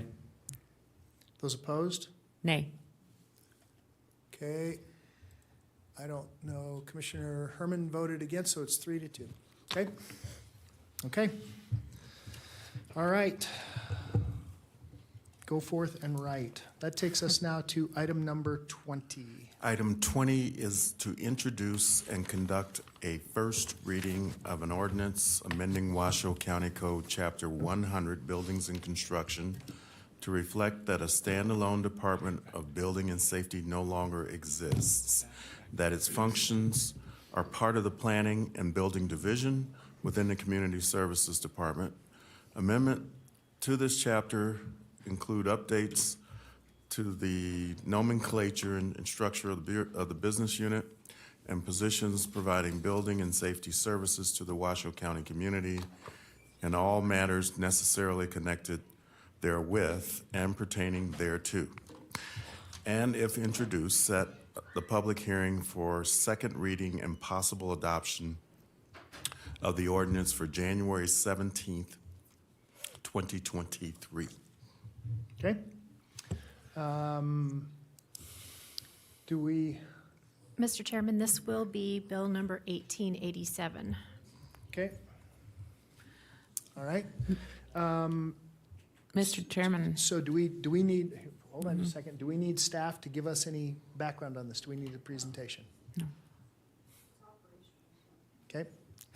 Go ahead. Mr. Chairman, I move to introduce and conduct a first reading of ordinance number 1887, which is an ordinance amending Washoe County Code, Chapter 100, Buildings and Constructions, to reflect that a standalone Department of Building and Safety no longer exists and that its functions are part of the Planning and Building Division within the Community Services Department. Amendments to this chapter include nomenclature, structures of the business unit, positions providing building and safety services to Washoe County community, and all matters necessarily connected therewith pertaining hereto, and set the public hearing for a second reading and possible adoption of the ordinance for January 17th, 2023. Okay. All right. Thank you so much. That takes us now to item number 21. 21 is introduce and conduct a first reading of an ordinance amending Washoe County Code, Chapter 110. And actually, Mr. Manager, hold on, back up. Did we have any public comment on that item? We did not. Okay, thank you. I beg your pardon. Go ahead, Mr. Manager. All right, 21 is introduce and conduct a first reading of an ordinance amending Washoe County Code, Chapter 110, Development Code, Article 220 for Tahoe area, Section 110.220.145 for Incline Village Commercial Regulatory Zone Special Area to add single-family dwellings limited to airspace condominiums as an allowed use in Incline Village Commercial Regulatory Zone Area 1, and to amend Section 110.220.150 Incline Village commercial regulatory zone special policies, referring to land use to add Tahoe Area Plan LU 2-9, single-family dwellings shall only be allowed in the Incline Village Commercial Regulatory Zone when they are part of a mixed-use development or when they are affordable housing units as a special policy, and all matters necessarily connecting therewith and pertaining thereto. Thank you, Mr. Manager. This is District 1. Vice Chair Hill. Oh, thank you, Mr. Chairman. And I have just a few questions for staff, and I'd like to hear public comment as well before we make a decision, but or deliberate. But I was hoping Ms. Wyke could answer some questions for me. Okay, good afternoon. Good Senior afternoon. Planner Courtney Wyke. I do have a presentation. It was provided as an attachment in your board packet. I'm happy to present that. Otherwise, I can just answer questions. Okay. Up to you. I don't know if the board needs the presentation. Okay. Okay.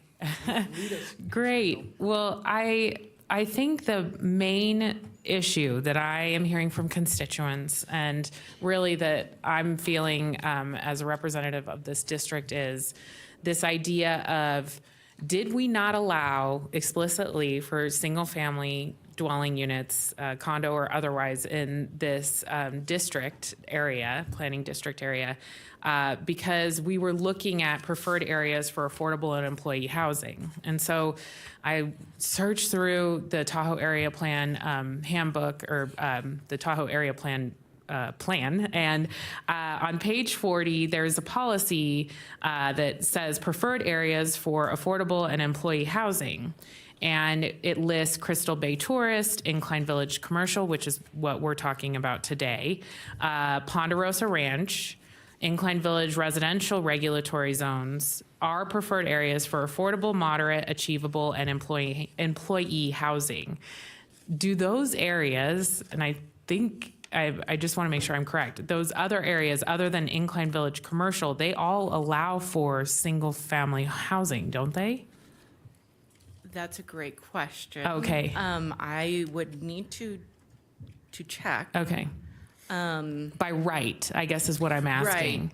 Yeah, because that's really the concern I have moving forward with this is, are we penalizing one district saying, you've got to apply, this district is the only part of the district that has to have the affordable housing, or did we leave out the single-family housing by accident? And that's where my confusion lies with this area plan amendment. And I know that the community probably would want to hear that answer of what that looks like. And I'm sorry to spring that on you. That is not a problem. I do want to confirm. I understand what your question is, in that although all those other identified areas have preferred affordable housing as an objective for them, sure, whether or not those areas also prohibit single family. I can say, without having been the planner who worked on the original adoption of the Tahoe Area Plan, throughout this process and this project, I would say it was a rather surprise to both TRPA and to county staff who did work on it that single family was not a permissible or in allowed use in this town center area. I believe there was also a comment submitted from, and I don't have the name, from a previous TRPA planner who had said something to that effect in their comment. I would have to pull that comment letter up. Sure. And for you as a staff person, is there a reason we didn't say, well, we'd like to see this as a entitlement process, so you have to go through a special use permit instead of allowing it by right as what's being asked before the board today? Was there, what's the thought process of requiring that additional layer of entitlement process when we do those type of uses? For Single future family project? Yeah. So today we're allowing it by right. If we were to read this into the record, is there any reason logically why we'd require a special use permit instead? And as a staff person, do you have experience of why we would require, I'm sorry if this is being convoluted, but why we'd require an additional entitlement? Because that's another thing that I've heard for pushback of why are we allowing it by right? Don't we want commercial in this area and multifamily instead? Okay. I'm having to think a little bit. So Sure. let me follow up because, and I'm not trying to simplify, but Commissioner Hill, Vice Chair Hill and myself had this very conversation about amending a plan, and when perhaps a special use permit was the better way to go, because once you amend the plan, it basically opens the door and it becomes an allowed use. And we've seen this time and time again across the county, even trying, and I mean, I'll give you a perfect example, Courtney. In Spanish Springs, we have a lot of non-conforming parcels. They're 10 acres and they're zoned GR. Minimum for GR is 40 acres. And we have some 20-acre parcels zoned GR. They can't subdivide it, but we have to change the whole area plan, which changes the rules for everybody else. So that's the difficult part, whereas, and what the vice chair is asking, and with the conversations that we had were, why can't we simplify this? And when you start asking for an amendment to the area plan, can you put a modifier on it to say, okay, we're going to amend the area plan, but it still requires the special use permit? You certainly could. And I apologize for kind of trying to balance between kind of the two different agencies, right? Because we also have TRPA, right? This is a creature all in and of itself. Right. We understand. So in the basin, under TRPA's jurisdiction, subdivision, and I don't want to say this incorrectly, but subdivision of land essentially is not necessarily is prohibited. It's subject to what TRPA calls the two-step subdivision process.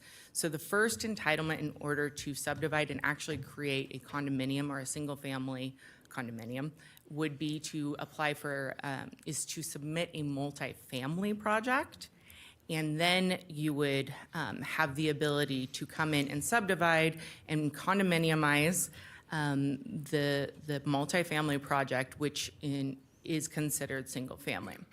So to speak to your question, currently multifamily in this special area 1 is allowed both by TRPA and Washoe County. However, TRPA requires a project permit and has to go through their whole design review process, environmental findings, et cetera. We could, so that's allowed. We could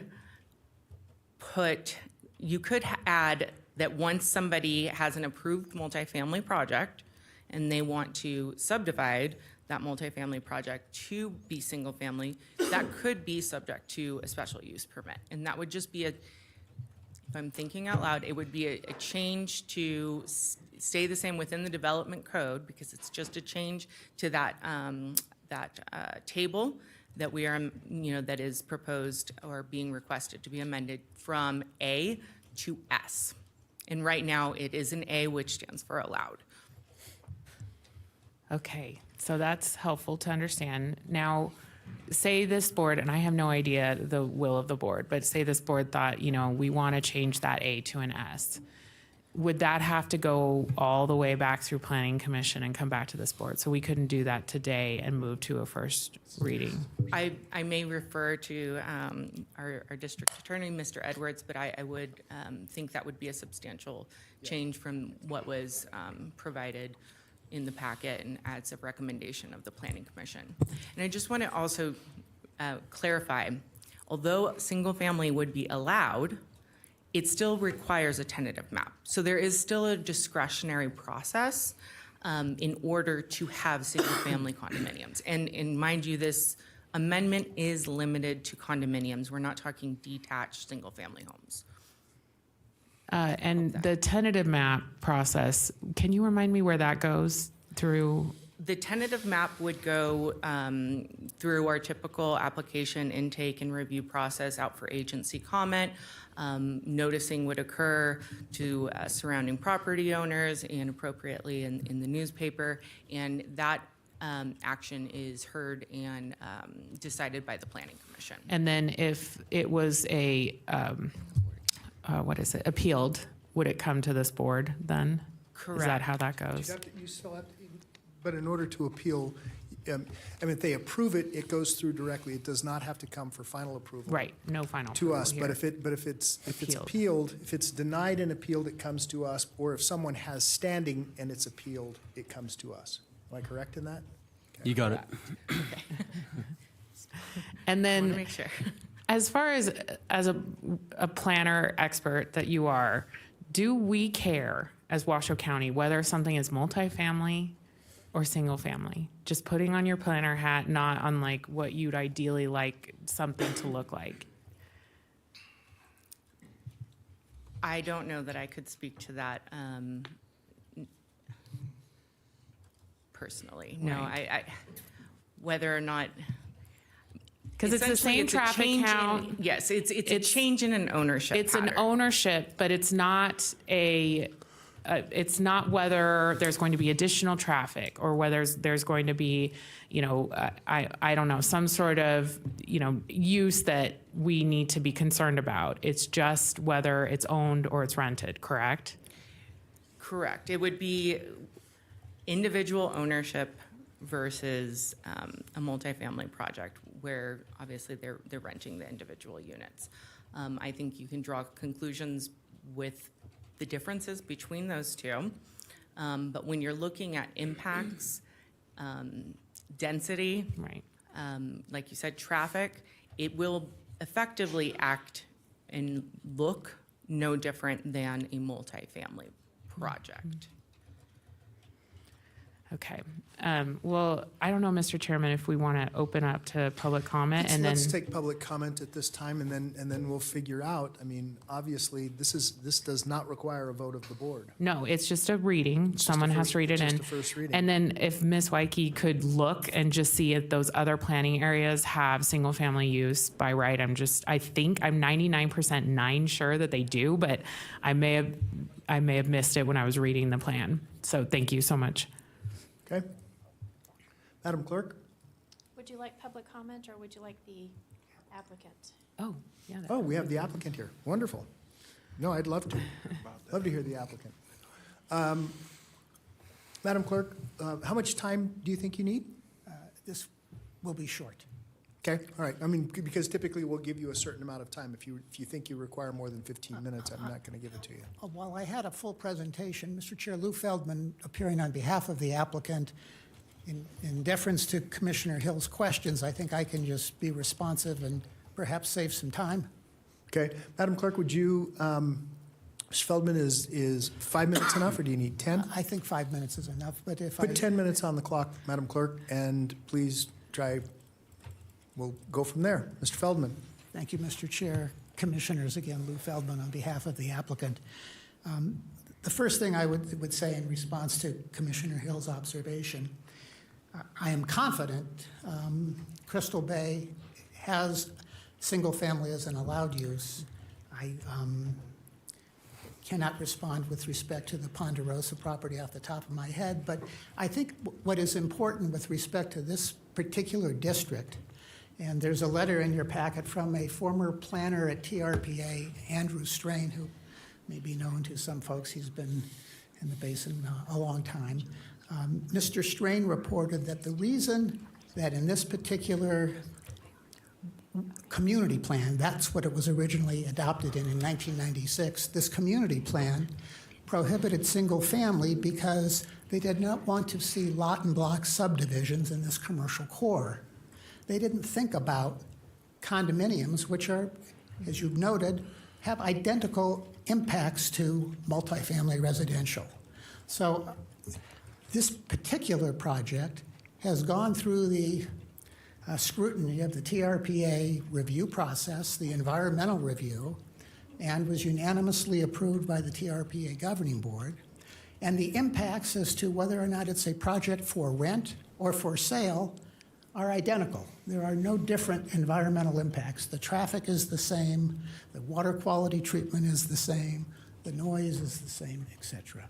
So all we're asking for is parity here, and hoping that as an allowed use, this would be a more appropriate expression from the county's position than a special use.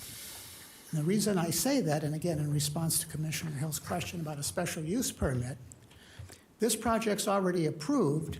Its impacts in terms of consistency with the neighborhood have already been determined. So when a project comes forward, there's a discretionary approval. The discretionary approval in this particular instance took account for scenic impacts, traffic impacts, water quality impacts, compatibility with the neighborhood, and multifamily is an allowed use. So how to discriminate between a multifamily allowed use and a form of ownership for condominiums only, because lot and block would not be permitted under this amendment, seems to me to be an unnecessary burden and a further tax, if you will, not only on the developer, but on all the regulatory bodies that would have to go through a special use finding, again, which I think is moot due to the fact that these impacts have already been addressed. And we're looking for parity with the other planning zones, and the fact that when the 96 community plan was adopted, the record now is clear that there was no intention to prohibit condominiums. There was an intention to prohibit lot and block subdivision. We're honoring that commitment. Lastly, I would say, well in advance of the expiration of my 10 minutes, that this particular zone area has had very little reinvestment. This particular area has been somewhat stagnant. And both the community plan and the policy that was rolled into the area plan says if it isn't working, if we're not incentivizing environmental redevelopment, we need to make changes. And that's why we're here today before you. It's time to make a change to incentivize reinvestment, redevelopment in this particular area. I hope that has been responsive to Commissioner Hill's inquiry, and I'd be pleased to answer any questions that you may have. Commissioner Hill, the floor is yours. You can engage Mr. Feldman. Thank you, Mr. Feldman. That's very helpful. And yes, I do remember this coming before the TRPA board, and it was approved unanimously. We are looking at the whole district. It's so hard because we know that this is tied to a particular project within that district, and I'm trying to think holistically for the whole district and take into account besides that one area that we are looking at. And so I'm trying to separate it, which is why I asked that question, because about do we prohibit single family in any other district by right in Incline Village or Crystal Bay? Because I think the county has a lot of work to do on the workforce and affordable housing. And I'm really excited for us to have our strategic planning session in January, because I think that our board is going to, hopefully, will want to tackle some incentives for developers to want to do those type of projects.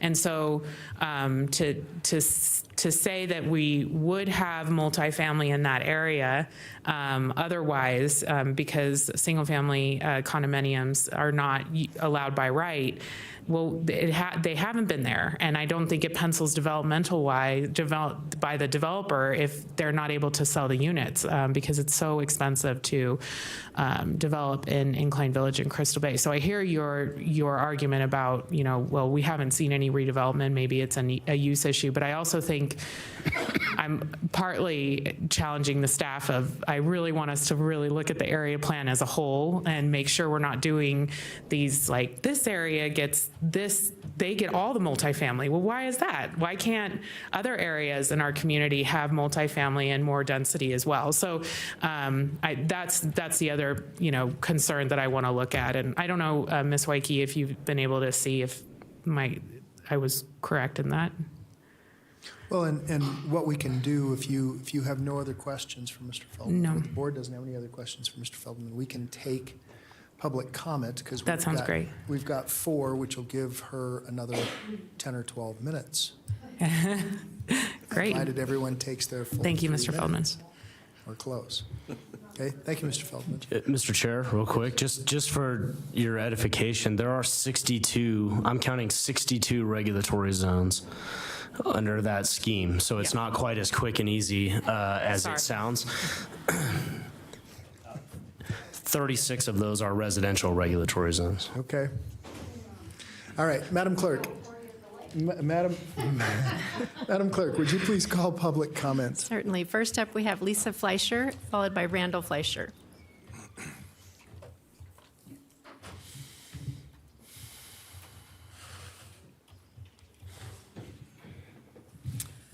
Hi, my name is Lisa Fleischer. I have owned a home in Incline Village since 2013 and have lived there full-time since March of 2020. I'm also a small business owner and opened a Pilates studio in June of 2020 in Special Area 1, the proposed area of the amendment. I'm here in support of the amendment allowing airspace condominiums in Special Area 1. As a resident, I believe allowing condominiums in Special Area 1 will be advantageous to both the community and small businesses like mine, which would benefit from part-time and full-time residents. Research has shown that all types of housing is needed in Incline Village, and I believe that by making this amendment, you will be helping our community develop this needed housing. I also feel this will encourage further development of other types of housing throughout Incline Village. I hope that you will support this amendment to allow airspace condominiums in Special Area 1. Thank you, County Commissioners, for your time and your consideration. Thank you so much. Courtney, it's not looking good for your team. She used 1 minute. Next up, we have Randall Fleischer, followed by Royal Kukoff, and I do have a document to distribute for Mr. Fleischer. Welcome, sir. County Commissioners, my name is Randy Fleischer, and I'm speaking in support of Agenda Item 19. I am one of the co-developers of the project, and I've been a resident of Incline Village for over the last 10 years. I'm strongly in support of the staff recommendation to approve the amendment. Over the last 3 years, we have been tirelessly working with Washoe County, TRPA, and IVGID to provide housing to Incline Village. We believe that the 947 project fulfills the goals of the Tahoe Area Plan as amended and provides 40 new units to the community. The benefits of the project, which I had handed out to you in support of the plan, are direct access to walking, biking path, increased density and walkability to the core of Incline, investment and development in Incline. It reduces daily trip count and upgrades stormwater management controls. Additionally, over this time period, we have met with the community, and you can see from the record over 70 letters in total in support. The strong support from the unvocal majority that they too support the amendment and the development of the condos. We have also been meeting with the community with 2 open forums and countless one-on-one and group meetings. As a result of informing the community of the positive aspects of the project, I am pleased to report that we have a diverse and majority support of the community, as evidenced by those speaking in support earlier today, from the local bakery to the nail shop to IVCBA to the largest property management company. The community is behind this project and this amendment. With support of individuals such as the director of the Parasol and Thunderbird Lodge, to name a few, we have covered the diverse makeup of the community and have the majority of the support. Although it is not relevant to this amendment, I would like to address the affordable and workforce housing issue. We are extremely supportive of workforce housing in Incline Village and need this type of housing in the community. We own a perfect amalgamation of land that would be conducive to workforce housing. We own the land, have retained the best workforce housing consultant in the basin, praxis, and preliminary plans for the project. With the county, IVGID's, and TRPA's support and partnership, we feel we can also deliver this project to the community. We feel are one of the best hopes for Incline to get this project done. In summary, I am strongly in favor of the proposed area development, and along with staff and the majority of Incline residents and businesses, I recommend its passing. Thank you for your time. Thank you, sir. Next up, we have Royal Kukoff, followed by Tracy Owen Chapman, and then George Lee. Royal Kukoff, please.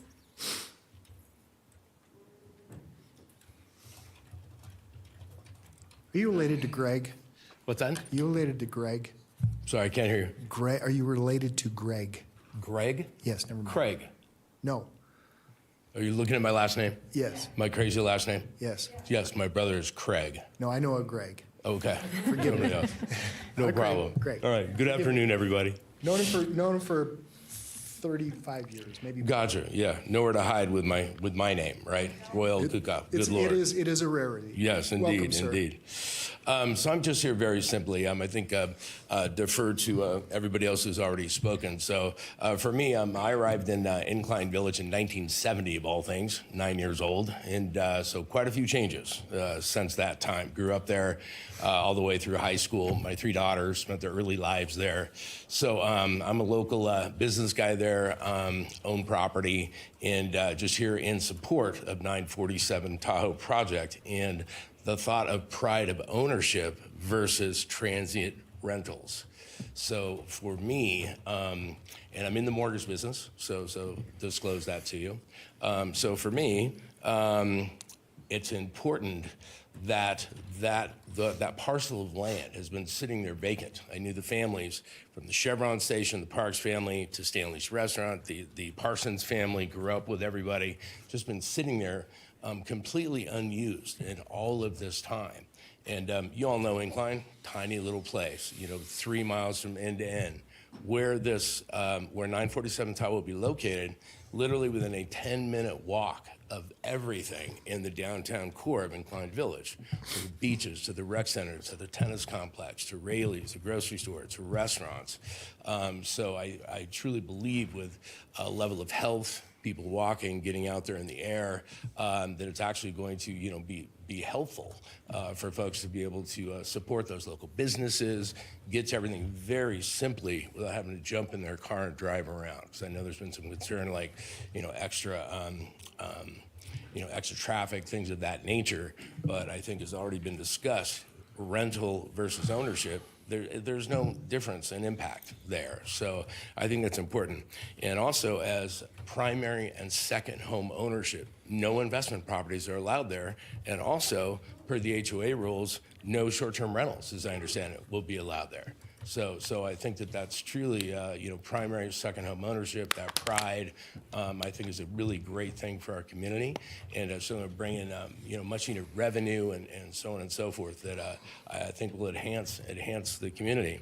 And interestingly enough, from the research I've done in chatting with folks, there is a huge amount of interest by existing Incline ownership that are either going to downsize, upsize, cross size, where it's like, hey, this is a great opportunity.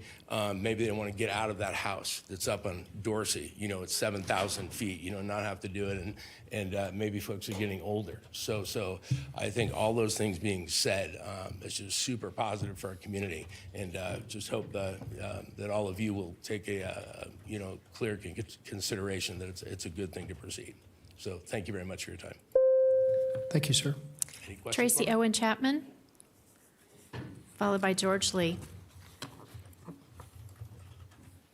Hello, Commissioners. I'm Tracy Owen Chapman, and I'm here today to share a letter of support from a community member who resides on the North Shore of Lake Tahoe who couldn't be here today, and his name is Roger Kahn.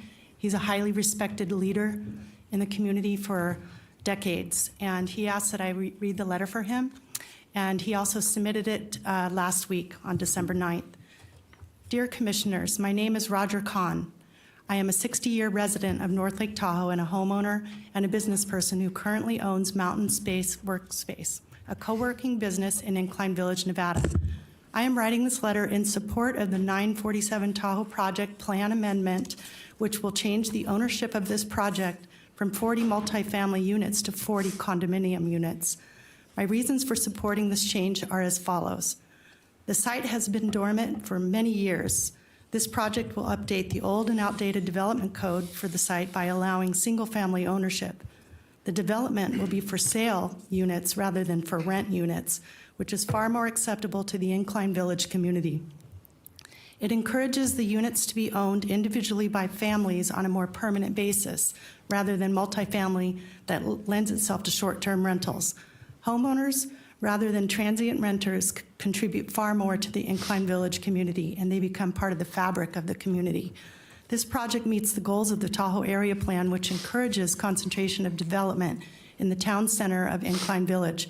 Homeowners will be able to walk, ride, and take transit within Incline Village, which will reduce automobile use, improve congestion issues, and provide direct access to bicycle and walking paths. It will enhance our community vibrancy and connectivity. Building the project will contribute over $45 million to the local community over the course of the 2 years that it will take to complete by providing jobs. The project plan includes an upgrade to stormwater management as well. While this development does not include a workforce housing element, the developer has a parcel at another location in Incline that he plans to develop to address the affordable housing issue. I'm sure there will be a number of people that may come out and send letters of opposition, and this is a vocal minority. It has been around for many years, and they protest all forms of development. They do not represent the vast majority of Incline Village residents who are supportive and thoughtful of development within town centers. For all these reasons, I encourage you to move this 947 project forward. It will provide environmental improvements and is in full alignment with the Tahoe Area Plan.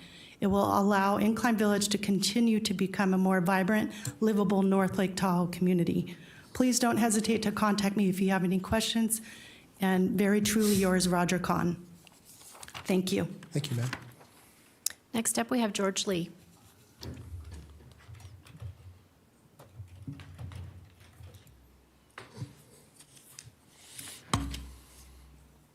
Welcome. George Lee. I'm not against this project because, well, I don't live there, but there's a certain misconception that's been portrayed by our planning commission that there is no difference between renting, owning, condominiums, density. Well, they said there's a difference with density, but this lends itself to the idea of human nature. Human nature, the percentage of ownership versus rental changes the speed at which a neighborhood, the character of a neighborhood goes downhill. More rental means less intent to take care of it, less people who are concerned about whether the streets are clean, whether they're, instead of adding trash, they pick up trash. It makes a big, big difference as to the percentage of ownership. And I don't see anything in here as in their plan or anything towards moving towards more ownership and less rental. Thank you. Okay, thank you. There's nobody else signed in chambers, but I do have 68 emails that were submitted that will be placed on the record. Okay, very good. All right, I'm going to bring it back to the board.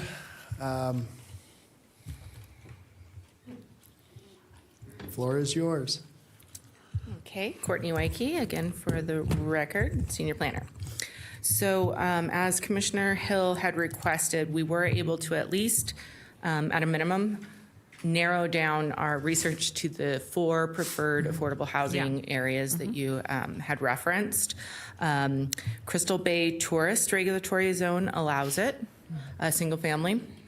The Incline Village Commercial Regulatory Zone requires a special use permit for single family, of which this special area 1 is a part of. The Ponderosa Regulatory Zone, only within the special area, is residential zoning in general, and that is limited to employee housing. And the last being Incline Village Residential, and that requires a special use permit. In general, while just kind of briefly going through those many area regulatory zones, I shall say, I would say there was only a handful that were special use permit, but specific to the 4 that have been identified for preferred affordable housing, that's what is required. And Mr. Chairman, may I? Yeah, go ahead. I mean, I have a question because she tagged something that said that there was a special use permit that was required. I don't know whether you. Me too. So Incline Village Commercial, which I thought this was part of, you said an SUP is required. Correct. And this is a little bit of why this project has kind of had a couple of turns. Typically, special areas, or at least generally speaking, in other area plans, special areas are in addition to. In this case, the uses listed within Special Area 1 are specific in only what is allowed in that zone.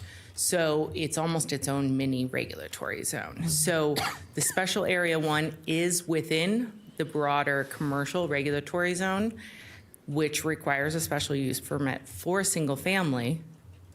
However, the Special Area 1 currently does not allow single family at all. The proposal before you is to add single family, but it does not add the special use permit as a requirement. Right. Currently. Keep the special use permit. I get it.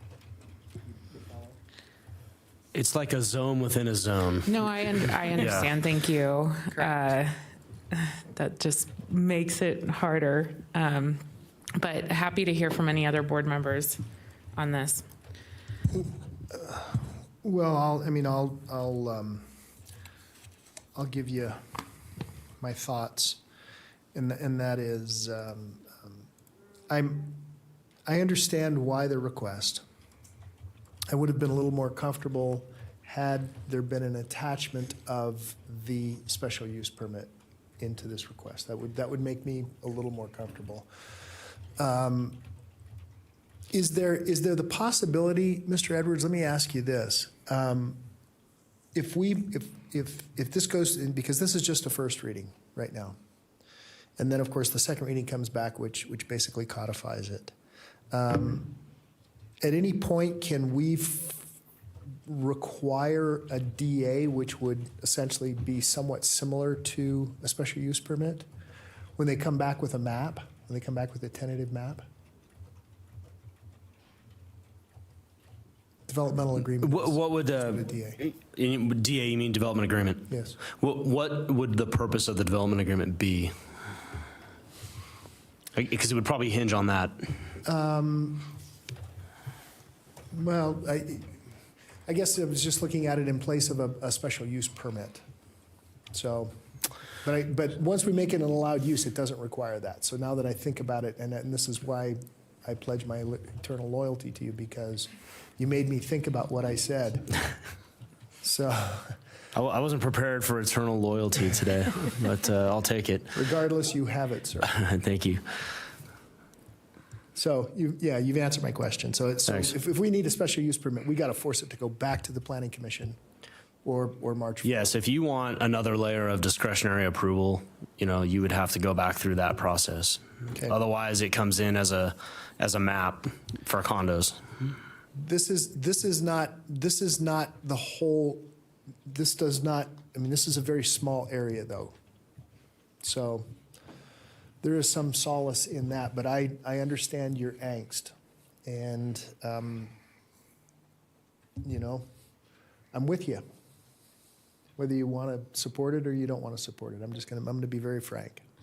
Thank you, Mr. Chairman. Ms. Wyke, did you have something to say? Yes, Courtney Wyke for the record. We did just want to make sure that it is clear that any single-family or condominiumization of a multifamily project will require that tentative map. So there will be, at a minimum, that discretionary process. And that tentative map has to go to the Planning Commission. Correct.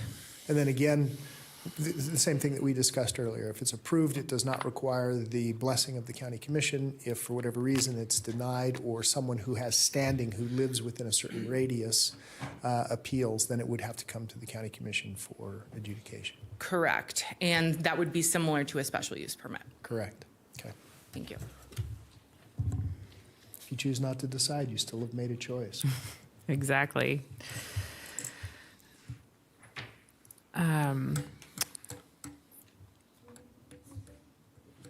This is just first reading. And we can. Well, what is the, Madam Clerk, what is the bill number? This will be bill number 1888.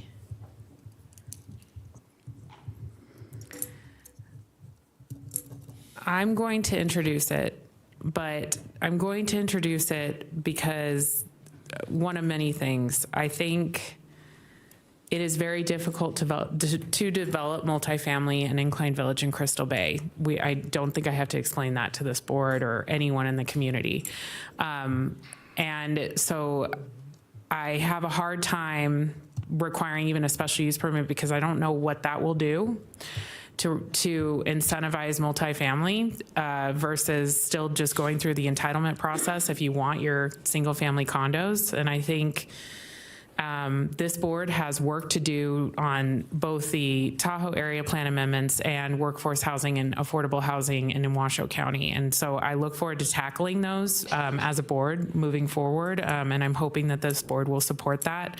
But I don't know if that really will help with the issue of redevelopment and giving developers flexibility when they're looking at projects in that area. So I'm going to move to introduce and conduct a first reading of Bill number 1888, which is an ordinance amending Washoe County Code, Chapter 110, Development Code, Article 220, Tahoe area, Section 110, 220, 145, dwellings limited to airspace condominiums as an allowed use in Incline Village Commercial Regulatory Zone Special Area 1, and to amend Section 110, 220, 150 Incline Village Commercial Regulatory Zone Special Policies referring to land use to add Tahoe Area Plan Policy LU2-9, single-family dwellings shall only be allowed in the Incline Village Commercial Regulatory Zone when they are part of a mixed-use development or when they are affordable housing units as a special policy, and that all matters necessarily connected here within pertaining hereto. And we will schedule the public hearing for January 17th, 2023. Okay, second reading. Second reading. Second reading. Yes, okay. All right. Thank you so much. All right, Mr. Manager, that takes us now to item number 22. Item 22 is a recommendation to conduct a performance evaluation of the Washoe County Manager, Eric Brown, including a discussion of the results of the 2022 Performance Feedback Survey and adoption of priorities and expectations for the county manager, and possible action to increase in base salary by a percentage or set amount.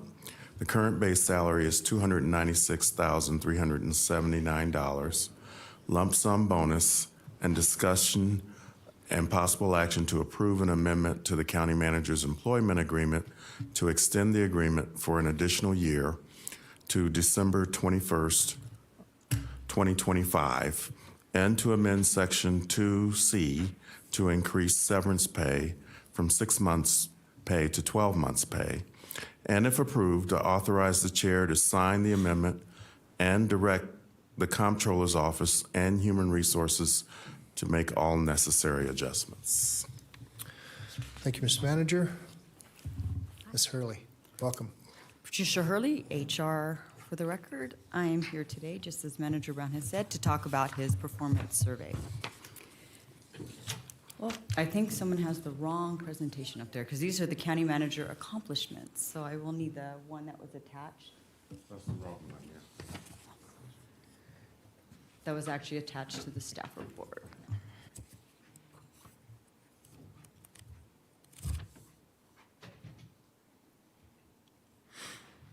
Well, anyways, while they're getting that up, I'll go ahead and just talk you through it because I do believe you guys do have the presentation in your packet as well.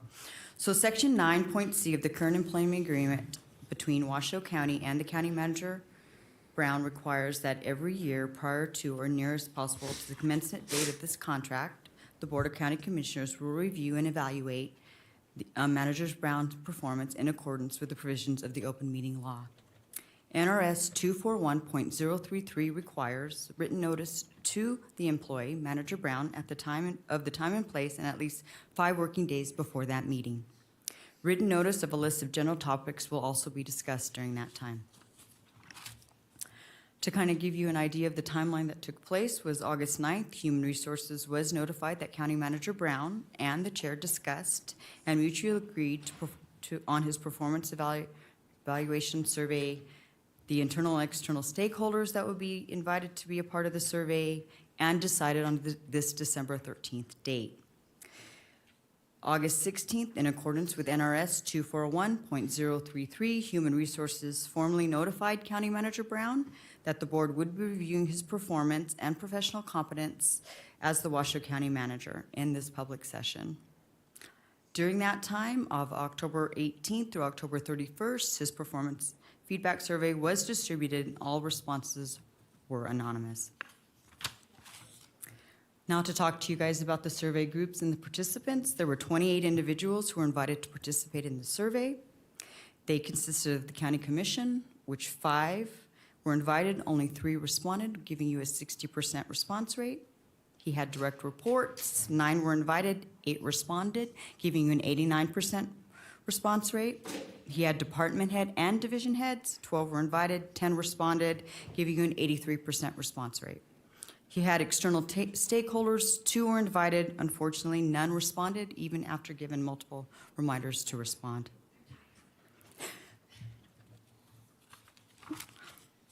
So that kind of gets, so if 21% participants in all responded, that gives you a 75% response rate. So that makes the survey valid.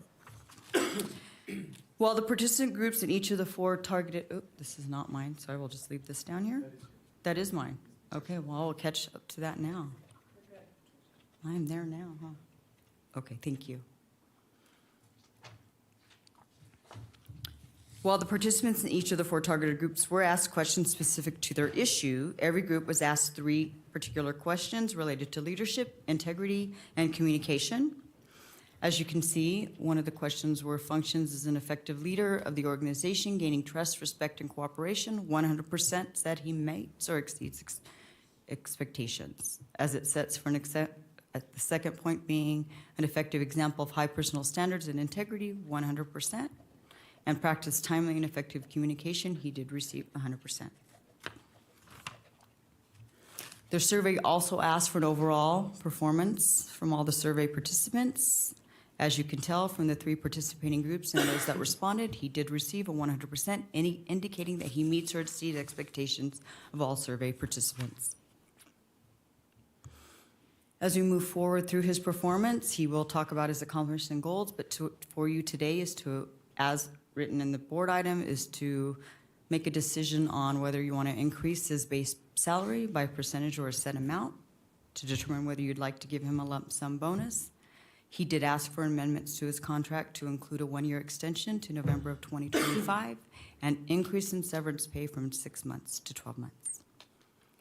And I will answer any questions you may have now or later as we move through this presentation. Okay. All right.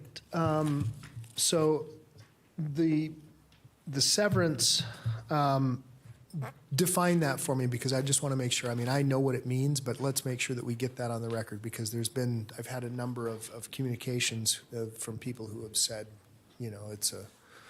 So in your packet, you do have his contract, and it does refer to the section where if you guys mutually agree, or if you decide to sever his employment, and it's not based on any type of misconduct or anything like that at all, he can get a severance up to 6 months at this time. Termination without cause, in other words. Termination without cause. Right. He is asking for I wanted to 12 put that months. on the record. I wanted to make Yep. sure that that was on the record.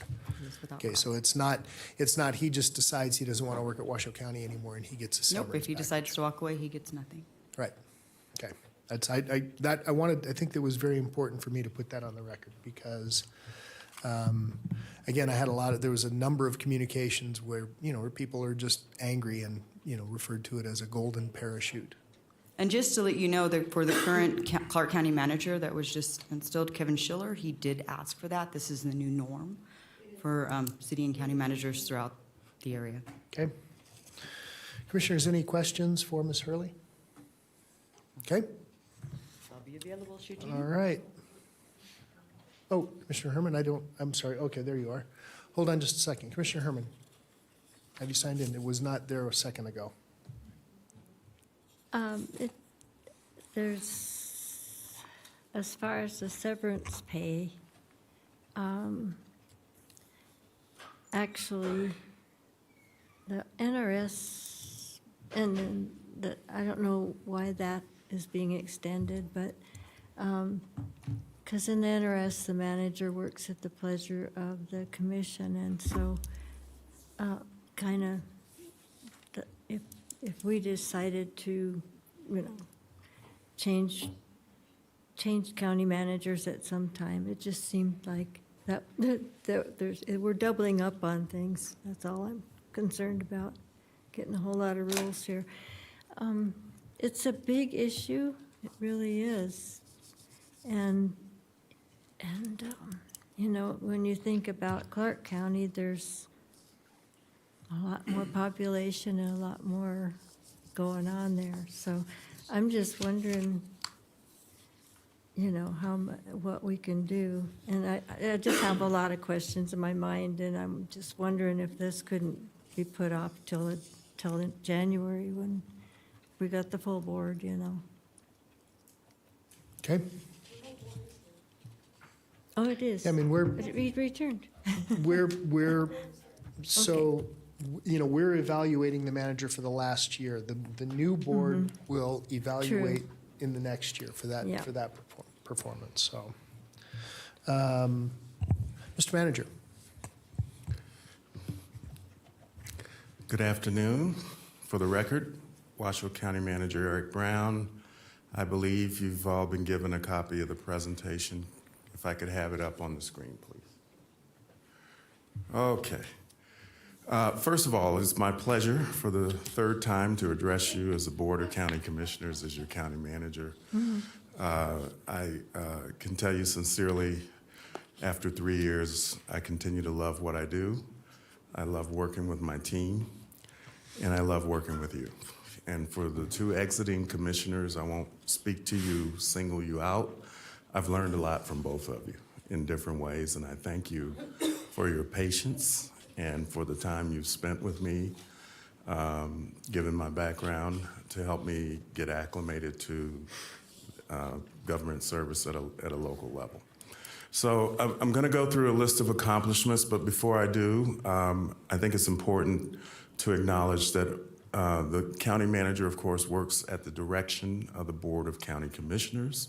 So the things that we have accomplished are generally things that the commission has directed staff to do from a strategy and policy standpoint.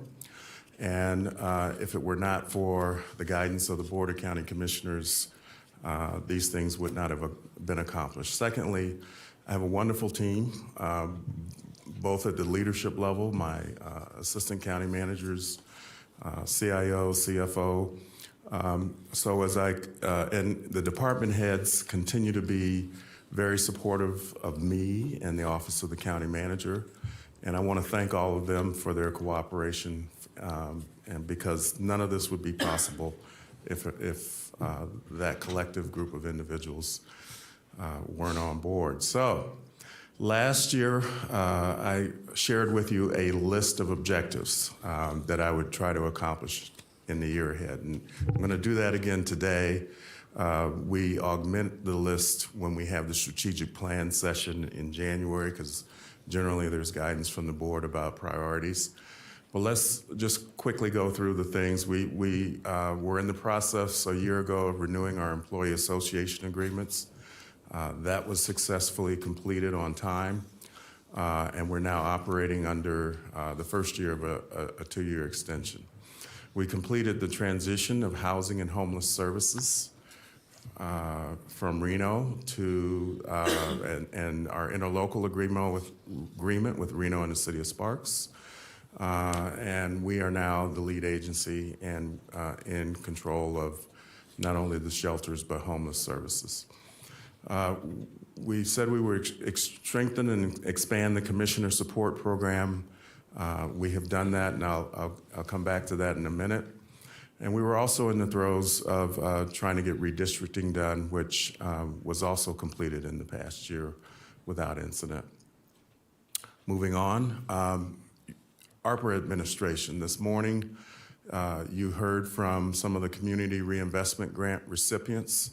I want to thank Gabrielle and her team for the amazing work they've done in identifying those projects. It was this board that gave staff direction after the ARPA monies were allocated to the county that you wanted to see some of that money go to nonprofit organizations, community-based organizations, and I think we've delivered on that in a big way if you look at the list of recipients that you addressed you today and also in our prior meeting.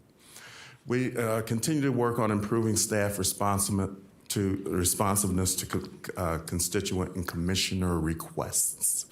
So this morning, the gentleman who was unhoused who came in, I can assure you, because of the arrangements we've built with our commissioner support team, that's Nancy and Mark and Alex and Candy, we generally address those issues before those people get out of the building. That did not happen 3 years ago.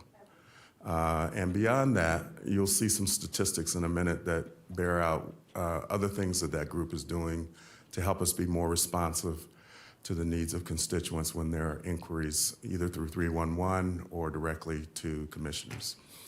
The two things that we have some work to do, BDR development, as you all know, our government affairs liaison was repurposed into the Registrar Voters Office, but I'm happy to report we'll be bringing you a recommendation at our next meeting to fill that position so that we can get ready for the legislative session. And then the development planning process continues to be an area that needs more work, and that will be something that we'll be focusing on in the year ahead.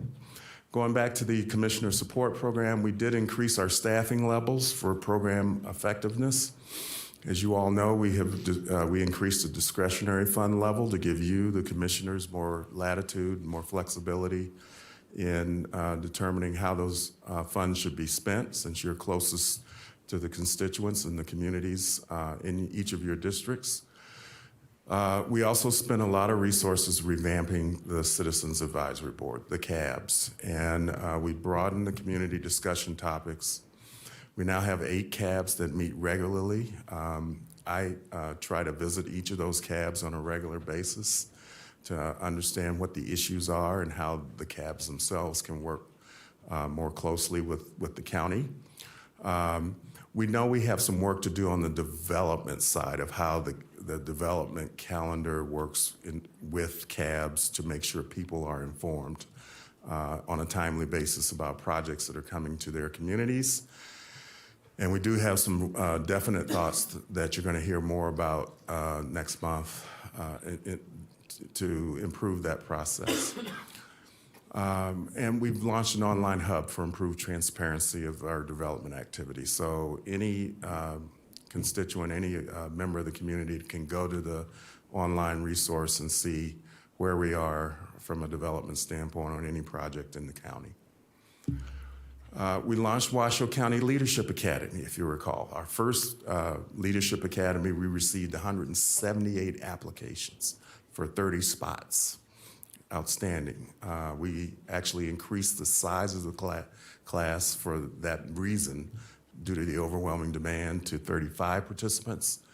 And that program is underway, and I can tell you from having visited a couple of the sessions, it's a diverse and very talented, engaged group of individuals. There's a lot of energy in that room when these people get together.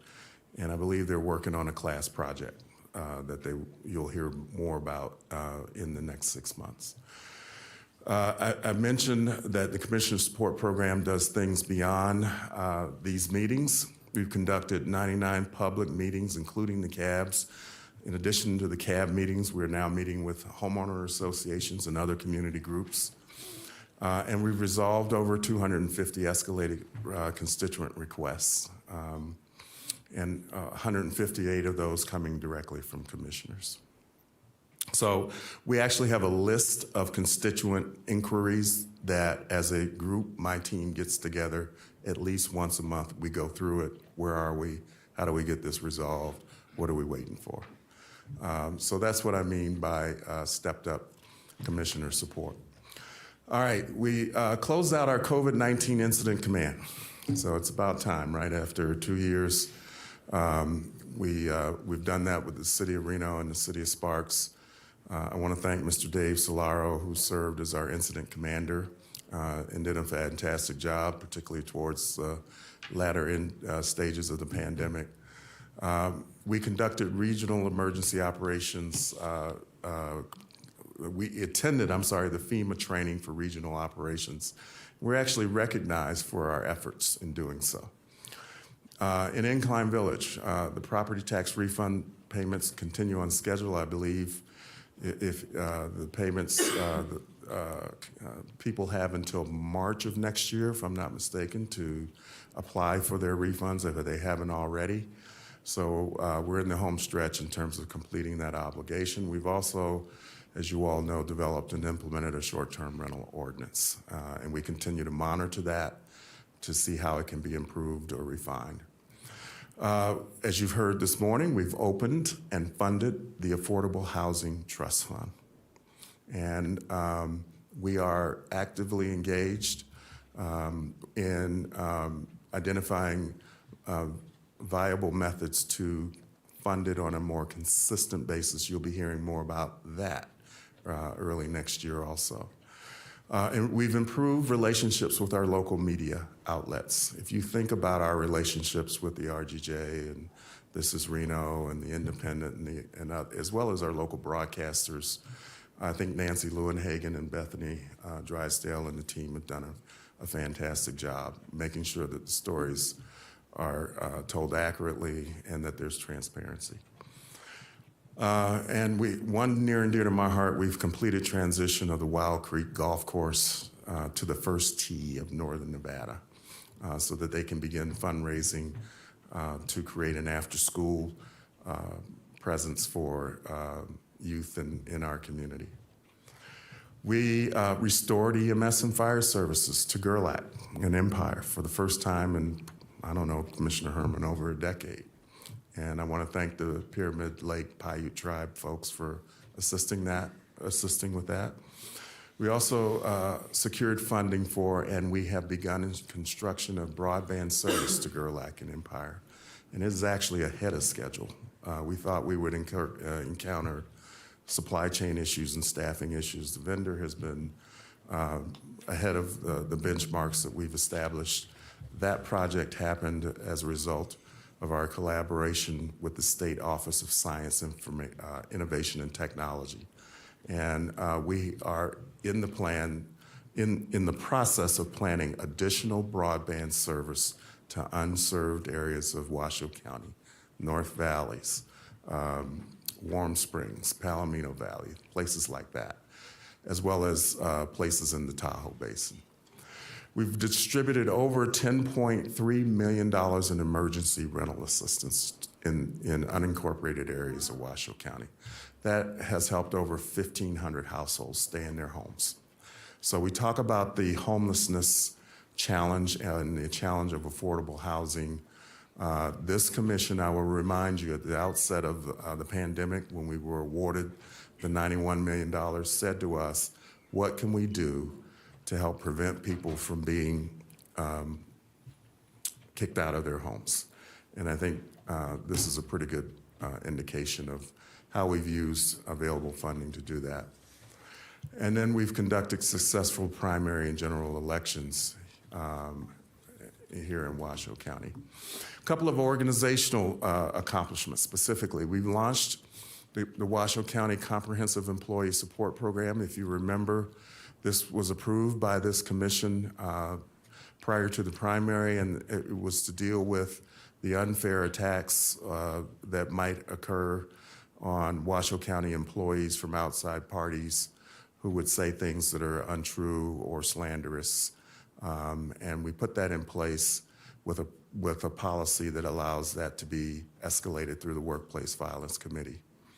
We established Washoe County as a sustainable, flexible work environment. So the three accomplishments I'm highlighting today, if you have not been over, we actually opened a fitness center in Building C for our employees. They can use it 24/7. They have badge access to do that. And it is getting used. I can tell you that because we've had to learn how to maintain the equipment pretty quickly. We launched the Calm app for our employees as a free benefit for all Washoe County employees. I probably heard more positive comments from rank and file employees about this than anything else. And if you're not familiar with Calm, it's an amazing app. I had employees share with me that they were paying $70 a year. And now they are able to, as county employees, to get it for free. And we've opened and remodeled the employee lounge at the 9th Street campus. So if you haven't been over to Building C, we had the grand opening about a month ago. And it's an amazing space, and I want to thank Elizabeth Jordan and all the folks in facilities and so forth that helped make that possible. I actually go over there when I need some time to think away from distraction. All right, we've appointed a new Chief Information Officer. That's Abby Jacobin. Abby here? Yes, she is. Hopefully you've all gotten to meet her. A new chief Information Officer, Chief Financial Officer. We're currently recruiting for a Sustainability Manager position. That's a new position for the county, and we hope to have that in place here in the next 30 days or so. And we've really stepped up our employee development initiatives, including a speaker series for our employees. We also have conducted a leadership academy in collaboration with UNR for our department heads, and we'll continue to do that. The next one will kick off in January. And we also make professional coaching now available where appropriate. So in my observation over the last 3 years is county has been a great place to work. We're great at promoting people who have tenure and who have technical skills. We haven't always done the best in terms of helping them hone their interpersonal skills and management skills, and that's what that's all about. From a financial standpoint, we continue to have strong financial management. We are award-winning accounting, financial reporting, and budgeting. Another clean, independent financial audit and compliance. You're going to get a report on that at the next meeting on the 20th. We've developed our first $1 billion balanced budget. We ended the fiscal year in June with positive general fund financial results, adding $12 million to fund balance. So once again, we took in more money than we spent. And I think it's important to point out we spent less money than we budgeted. So for those who see all the expenditures on CARES Campus and homelessness and other things that we're doing, the big picture would state, the financial reports would state, as you see in the report next month, we spent less than we budgeted, and we continue to add to fund balance.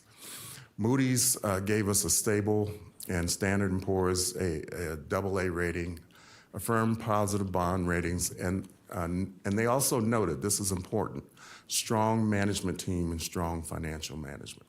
So that's something we're very proud of and we want to stay focused on going forward. We achieved debt service savings through the refinancings of several bond issues that this board approved over the last 12 months. We've stepped up our grant acquisition, and this is something you're going to continue to see in the year ahead. And I've mentioned this in some of our board meetings before. With the things that we're doing, we're going to get better at procuring state and federal and philanthropic support for the things that we need to do. In the year that we just completed, over $38 million in federal and state funding has come through this organization through various departments, not just Gabrielle's department. And we've established, obviously, the regional program evaluation and fund disbursements for the $91 million in ARPA funds. This is just a listing for you of the grant awards. You can take a look at that. We have ongoing regional collaborations. I want to call your attention to the box on the right because this is something that we're going to continue to, that I will continue to invest time in as a high priority, and that's the Regional Dispatch EMS and Fire Initiative. And we're working with Reno, Sparks, both the law enforcement, fire, and EMS agencies, as well as Truckee Meadows, RIMSA, and other partners around the region to make that happen. Housing and homeless services. Again, we have a presentation, I think, scheduled for you later in January from Dana and her group, but we assume the lead role for this important initiative, launch regional dashboard on washoecounty.gov. We reached the necessary staffing levels. If you remember, before we took over the lead for this, you kept hearing that we didn't have enough staff, we didn't have enough case managers, we didn't have, things were unsafe. You don't hear that anymore. And people, when you hear those comments, I'm going to suggest to you ask the people, when was the last time you were in the CARES campus? Because Dana and her team have done a great job of getting the staff in the key areas so that those environments have been transformed.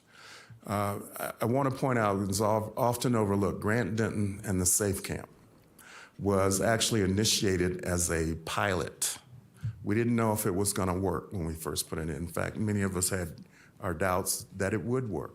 Well, it has worked. And we've confirmed the concept, and it is being built into the CARES campus as a permanent feature for those individuals that do not want to be in a building or in a shelter environment. We've added medical and behavioral health staffing at the CARES campus with 700 or 800 people, 600 or 700 people a night between our place and the CARES campus and the Safe Camp. We are now in the business of providing health care while those people are in our care. And so we've learned that we have to have the right expertise to address that. I will be making some recommendations in the near future to the structure of the county organization to address this important development because it's going to stay with us going forward. We did acquire 5 acres of RHA property. This board approved that at the CARES campus. And the last bullet point, within the last month, we've received $20 million in state funding to build supportive, affordable housing on that parcel. So we're underway there. This is the regional dashboard if you haven't seen it. The CARES campus is under construction. I want to move to awards. This was taken, I believe, at the EDON Awards that we received in November. It was the Existing Industry Awards celebrating success at the CARES campus in the upper left-hand corner there. But you can see the other awards. PRSA acknowledged your county manager as well as the Emerging Technology Award for our use of Zen City in understanding our community trends, as well as the GFOA awards that I mentioned earlier. In the year ahead, you can see there are a lot of items packed in here that we will be focusing on, that focus on the citizens' experience, the employee experience, and obviously continuing to focus on financial management and regional collaboration. I opened with a list of key goals. These are the key goals that I'm proposing for the year ahead. And we want to implement, as I said before, the regional dispatch, fire, and EMS regionalization. I think we're learning a lot of good things about how to make that happen. And progress is underway.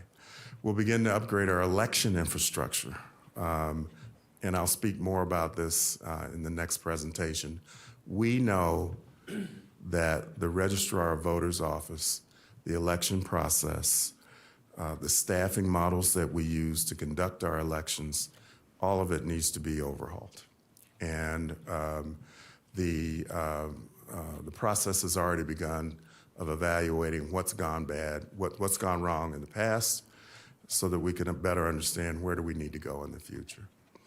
We will, over the next year, basically complete a lot of our ARPA funding and administrative decisions, not all of them. But we're down to the last $20 million of money. And with Gabrielle and her group, you're going to get, I think, another presentation again in next month in January. And we'll continue to take your guidance on how to wrap that program up. As I said before, we're replacing the government affairs position. We're expanding broadband availability. I mentioned that. The Envision 2040 Master Plan update, we'll be talking about that at the workshop in January. That continues.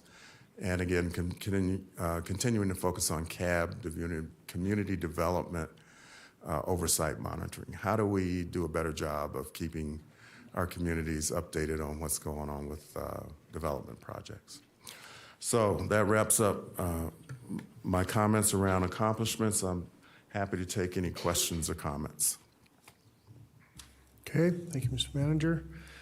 Commissioners, I have no one signed in. Is there anyone wishing to speak at this time? Commissioner Lucy, I'll start with you. Thank you, Chairman. Manager Brown, I have to tell you, one of the highlights of the last 3 years of my tenure here has been working with you through the most challenging times to some of the most difficult things that we have endured here in Washoe County. You were able to jump in and be at the forefront of a lot of those issues. And as I go through the implementation of the programs that you have that have tasked to the staff to bring to fruition have occurred, and for so long, and I'm going to steal Chairman Hartung's word, but this is never in the pejorative to our previous managers. Execution was never their strong suit. We felt that we would give details, but we were always cautiously optimistic, but we sat back and just allowed things to come to us or opportunities to come to us. You have taken this role and truly executed and found a way to yes. One of the things that I started this in my tenure as is that I always wanted to make sure that we were no longer a county of no, but we were a county of yes. And how did we get to yes?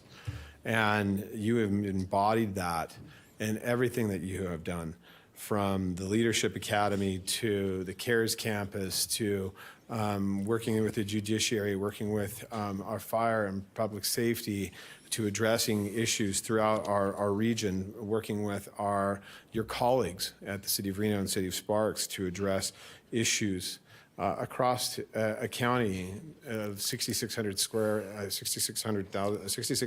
miles, and really putting the time and effort in. I mean, you're in the car, you're meeting with people, you have immersed yourself into the community, you have become a figure of respect and commitment and dedication in Washoe County, and I can't thank you enough for the accomplishments that you have done. And instead of sitting idly by many a times what other groups do, you have felt, you've jumped right in and really taking on those initiatives. And not just helping guide the board, you've really listened to the board. You have spent your time paying attention to the needs of not only this group, but the needs of our constituents, and going beyond our needs, but really reaching out into our districts on your own. Getting involved, and that takes a certain amount of a certain individual that brings forth an unwavering calm, an unwavering ability to lead, and you do it with such grace and dignity, and you're very inclusive of everybody that you speak with, whether the issue is something that you're well versed in or not. You have always taken this role very seriously. And I've said it before, you can be a chairman or a CEO. Those are titles. But with those titles come responsibility and accountability. And sir, you have emboldened both of those ideologies with your process and what you have done here at the county. And I feel that I couldn't be happier. For example, we talk about the ARPA funds. ARPA funds were something that were granted upon us as one-time expenditures to utilize. And some people say, you know, it's free money and we're spending it like drunken sailors. I think that that is an incorrect statement, sir. I think that you have not spent it like a drunken sailor. I think you have taken the money and opportunity given to you and invested it in ways that this county, our employees, your leadership team, and the constituents of Washoe County will all benefit from for years to come. The ARPA funding, for example, the state still has tranches of unused ARPA funds because they weren't able to establish a process that you and your team were. I think the things that you have accomplished in this short period of time has proven your ability to lead unwaveringly, and I am thrilled to have called you a colleague and worked alongside of you the last 3 years, and I look for great things for you in the years to come. So those are my comments. Thank you, Mr. Brown. Manager, you have been a tremendous asset, and thank you, Mr. Chairman. Okay, thank you, Commissioner. You jump right in, Commissioner. Thank you, Mr. Chairman. Mr. Brown, I won't say this as well as Chairman or Commissioner Lucy, so forgive me, but I don't want to repeat him either. One thing I want to let people know that might not be aware, everywhere I go, somebody says, oh, Mr. Brown was just here. The county manager was just here. Oh, the county manager, and he's introducing me to people. And they even tell me he's everywhere. And I said, well, maybe we should pay him more. He is everywhere. And I'll tell you one thing, my Citizens Advisory Board members, I've told you this before, but they have never felt so respected than you showing to their meetings, as well as your tribal relationships and your Burning Man relationships. They have not been embraced quite like you have embraced them. And I can feel a difference in the energy and the relationship building that you've done there by treating everybody with dignity and respect, and treating them that they have something important to add to this community. Internally, I've seen you do that as well. You don't throw people out. And I think that is something so important for everybody in this community should be aware of. Throwing people out is how we got ourselves to our homelessness situation as well, throwing people away. You invest in your employees, and if they're not fit in a certain area, I've seen so much growth and blossoming from staff that I never knew they had the capability or the potential, where you saw it, had faith in them, and gave them the grace to learn those positions because you saw them fitting where you needed them. And I think that's a lovely way to work. And I think it's the world of work that these younger, smarter people that are coming in are going to demand, these soft benefits that you're giving them, including the CALM app.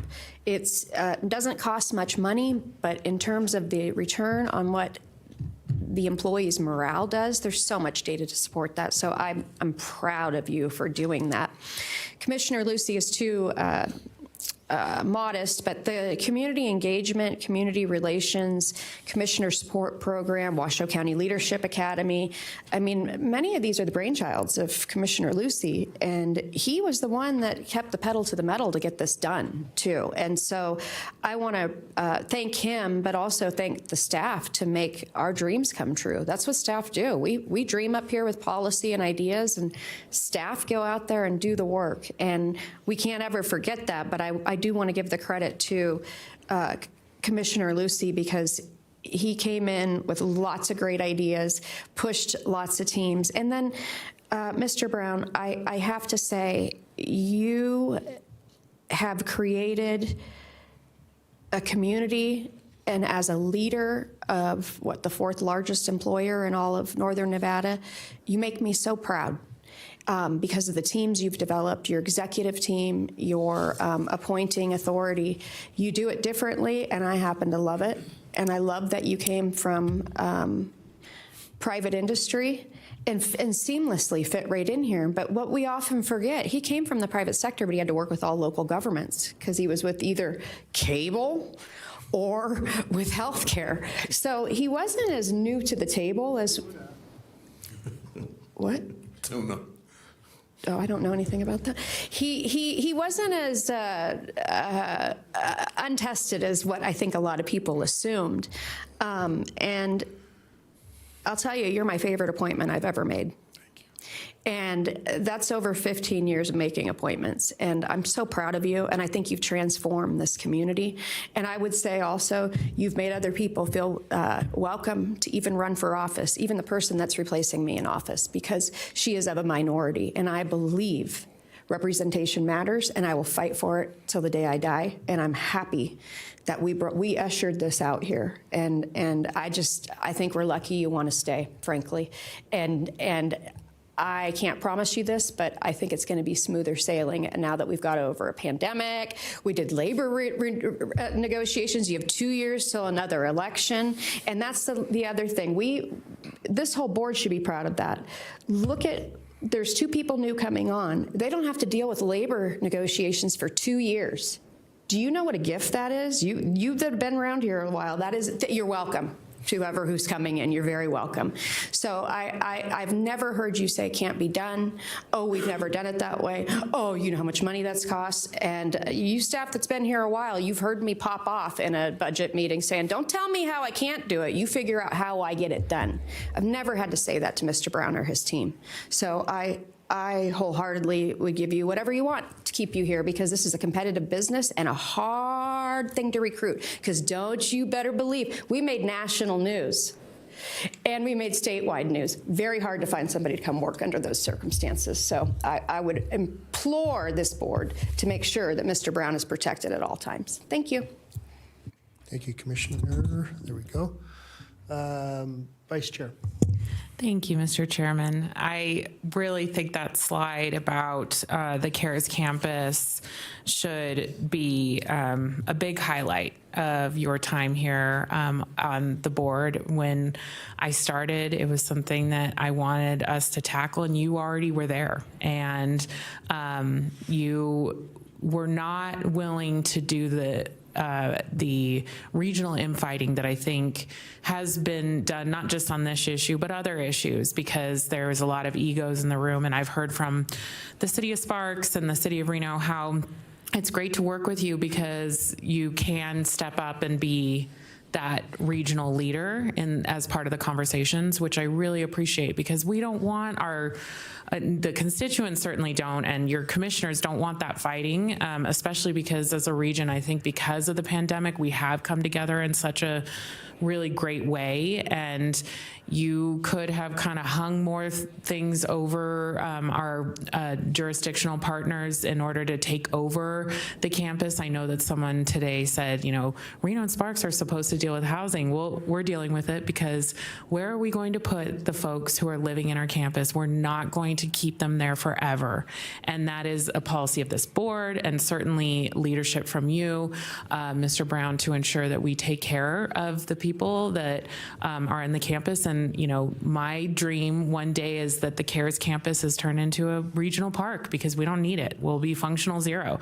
I have, that kind of excitement of where we're going with the permanent supportive housing that you and your team got those grants from the state for. And I'm excited about your dreams for the future of restructuring and seeing how we can, best deal with this issue of taking care of our community members and ensuring that they are not having to live on the street, and we don't have to criminalize homelessness as a big discussion that happened, today. So I really do appreciate that. I'm hesitant to open up the contract just because we have a new board coming in. That I'm certainly want to hear from my other board members on what you want to see for a potential pay bump or a bonus, and I'm sure that folks have an idea about that, but I have concerns with opening up the contract, as Commissioner Herman had stated as well. So thank you so much for your work at the county. Okay, thank you. Commissioner Herman, do you have any comments? Okay. So, Mr. Manager, I couldn't I couldn't follow my colleagues with your accomplishments. I mean, you've done a great job, but I'm still gonna be the naysayer because it's what I'm programmed to do. I want to make sure that we can sustain this. I mean, and it doesn't matter what agency I work with, whether it's TUMWA or any other agency or the RTC. You know, when we get into these endeavors, we have to be able to sustain it.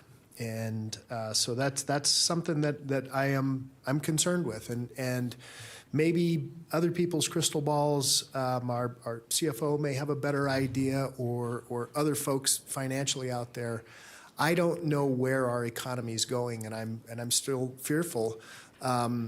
I was not here physically on the board in 2008. Commissioner Jung was when we dropped, and we were forced. I mean, we had to make substantive cuts in the department that I was dealing with. 47% of the people came out, and that was a very, very disheartening thing. So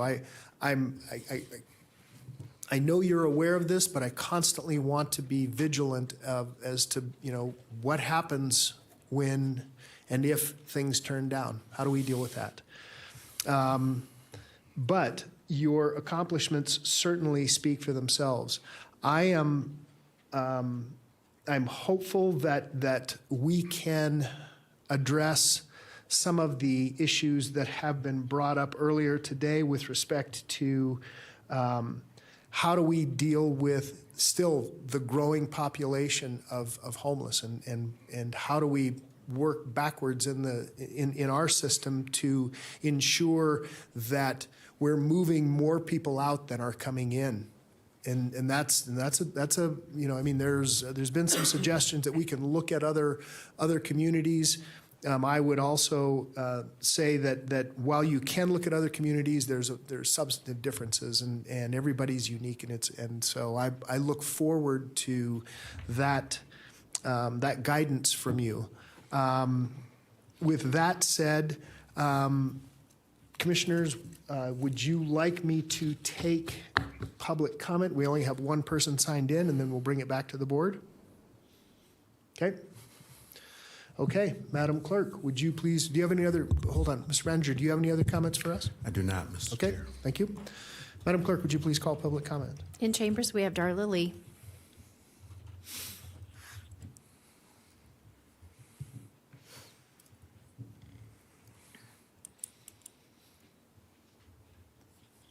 Welcome, Ms. Lee. Hi, Darla Lee for the record. I too would like to congratulate Manager Brown. Just from the citizen side, his list of accomplishments is impressive, and I'm sure that he has been, and his staff have done their job as diligently as possible.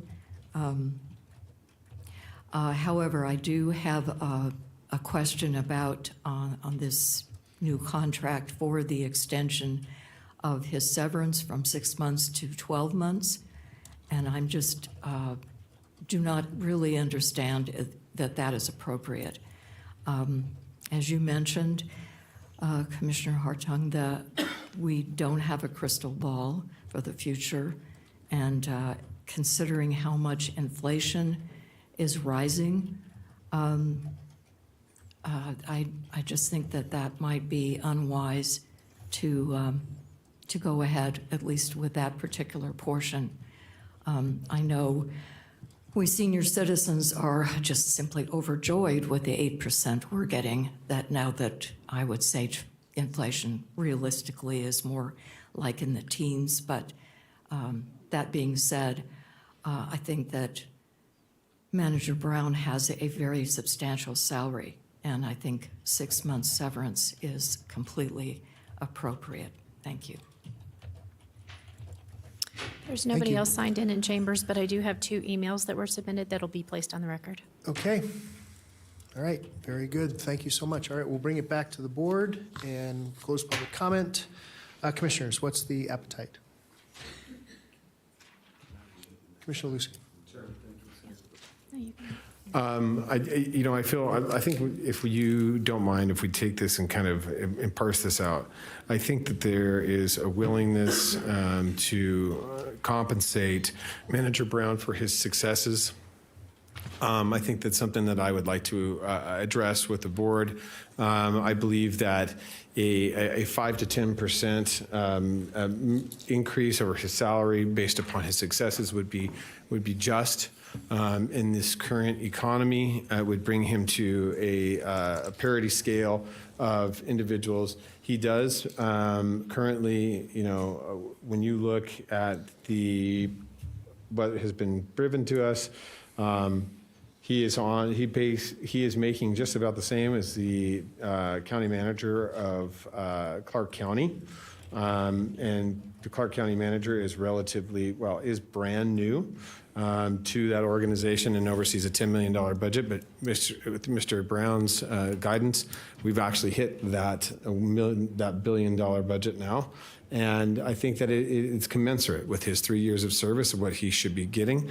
I do not, I feel that, any kind of contractual changes should be at the discretion of the next commission. And if that is something that they see fit to make those changes, I can't necessarily support a contractual change of service and severance. But I do feel that he does deserve, based upon his his accomplishments, a merit increase. Thank you, Chairman. Okay. Mr. Edwards, how would you like us to approach this? Do you want us to, what do you think we should do here? Do we need to just come to consensus and then make a motion, or do we need to vote on each item that has been requested in the subject? Well, you could do either. I think Commissioner Lucy was onto something when he said he wanted to break it down into individual components. Certainly, you could pull back and forth right here at the dais on each of the components and see if you've got consensus on like 3 of them, but not the 4th, and then have somebody make a motion once you discover what you have consensus on. Okay. Okay, perfect. Vice Chair Hill, any comments? Well, I'm not sure if we have to pull out the other elements. It sounds like there's some consensus that the contract stands as it stands until the new board will evaluate it in 2024. But now it's just a question of the percentage of base salary that the board would like to look at. So it sounds like Commissioner Lucy suggested 5 to 10% is their will of the board on either one of those numbers. And do folks want to make a motion to that effect? And I think that we can Chairman, check it off. So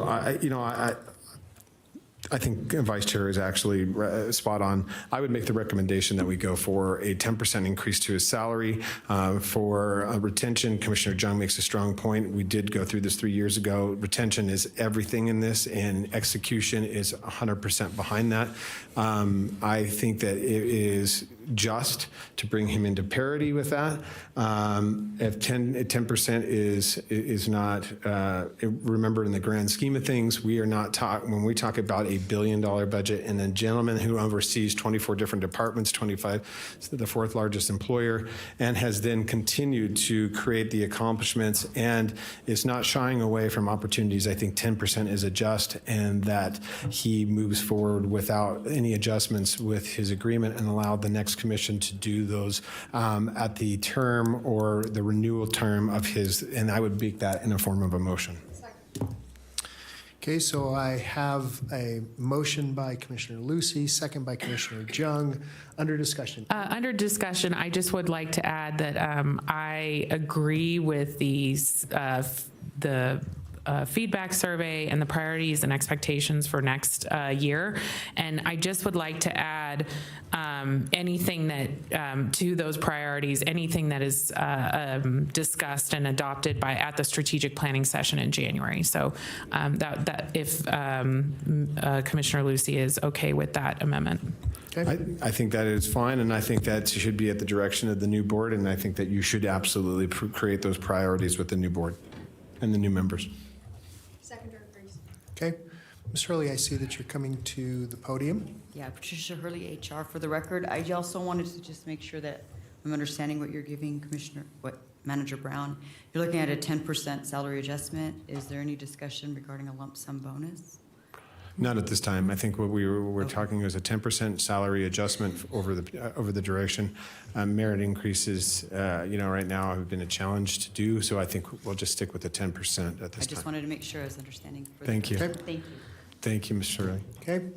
All right, so we have a motion, we have a second, and then under discussion, I think that 10 is a little strong, but I can see that we have a majority of the board.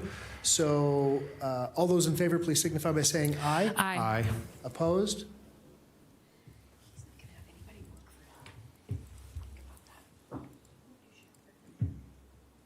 Motion carries unanimously. Okay. Yeah. Very good. All right. That takes us now, Mr. Manager, to item, I need to find my agenda. I think we're on item 24. 23? 23. Thank you. Mr. 23? Mr. Chair? Registrar. You're right, 23. I'm sorry. 2024 is a public hearing. Forgive me. Item 23 is a recommendation to accept the county manager's recommendation and appoint interim Washoe County Registrar of Voters Jamie Rodriguez to the permanent position of Registrar of Voters effective December 13th, 2022, with an annual salary of $129,272 in accordance with the Nevada Revised Statute 244.164. And I believe you have a presentation that was distributed. So as I said earlier, and by the way, on the prior item, thank you very much. I think as we look at the Registrar of Voters situation, clearly nobody would argue with the fact we need to see significant improvements in the process, in the organization, in the reliability of what we do and the accuracy of what we do. There were some issues in the primary and in the general that were apparent to all. And I would even go to point out that even prior to this year, under the prior registrar, perhaps beyond my tenure here, there were issues in prior elections. The fixes that will be required, I believe, are going to be both administrative in terms of what we do here in our office, and from an infrastructure standpoint in terms of the technologies we use and how we manage the voter rolls, how we handle the voting process. And much of that will be done going forward in partnership with the state of Nevada. And so you all have received presentations from Mark Vlasic in the Secretary of State's office. It is our hope and belief that he's going to continue in that role going forward. The state already has what's called a top-down initiative that's underway. A lot of planning has been taking place over the last year and a half or so on that. You will be hearing more about that in the first quarter. My point to you in all this is the scope of this job has changed dramatically just in the 2 years that I've been here. If you think about the fact we are a state that historically has had less than 8% of our electorate cast votes by mail. The election we just finished, I believe the number was 62%. That is a different operational model than anything that we've seen before. And what we also learned painfully is our systems, whether how we mail things, the U.S. Postal Service, how we deal with our printers, really aren't structured to handle all that. And so I commit to you that I didn't like having to report the news. We didn't like having to report the news on the issues that took place. But I also would point out to you, as I did in a prior meeting, remember that our Registrar of Voters office historically has had about 6 full-time employees. We've now lost 5 of them since 2020. When you lose that kind of expertise and in-house knowledge, you're going to have some bumps in the road.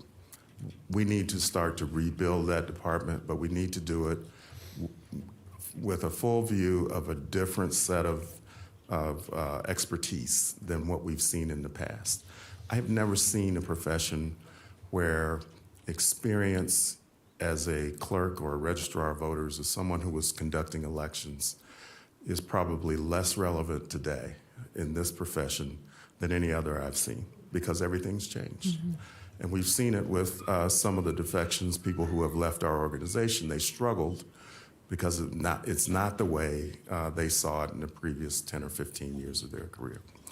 So it is with that I want to make this recommendation. I start with this general description that's in our position description for the Registrar of Voters.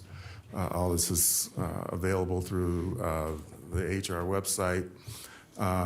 It's pretty self-explanatory, but this is the person that directs and manages the operations of the department and performs related work as required. There are basically 3 slides here that have qualifications, and I'm sharing this with you and with the public so people will understand there is a list of qualifications. It is probably a little different and a little more broad than what some people are thinking. Again, the job has changed, and I don't doubt that this list may change slightly over the next 12 months before we get to the general. But a lot of it is around planning, organizing, project management, evaluation of operations. You have to have relationships and understanding of election law at the state and the federal level. You have to evaluate constantly administrative operations at multiple locations, because it's not just here at 9th Street, as you all know. This year we had 66 polling locations. Huge undertaking. There's a lot of reporting that takes place. There are presentations to deliver information to the media and to the public. And then there's a significant amount of capital and operating budgets that have to be developed. This is an area that needs strengthening based on my past experience.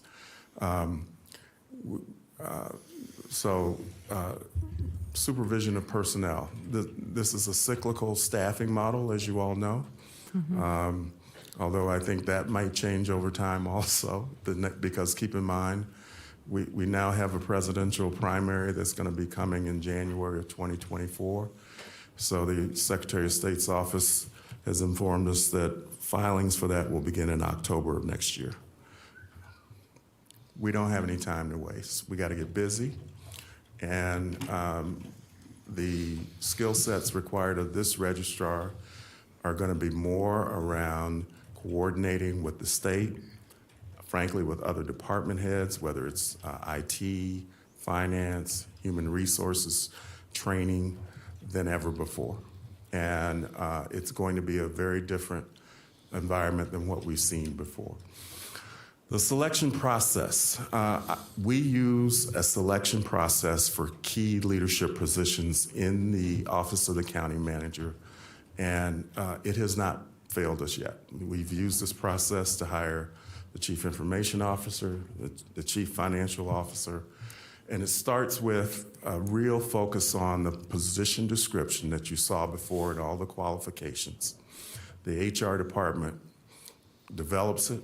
I sit down personally and spend a lot of time making sure it accurately reflects the landscape that we need the person to address. Once that's done, the position is posted. We invited applicants to apply. This year we got 20 applications, which were received and evaluated by my HR team. They bring the 20 applicants to me, and they made a recommendation of 4 applicants to be interviewed based on their evaluation of those qualifications. You should know, despite that, I looked at all 20 resumes and applications. So I don't just take their word for it, I take this seriously.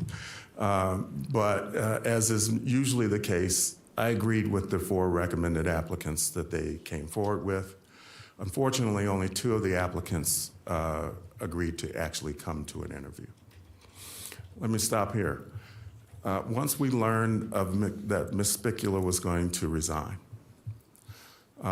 we reached out to recruiters in this space, in the election space, to see if we could retain a consultant to help us. Folks, there really wasn't anyone who could either bring us a candidate or even wanted to engage with us to do this search. That's the environment we're facing. We did form an independent interview panel. We always do that in these cases, and they do the first interviews of the 2 applicants. The county manager is not on that independent panel. The panel made a unanimous recommendation. It was unanimous. And the county manager, I interviewed both of the applicants, the finalists at that point, just to make sure that the recommendation of the panel made sense, and I agreed with their recommendation. So it is with that I share with you my recommendation to appoint Jamie Rodriguez as the new Washoe County Registrar of Voters. Okay, thank you, Mr. Manager. I'll just say that this is a unique environment. This reminds me, commissioners, of during the pandemic trying to find health officers. It was impossible. You could not find health officers during the pandemic, and this is indicative of what is happening nationwide, and so it's very difficult, and this is not easy. I commend people who want to step up. That said, Vice Chair Hill, I have you signed in first. Thank you, Mr. Chairman. Well, first of all, Jamie Rodriguez is a star. She has been working in our community her whole life. When she worked for Senator Reed, she fought for people to keep their homes with banks. She is a tough gal. And just watching her on the national news, the local news, I was just blown away by your grace, your confidence, your certainty when speaking, which is a huge part of this job. And I think this board, what we need to do is give you and your whole team some support. So what I want to see is budget allocations as appropriate for next fiscal year, and restructuring of whatever if needed. And part of that, and I've talked to the audit committee, which Commissioner Herman sits on with me, about we really need to audit the office and the last election because things happened. You had like 2 of the, I think it was Commissioner Mr. Brown, was it 2 original staff who were in the office from the previous election, or 4? On our team. Yes. During the general election? Yes. Yes. And so that is a lift. And so we need to build up your team, get you the expertise you need and the support you need, and see what happened and see how we can make that better. Some of these are structural errors and structural issues within systems we cannot control, but we should also have a document to point to when folks are coming to this board and trying to abuse our staff and say, these are the things we can control, these are the things we cannot control, and this is how we're going to move forward. So I enthusiastically support Jamie Rodriguez, and I also want to see how we can make sure that we make the county better and the office better and the future election better. So those are my thoughts, Mr. Chairman. Thank you. Commissioner Lucy, I have you signed in next. Thank you, Chairman. I do appreciate it.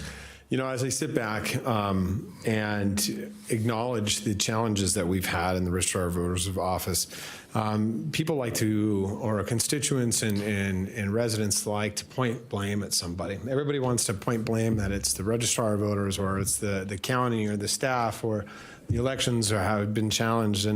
And realistically, it's not the registrar of voters. The registrar of voters, as pointed out in the job description, is to be the operator, to be the facilitator of a fair and open election. And that means truly an operation standpoint of administration and looking at staff, making sure that equipment is ready, and having a wherewithal. But further than that, and most people are highly qualified to be are strong managers and strong operators. But as Manager Brown pointed out, the legislature is changing, and our state is changing. How do we conduct elections here in the state of Nevada have changed. Whether you like it or not, that's a legislative decision that was made at the legislature that we have no bearing on. We have to coordinate with the legislature and be given a handbook and make sure we execute that handbook based upon their rules and regulations. Jamie Rodriguez comes from as our government affairs liaison for years, in her expertise, not only at the local level, but also at the legislature, the state, and with the federal government. Her experience is beyond and her interpretation of the law and how to fulfill that. She knows it inside and out, this will be now the third registrar of voters that I've been able to participate in and appoint to this. But what I feel is lacking is that, as you pointed out, we have a light bench. There's not a whole lot of people running idly, and even though we had 20 applications, when you come down to 2 final candidates that are really truly qualified, you don't have a deep bench of people to look towards, and you have to have the experience. You have to have the ability to go talk to these legislators. You have to, she doesn't, in between elections, she's not just sitting downstairs in an office, doing budgets. She's out at Carson City talking to legislators about creating election law, working with the Secretary of State, finding those adequate roads forward to successful, because there are challenges. There are challenges within our election law, and how can we improve them? And it's because of smart operators who can truly have deductive reasoning about why things aren't exactly the way they should be. She is one of those individuals who can break that down, the conductive reasoning that she puts together, and make sure that she executes based upon your guidance, a board's guidance, and make sure that we have fair and functional elections, and we do it in a timely manner. And for whatever reason, Nevada seems to be at the forefront of always every election that we seem to conduct. And now, that has nothing to do with the registrar of voters, but it has to do with our laws.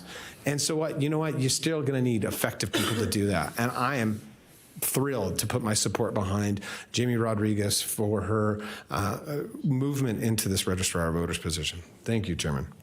Thank you, Mr. Lucy. Commissioner Jung, have you signed in those? Nothing more I could say better than my colleagues have said here, but I think that Ms. Rodriguez represents another one of Mr. Brown's cultivation and growth of staff. And I can tell you this, my constituents have, including former elected officials, have called me to tell me how, to go back to the manager's review for a little bit, how good Ms. Jamie Rodriguez sounds in the RGJ answering factual questions, not speculatory, as well as the constituents that are in my neighborhood saying how great it is to have somebody that would do it and to be so brave to do it. And I don't want to take away your courage to show up and be that face of that, because unfortunately you get abused. And I strongly recommend that the DA and the sheriff start protecting a lot more your electeds and your staff. And I'll have more for you for that, Nate the Great, in January, of some ideas I have, because I don't think we protect these public servants like we should. And, Dave Solaro is the one that always reminds me, because I'll often say, I don't like it when constituents talk to you like that. Hang up on them. Give them my number. That's what my job is. And even Solaro, with the humanity and compassion, actually changed my thought. And he said, you don't deserve it either, Commissioner Jung. And he's right. Nobody deserves that. Nobody deserves abuse for standing up and doing what's right for this community. And Ms. Rodriguez, I'm proud of you. And I'm proud of Mr. Brown to see what you have to offer for this community. Not that you weren't offering it before, but I've just seen a whole, not a transformation, it was probably always there, but to see you step into that role and with many, many negative feedback from people. And I don't know what you do when you get home, but I never ever saw you sweat, cry, throw something. I've told Mr. Brown, you don't want me in there. I'd already been across that dais after that desk with somebody with their mouth. So I'm telling you, I have so much respect for you, and I have so much respect for Mr. Brown to see that in you, cultivate it into you, and trust you to go into that you can handle it. And I'll always be here to help you. You can call me anytime, because I really treasure you, and I treasure how important your role is and how much Mr. Brown recognizes that you can do it. So congratulations. I think she just signed up for poll work. All right. Thank you, Commissioner Jung. So, Mr. Manager, I'm gonna take just a slightly different tack. Did I hear you say basically we're going to do a frame-off restoration of this? Yes, you did. Okay, good, because that's what I'm looking forward to, and I don't think it's a scenario of looking at all the mistakes that were made, because I mean you're always going to have errors, no matter what you do. It doesn't matter. You're always human beings. Exactly right. You cannot get away from it. The key is rebounding from those, and I think we did that. That said, I look forward to getting some reports to say, what did we do right? How can we correct the things that we could have done better? And I will tell you, I can only speak for myself. I can't speak for my colleagues. Two of them will be gone, but I have no issue when you come back and ask me for a budget, because this is important. It's very, very important. I don't want to skimp on the budget and say, well, we had to put the money elsewhere. We need to absolutely make sure that we give our staff the budget that they need in order to accomplish this under the existing laws.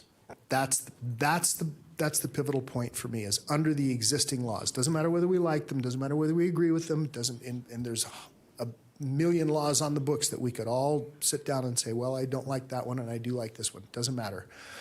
Point is these are the laws that we have to abide by. So I'm also supportive. Commissioner Herman, I don't have you signed in. Would you like to make any comments? Okay. Mr. Manager, thank you so much. If we have no other questions for the manager, I'm going to allow the clerk to call public comment. First up, we have Doug Goodman. Looks like I don't Doug's see not Mr. Goodman here. in the audience. Jennifer Willett. Oh, there you are. I'm sorry. I have a splitting headache, Doug. I'm sorry. Okay, no, I pulled my name. Forgive me. Jennifer Willett. Ms. Willett. Hello, my name is Jennifer Willett, and I am the Nevada Grassroots Manager. All voting is local, and I'm a Washoe County resident, and I am here, and I've been waiting all day to support the appointment of Jamie Rodriguez as the Washoe County Registrar of Voters. Jamie Rodriguez is a dedicated public servant with the experience to continue leading the Washoe County Election Department. Nevadans believe the freedom to vote must belong to us all, and our state has increased voter participation by making it more accessible to vote through increased voting options and by expanding access to voter registration. Ms. Rodriguez, the registrar staff, and election workers successfully implemented these state laws in the 2022 midterm election. In Washoe County, we saw almost 200,000 people vote. Over a quarter of voters voted early at one of our many early voting sites, and over half of voters voted by mail. All votes were counted ahead of certification deadlines. Additionally, Ms. Rodriguez and the registrar staff worked to increase the transparency of the election process, including live streaming voting counting operations. I witnessed these processes firsthand as a poll monitor, and I watched the vote count, and I saw well-trained election workers work diligently to ensure that all eligible voters could vote and that all votes were counted. The processes were smooth because of Ms. Rodriguez's leadership. In addition to successfully running the election, I'd like to highlight that she did this despite coming in as interim partway through the election season. This is commendable. Many election officials and staff across the state and country have been threatened and harassed. And recently, 1/3 of our state's election workers have left their positions. We should be celebrating our dedicated election officials like Jamie Rodriguez. I urge you to appoint Ms. Rodriguez permanently as the Washoe Registrar. Next up, we have Kenji Otto, followed by Darla Lee.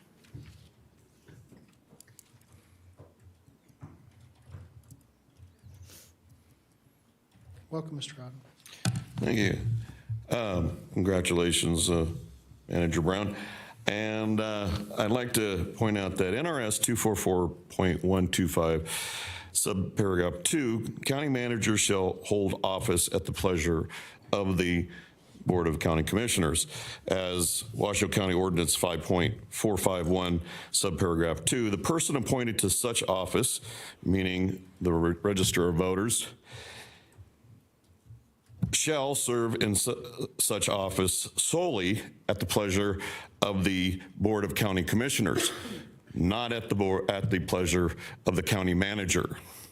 Now, I don't recall any Board of County Commissioners meeting that changed that, for one.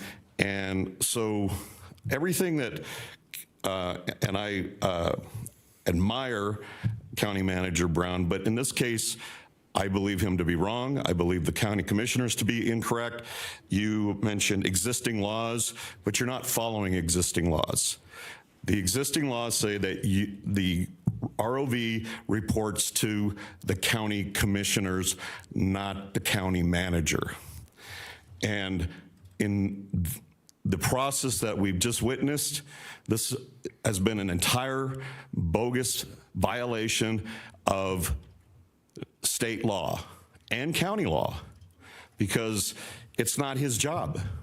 It's not his job to run the Register of Voters. As capable as, are you going to appointing him, or are you appointing her? Now, I don't believe she's competent enough, but I do know that he is, but he doesn't run the office. It originally was the county clerk's position, and the legislators moved it and gave the authority to the county commissioners. The county commissioners are the authority over the ROV, not the county manager, and not anybody else outside of the county commissioners. You people are making a mistake, and you're breaking the law. Bottom line, you can continue with this, but I do know the laws. I do know the election laws, and I do know many other of the laws, and I've studied them thoroughly. And you can laugh as you want, Jung. Yeah, go ahead. I don't think a whole lot of you either. Yeah. But here's the thing. I know you're going to go ahead with this process. I don't know why you aren't waiting until the two commissioners that were elected get in, and these two are adios, but you're not. And that makes you a swamp of Washoe County. Thank you. Darla Lee, followed by Marilyn Kramer.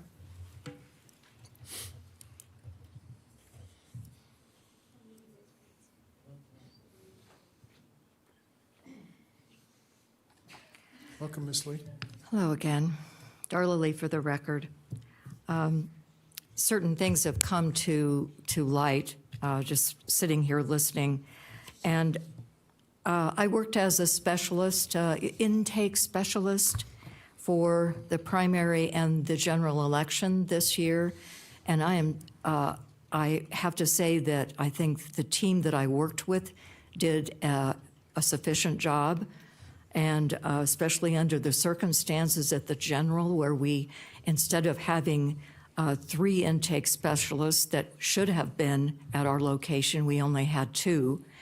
And I don't know, if somebody is the acting, as Ms. Rodriguez was, for the ROV, then it does fall on her shoulders. I understand that she is, has a staff, et cetera, but if something goes wrong, the buck stops with her. That's my understanding. And as far as I am aware, while she was acting as this temporary registrar for the elections, there were multiple ballot printings, like at least 3.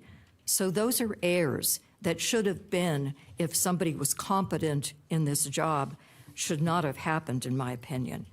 And the public, as far as I know, was not fully informed of the errors or the cost to the taxpayers of these repeated printings.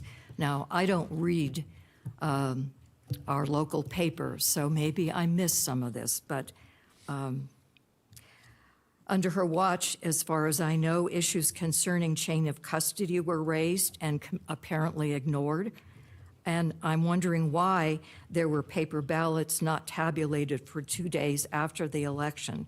And if there was so much transparency, why were the lights turned off when the ballots were being counted?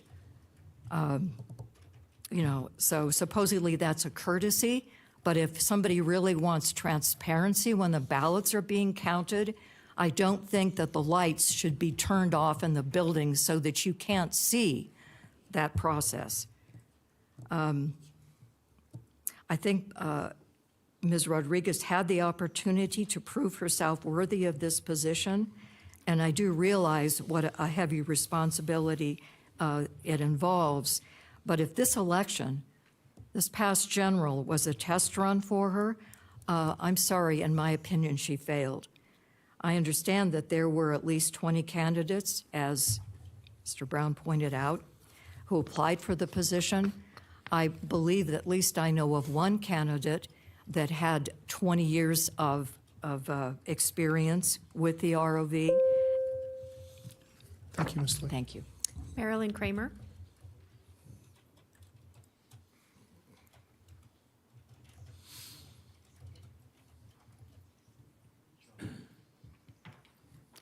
Good afternoon, Commissioners. I would like to lend my support to Jamie Rodriguez for the position of Registrar of Voters. I had the distinct pleasure of working with her during the primary and the general election.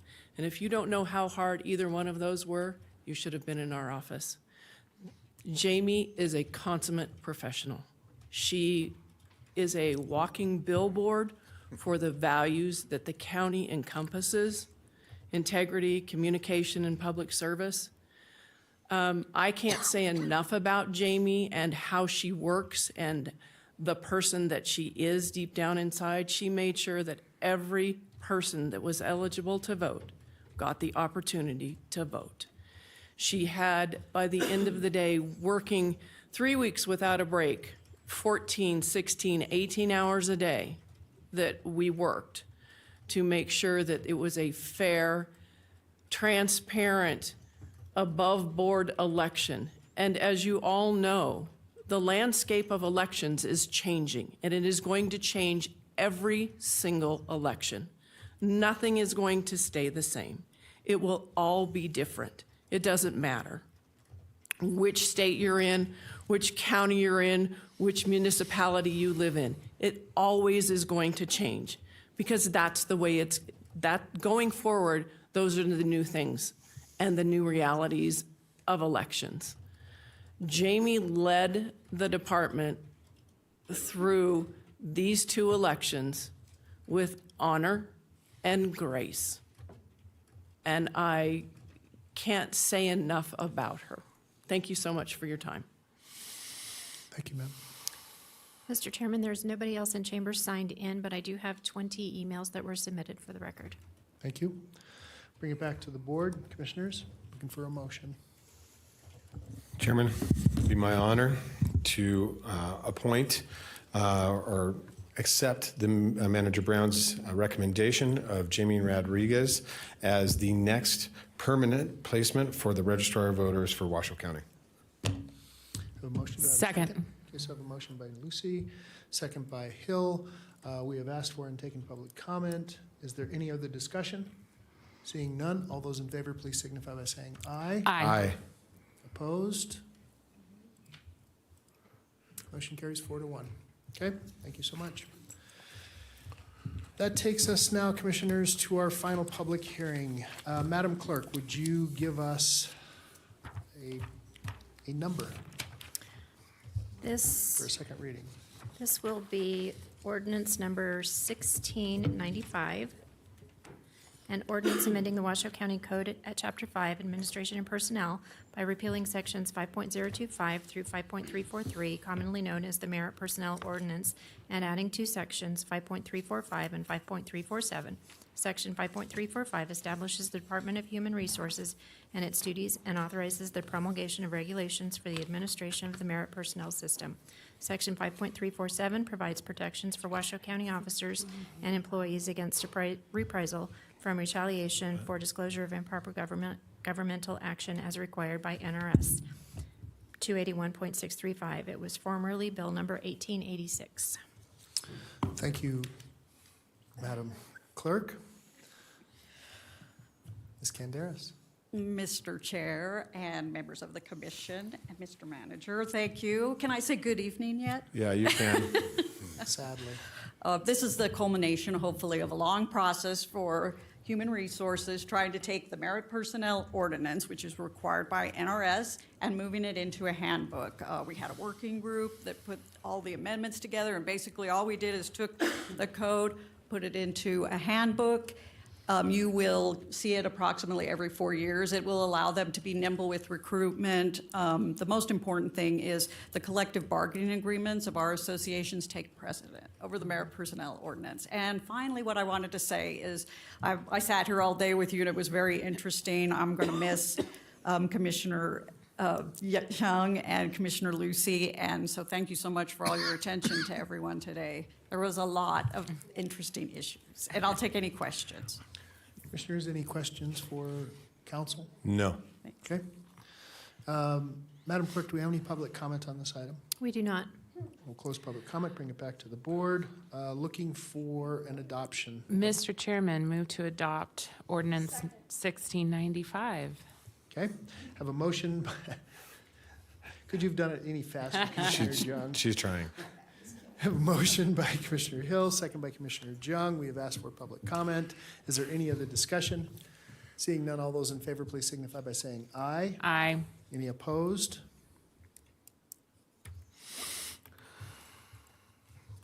Motion carries unanimously. Please affirm your votes. Okay. Thank you so much. That takes us now to our final public comment. Mr. Manager. Public comment heard under this item will be limited to 3 minutes per person and may pertain to matters both on and off the commission agenda. The commission will also hear public comment during individual action items with comment limited to 3 minutes per person. Comments are to be made to the commission as a whole. Thank you, Mr. Manager. Madam Clerk, would you please call public comment? Kenji Otto.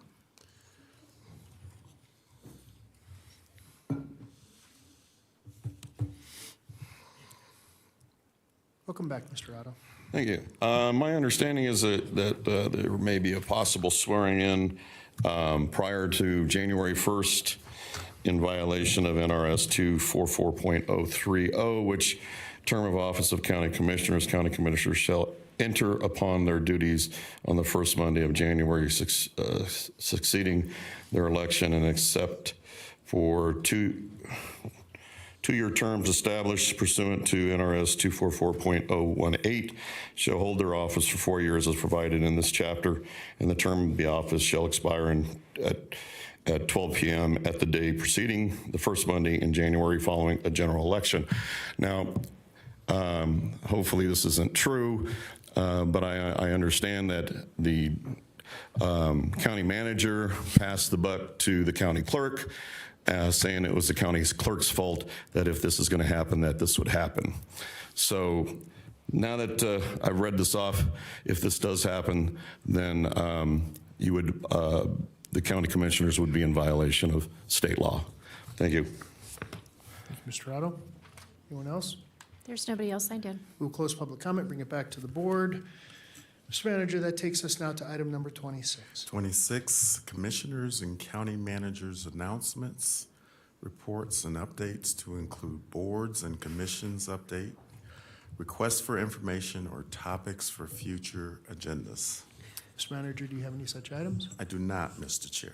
Okay, Vice Chair Hill, I have you signed in. I'm so sorry, my board's going to kill me. 2 items. I would like to see the process for appointment. I thought it was really well laid out for appointment of the Registrar's office, but I'd like to see the process for appointment of all of the BCC appointed offices, and then also how the BCC can remain a part of the discussions of those offices to ensure that they're being run well and they're accountable, because I have some concerns about that, and I know that there may be some concerns that were raised by constituents by even the Registrar's office. So I'd like to see a process brought forth to the board on that. And then I'd like to see us look at the STR ordinance again, and maybe in the first quarter. I don't know if that's possible. And then also look at it in conjunction with the other STR ordinances around the lake. Most of the STR ordinances around the lake have been put on moratorium, or they have caps, and I'd like to see if that is something we need to look at as a region, and if it's something that there's best practices that we need to look at. I'm getting some complaints that are mounting on STRs, and I just want to see if there needs to be corrective action by this board. So thank you very much. Okay, thank you so much. Commissioners, anyone else? Okay, our next meeting is on the 20th. Oh, I'm sorry, Mr. Lucy. Chairman, I just want to thank all the staff today and all the constituents, and I want to thank my colleagues. Today's been a wonderful day, a very functional board meeting, lots of big issues we dealt with. We did it with grace and I think dignity, and I think that is the most important thing about this, is to continue to build upon the great things that we're doing here in Washoe County, and I couldn't be more proud that this was one of my last meetings to participate with all of you, and I wish all of those good luck moving forward, and thank you for all your time and effort. Oh, and congratulations to Vice Chair Hill. She's getting a Waldorf Astoria at the Boulder Bay that was announced just 2 weeks ago. So congratulations on that, and good luck with those developments and having that property within the county. Her own personal Waldorf? I guess, supposedly. I mean, I don't know. I mean, Well, we're all coming up for a Waldorf salad. Me too. Okay. For me, we'll have one more meeting on the 20th. There will be a swearing in during that meeting, but it will not be county commissioners, and we will have our final meeting on the, there'll be a, not during our meeting, but there'll be a swearing in prior to of other offices. We will have a meeting on the 3rd where we will swear in the new 3 county commissioners that time, on January the 3rd. Awesome. And I'm assuming at 10 a.m.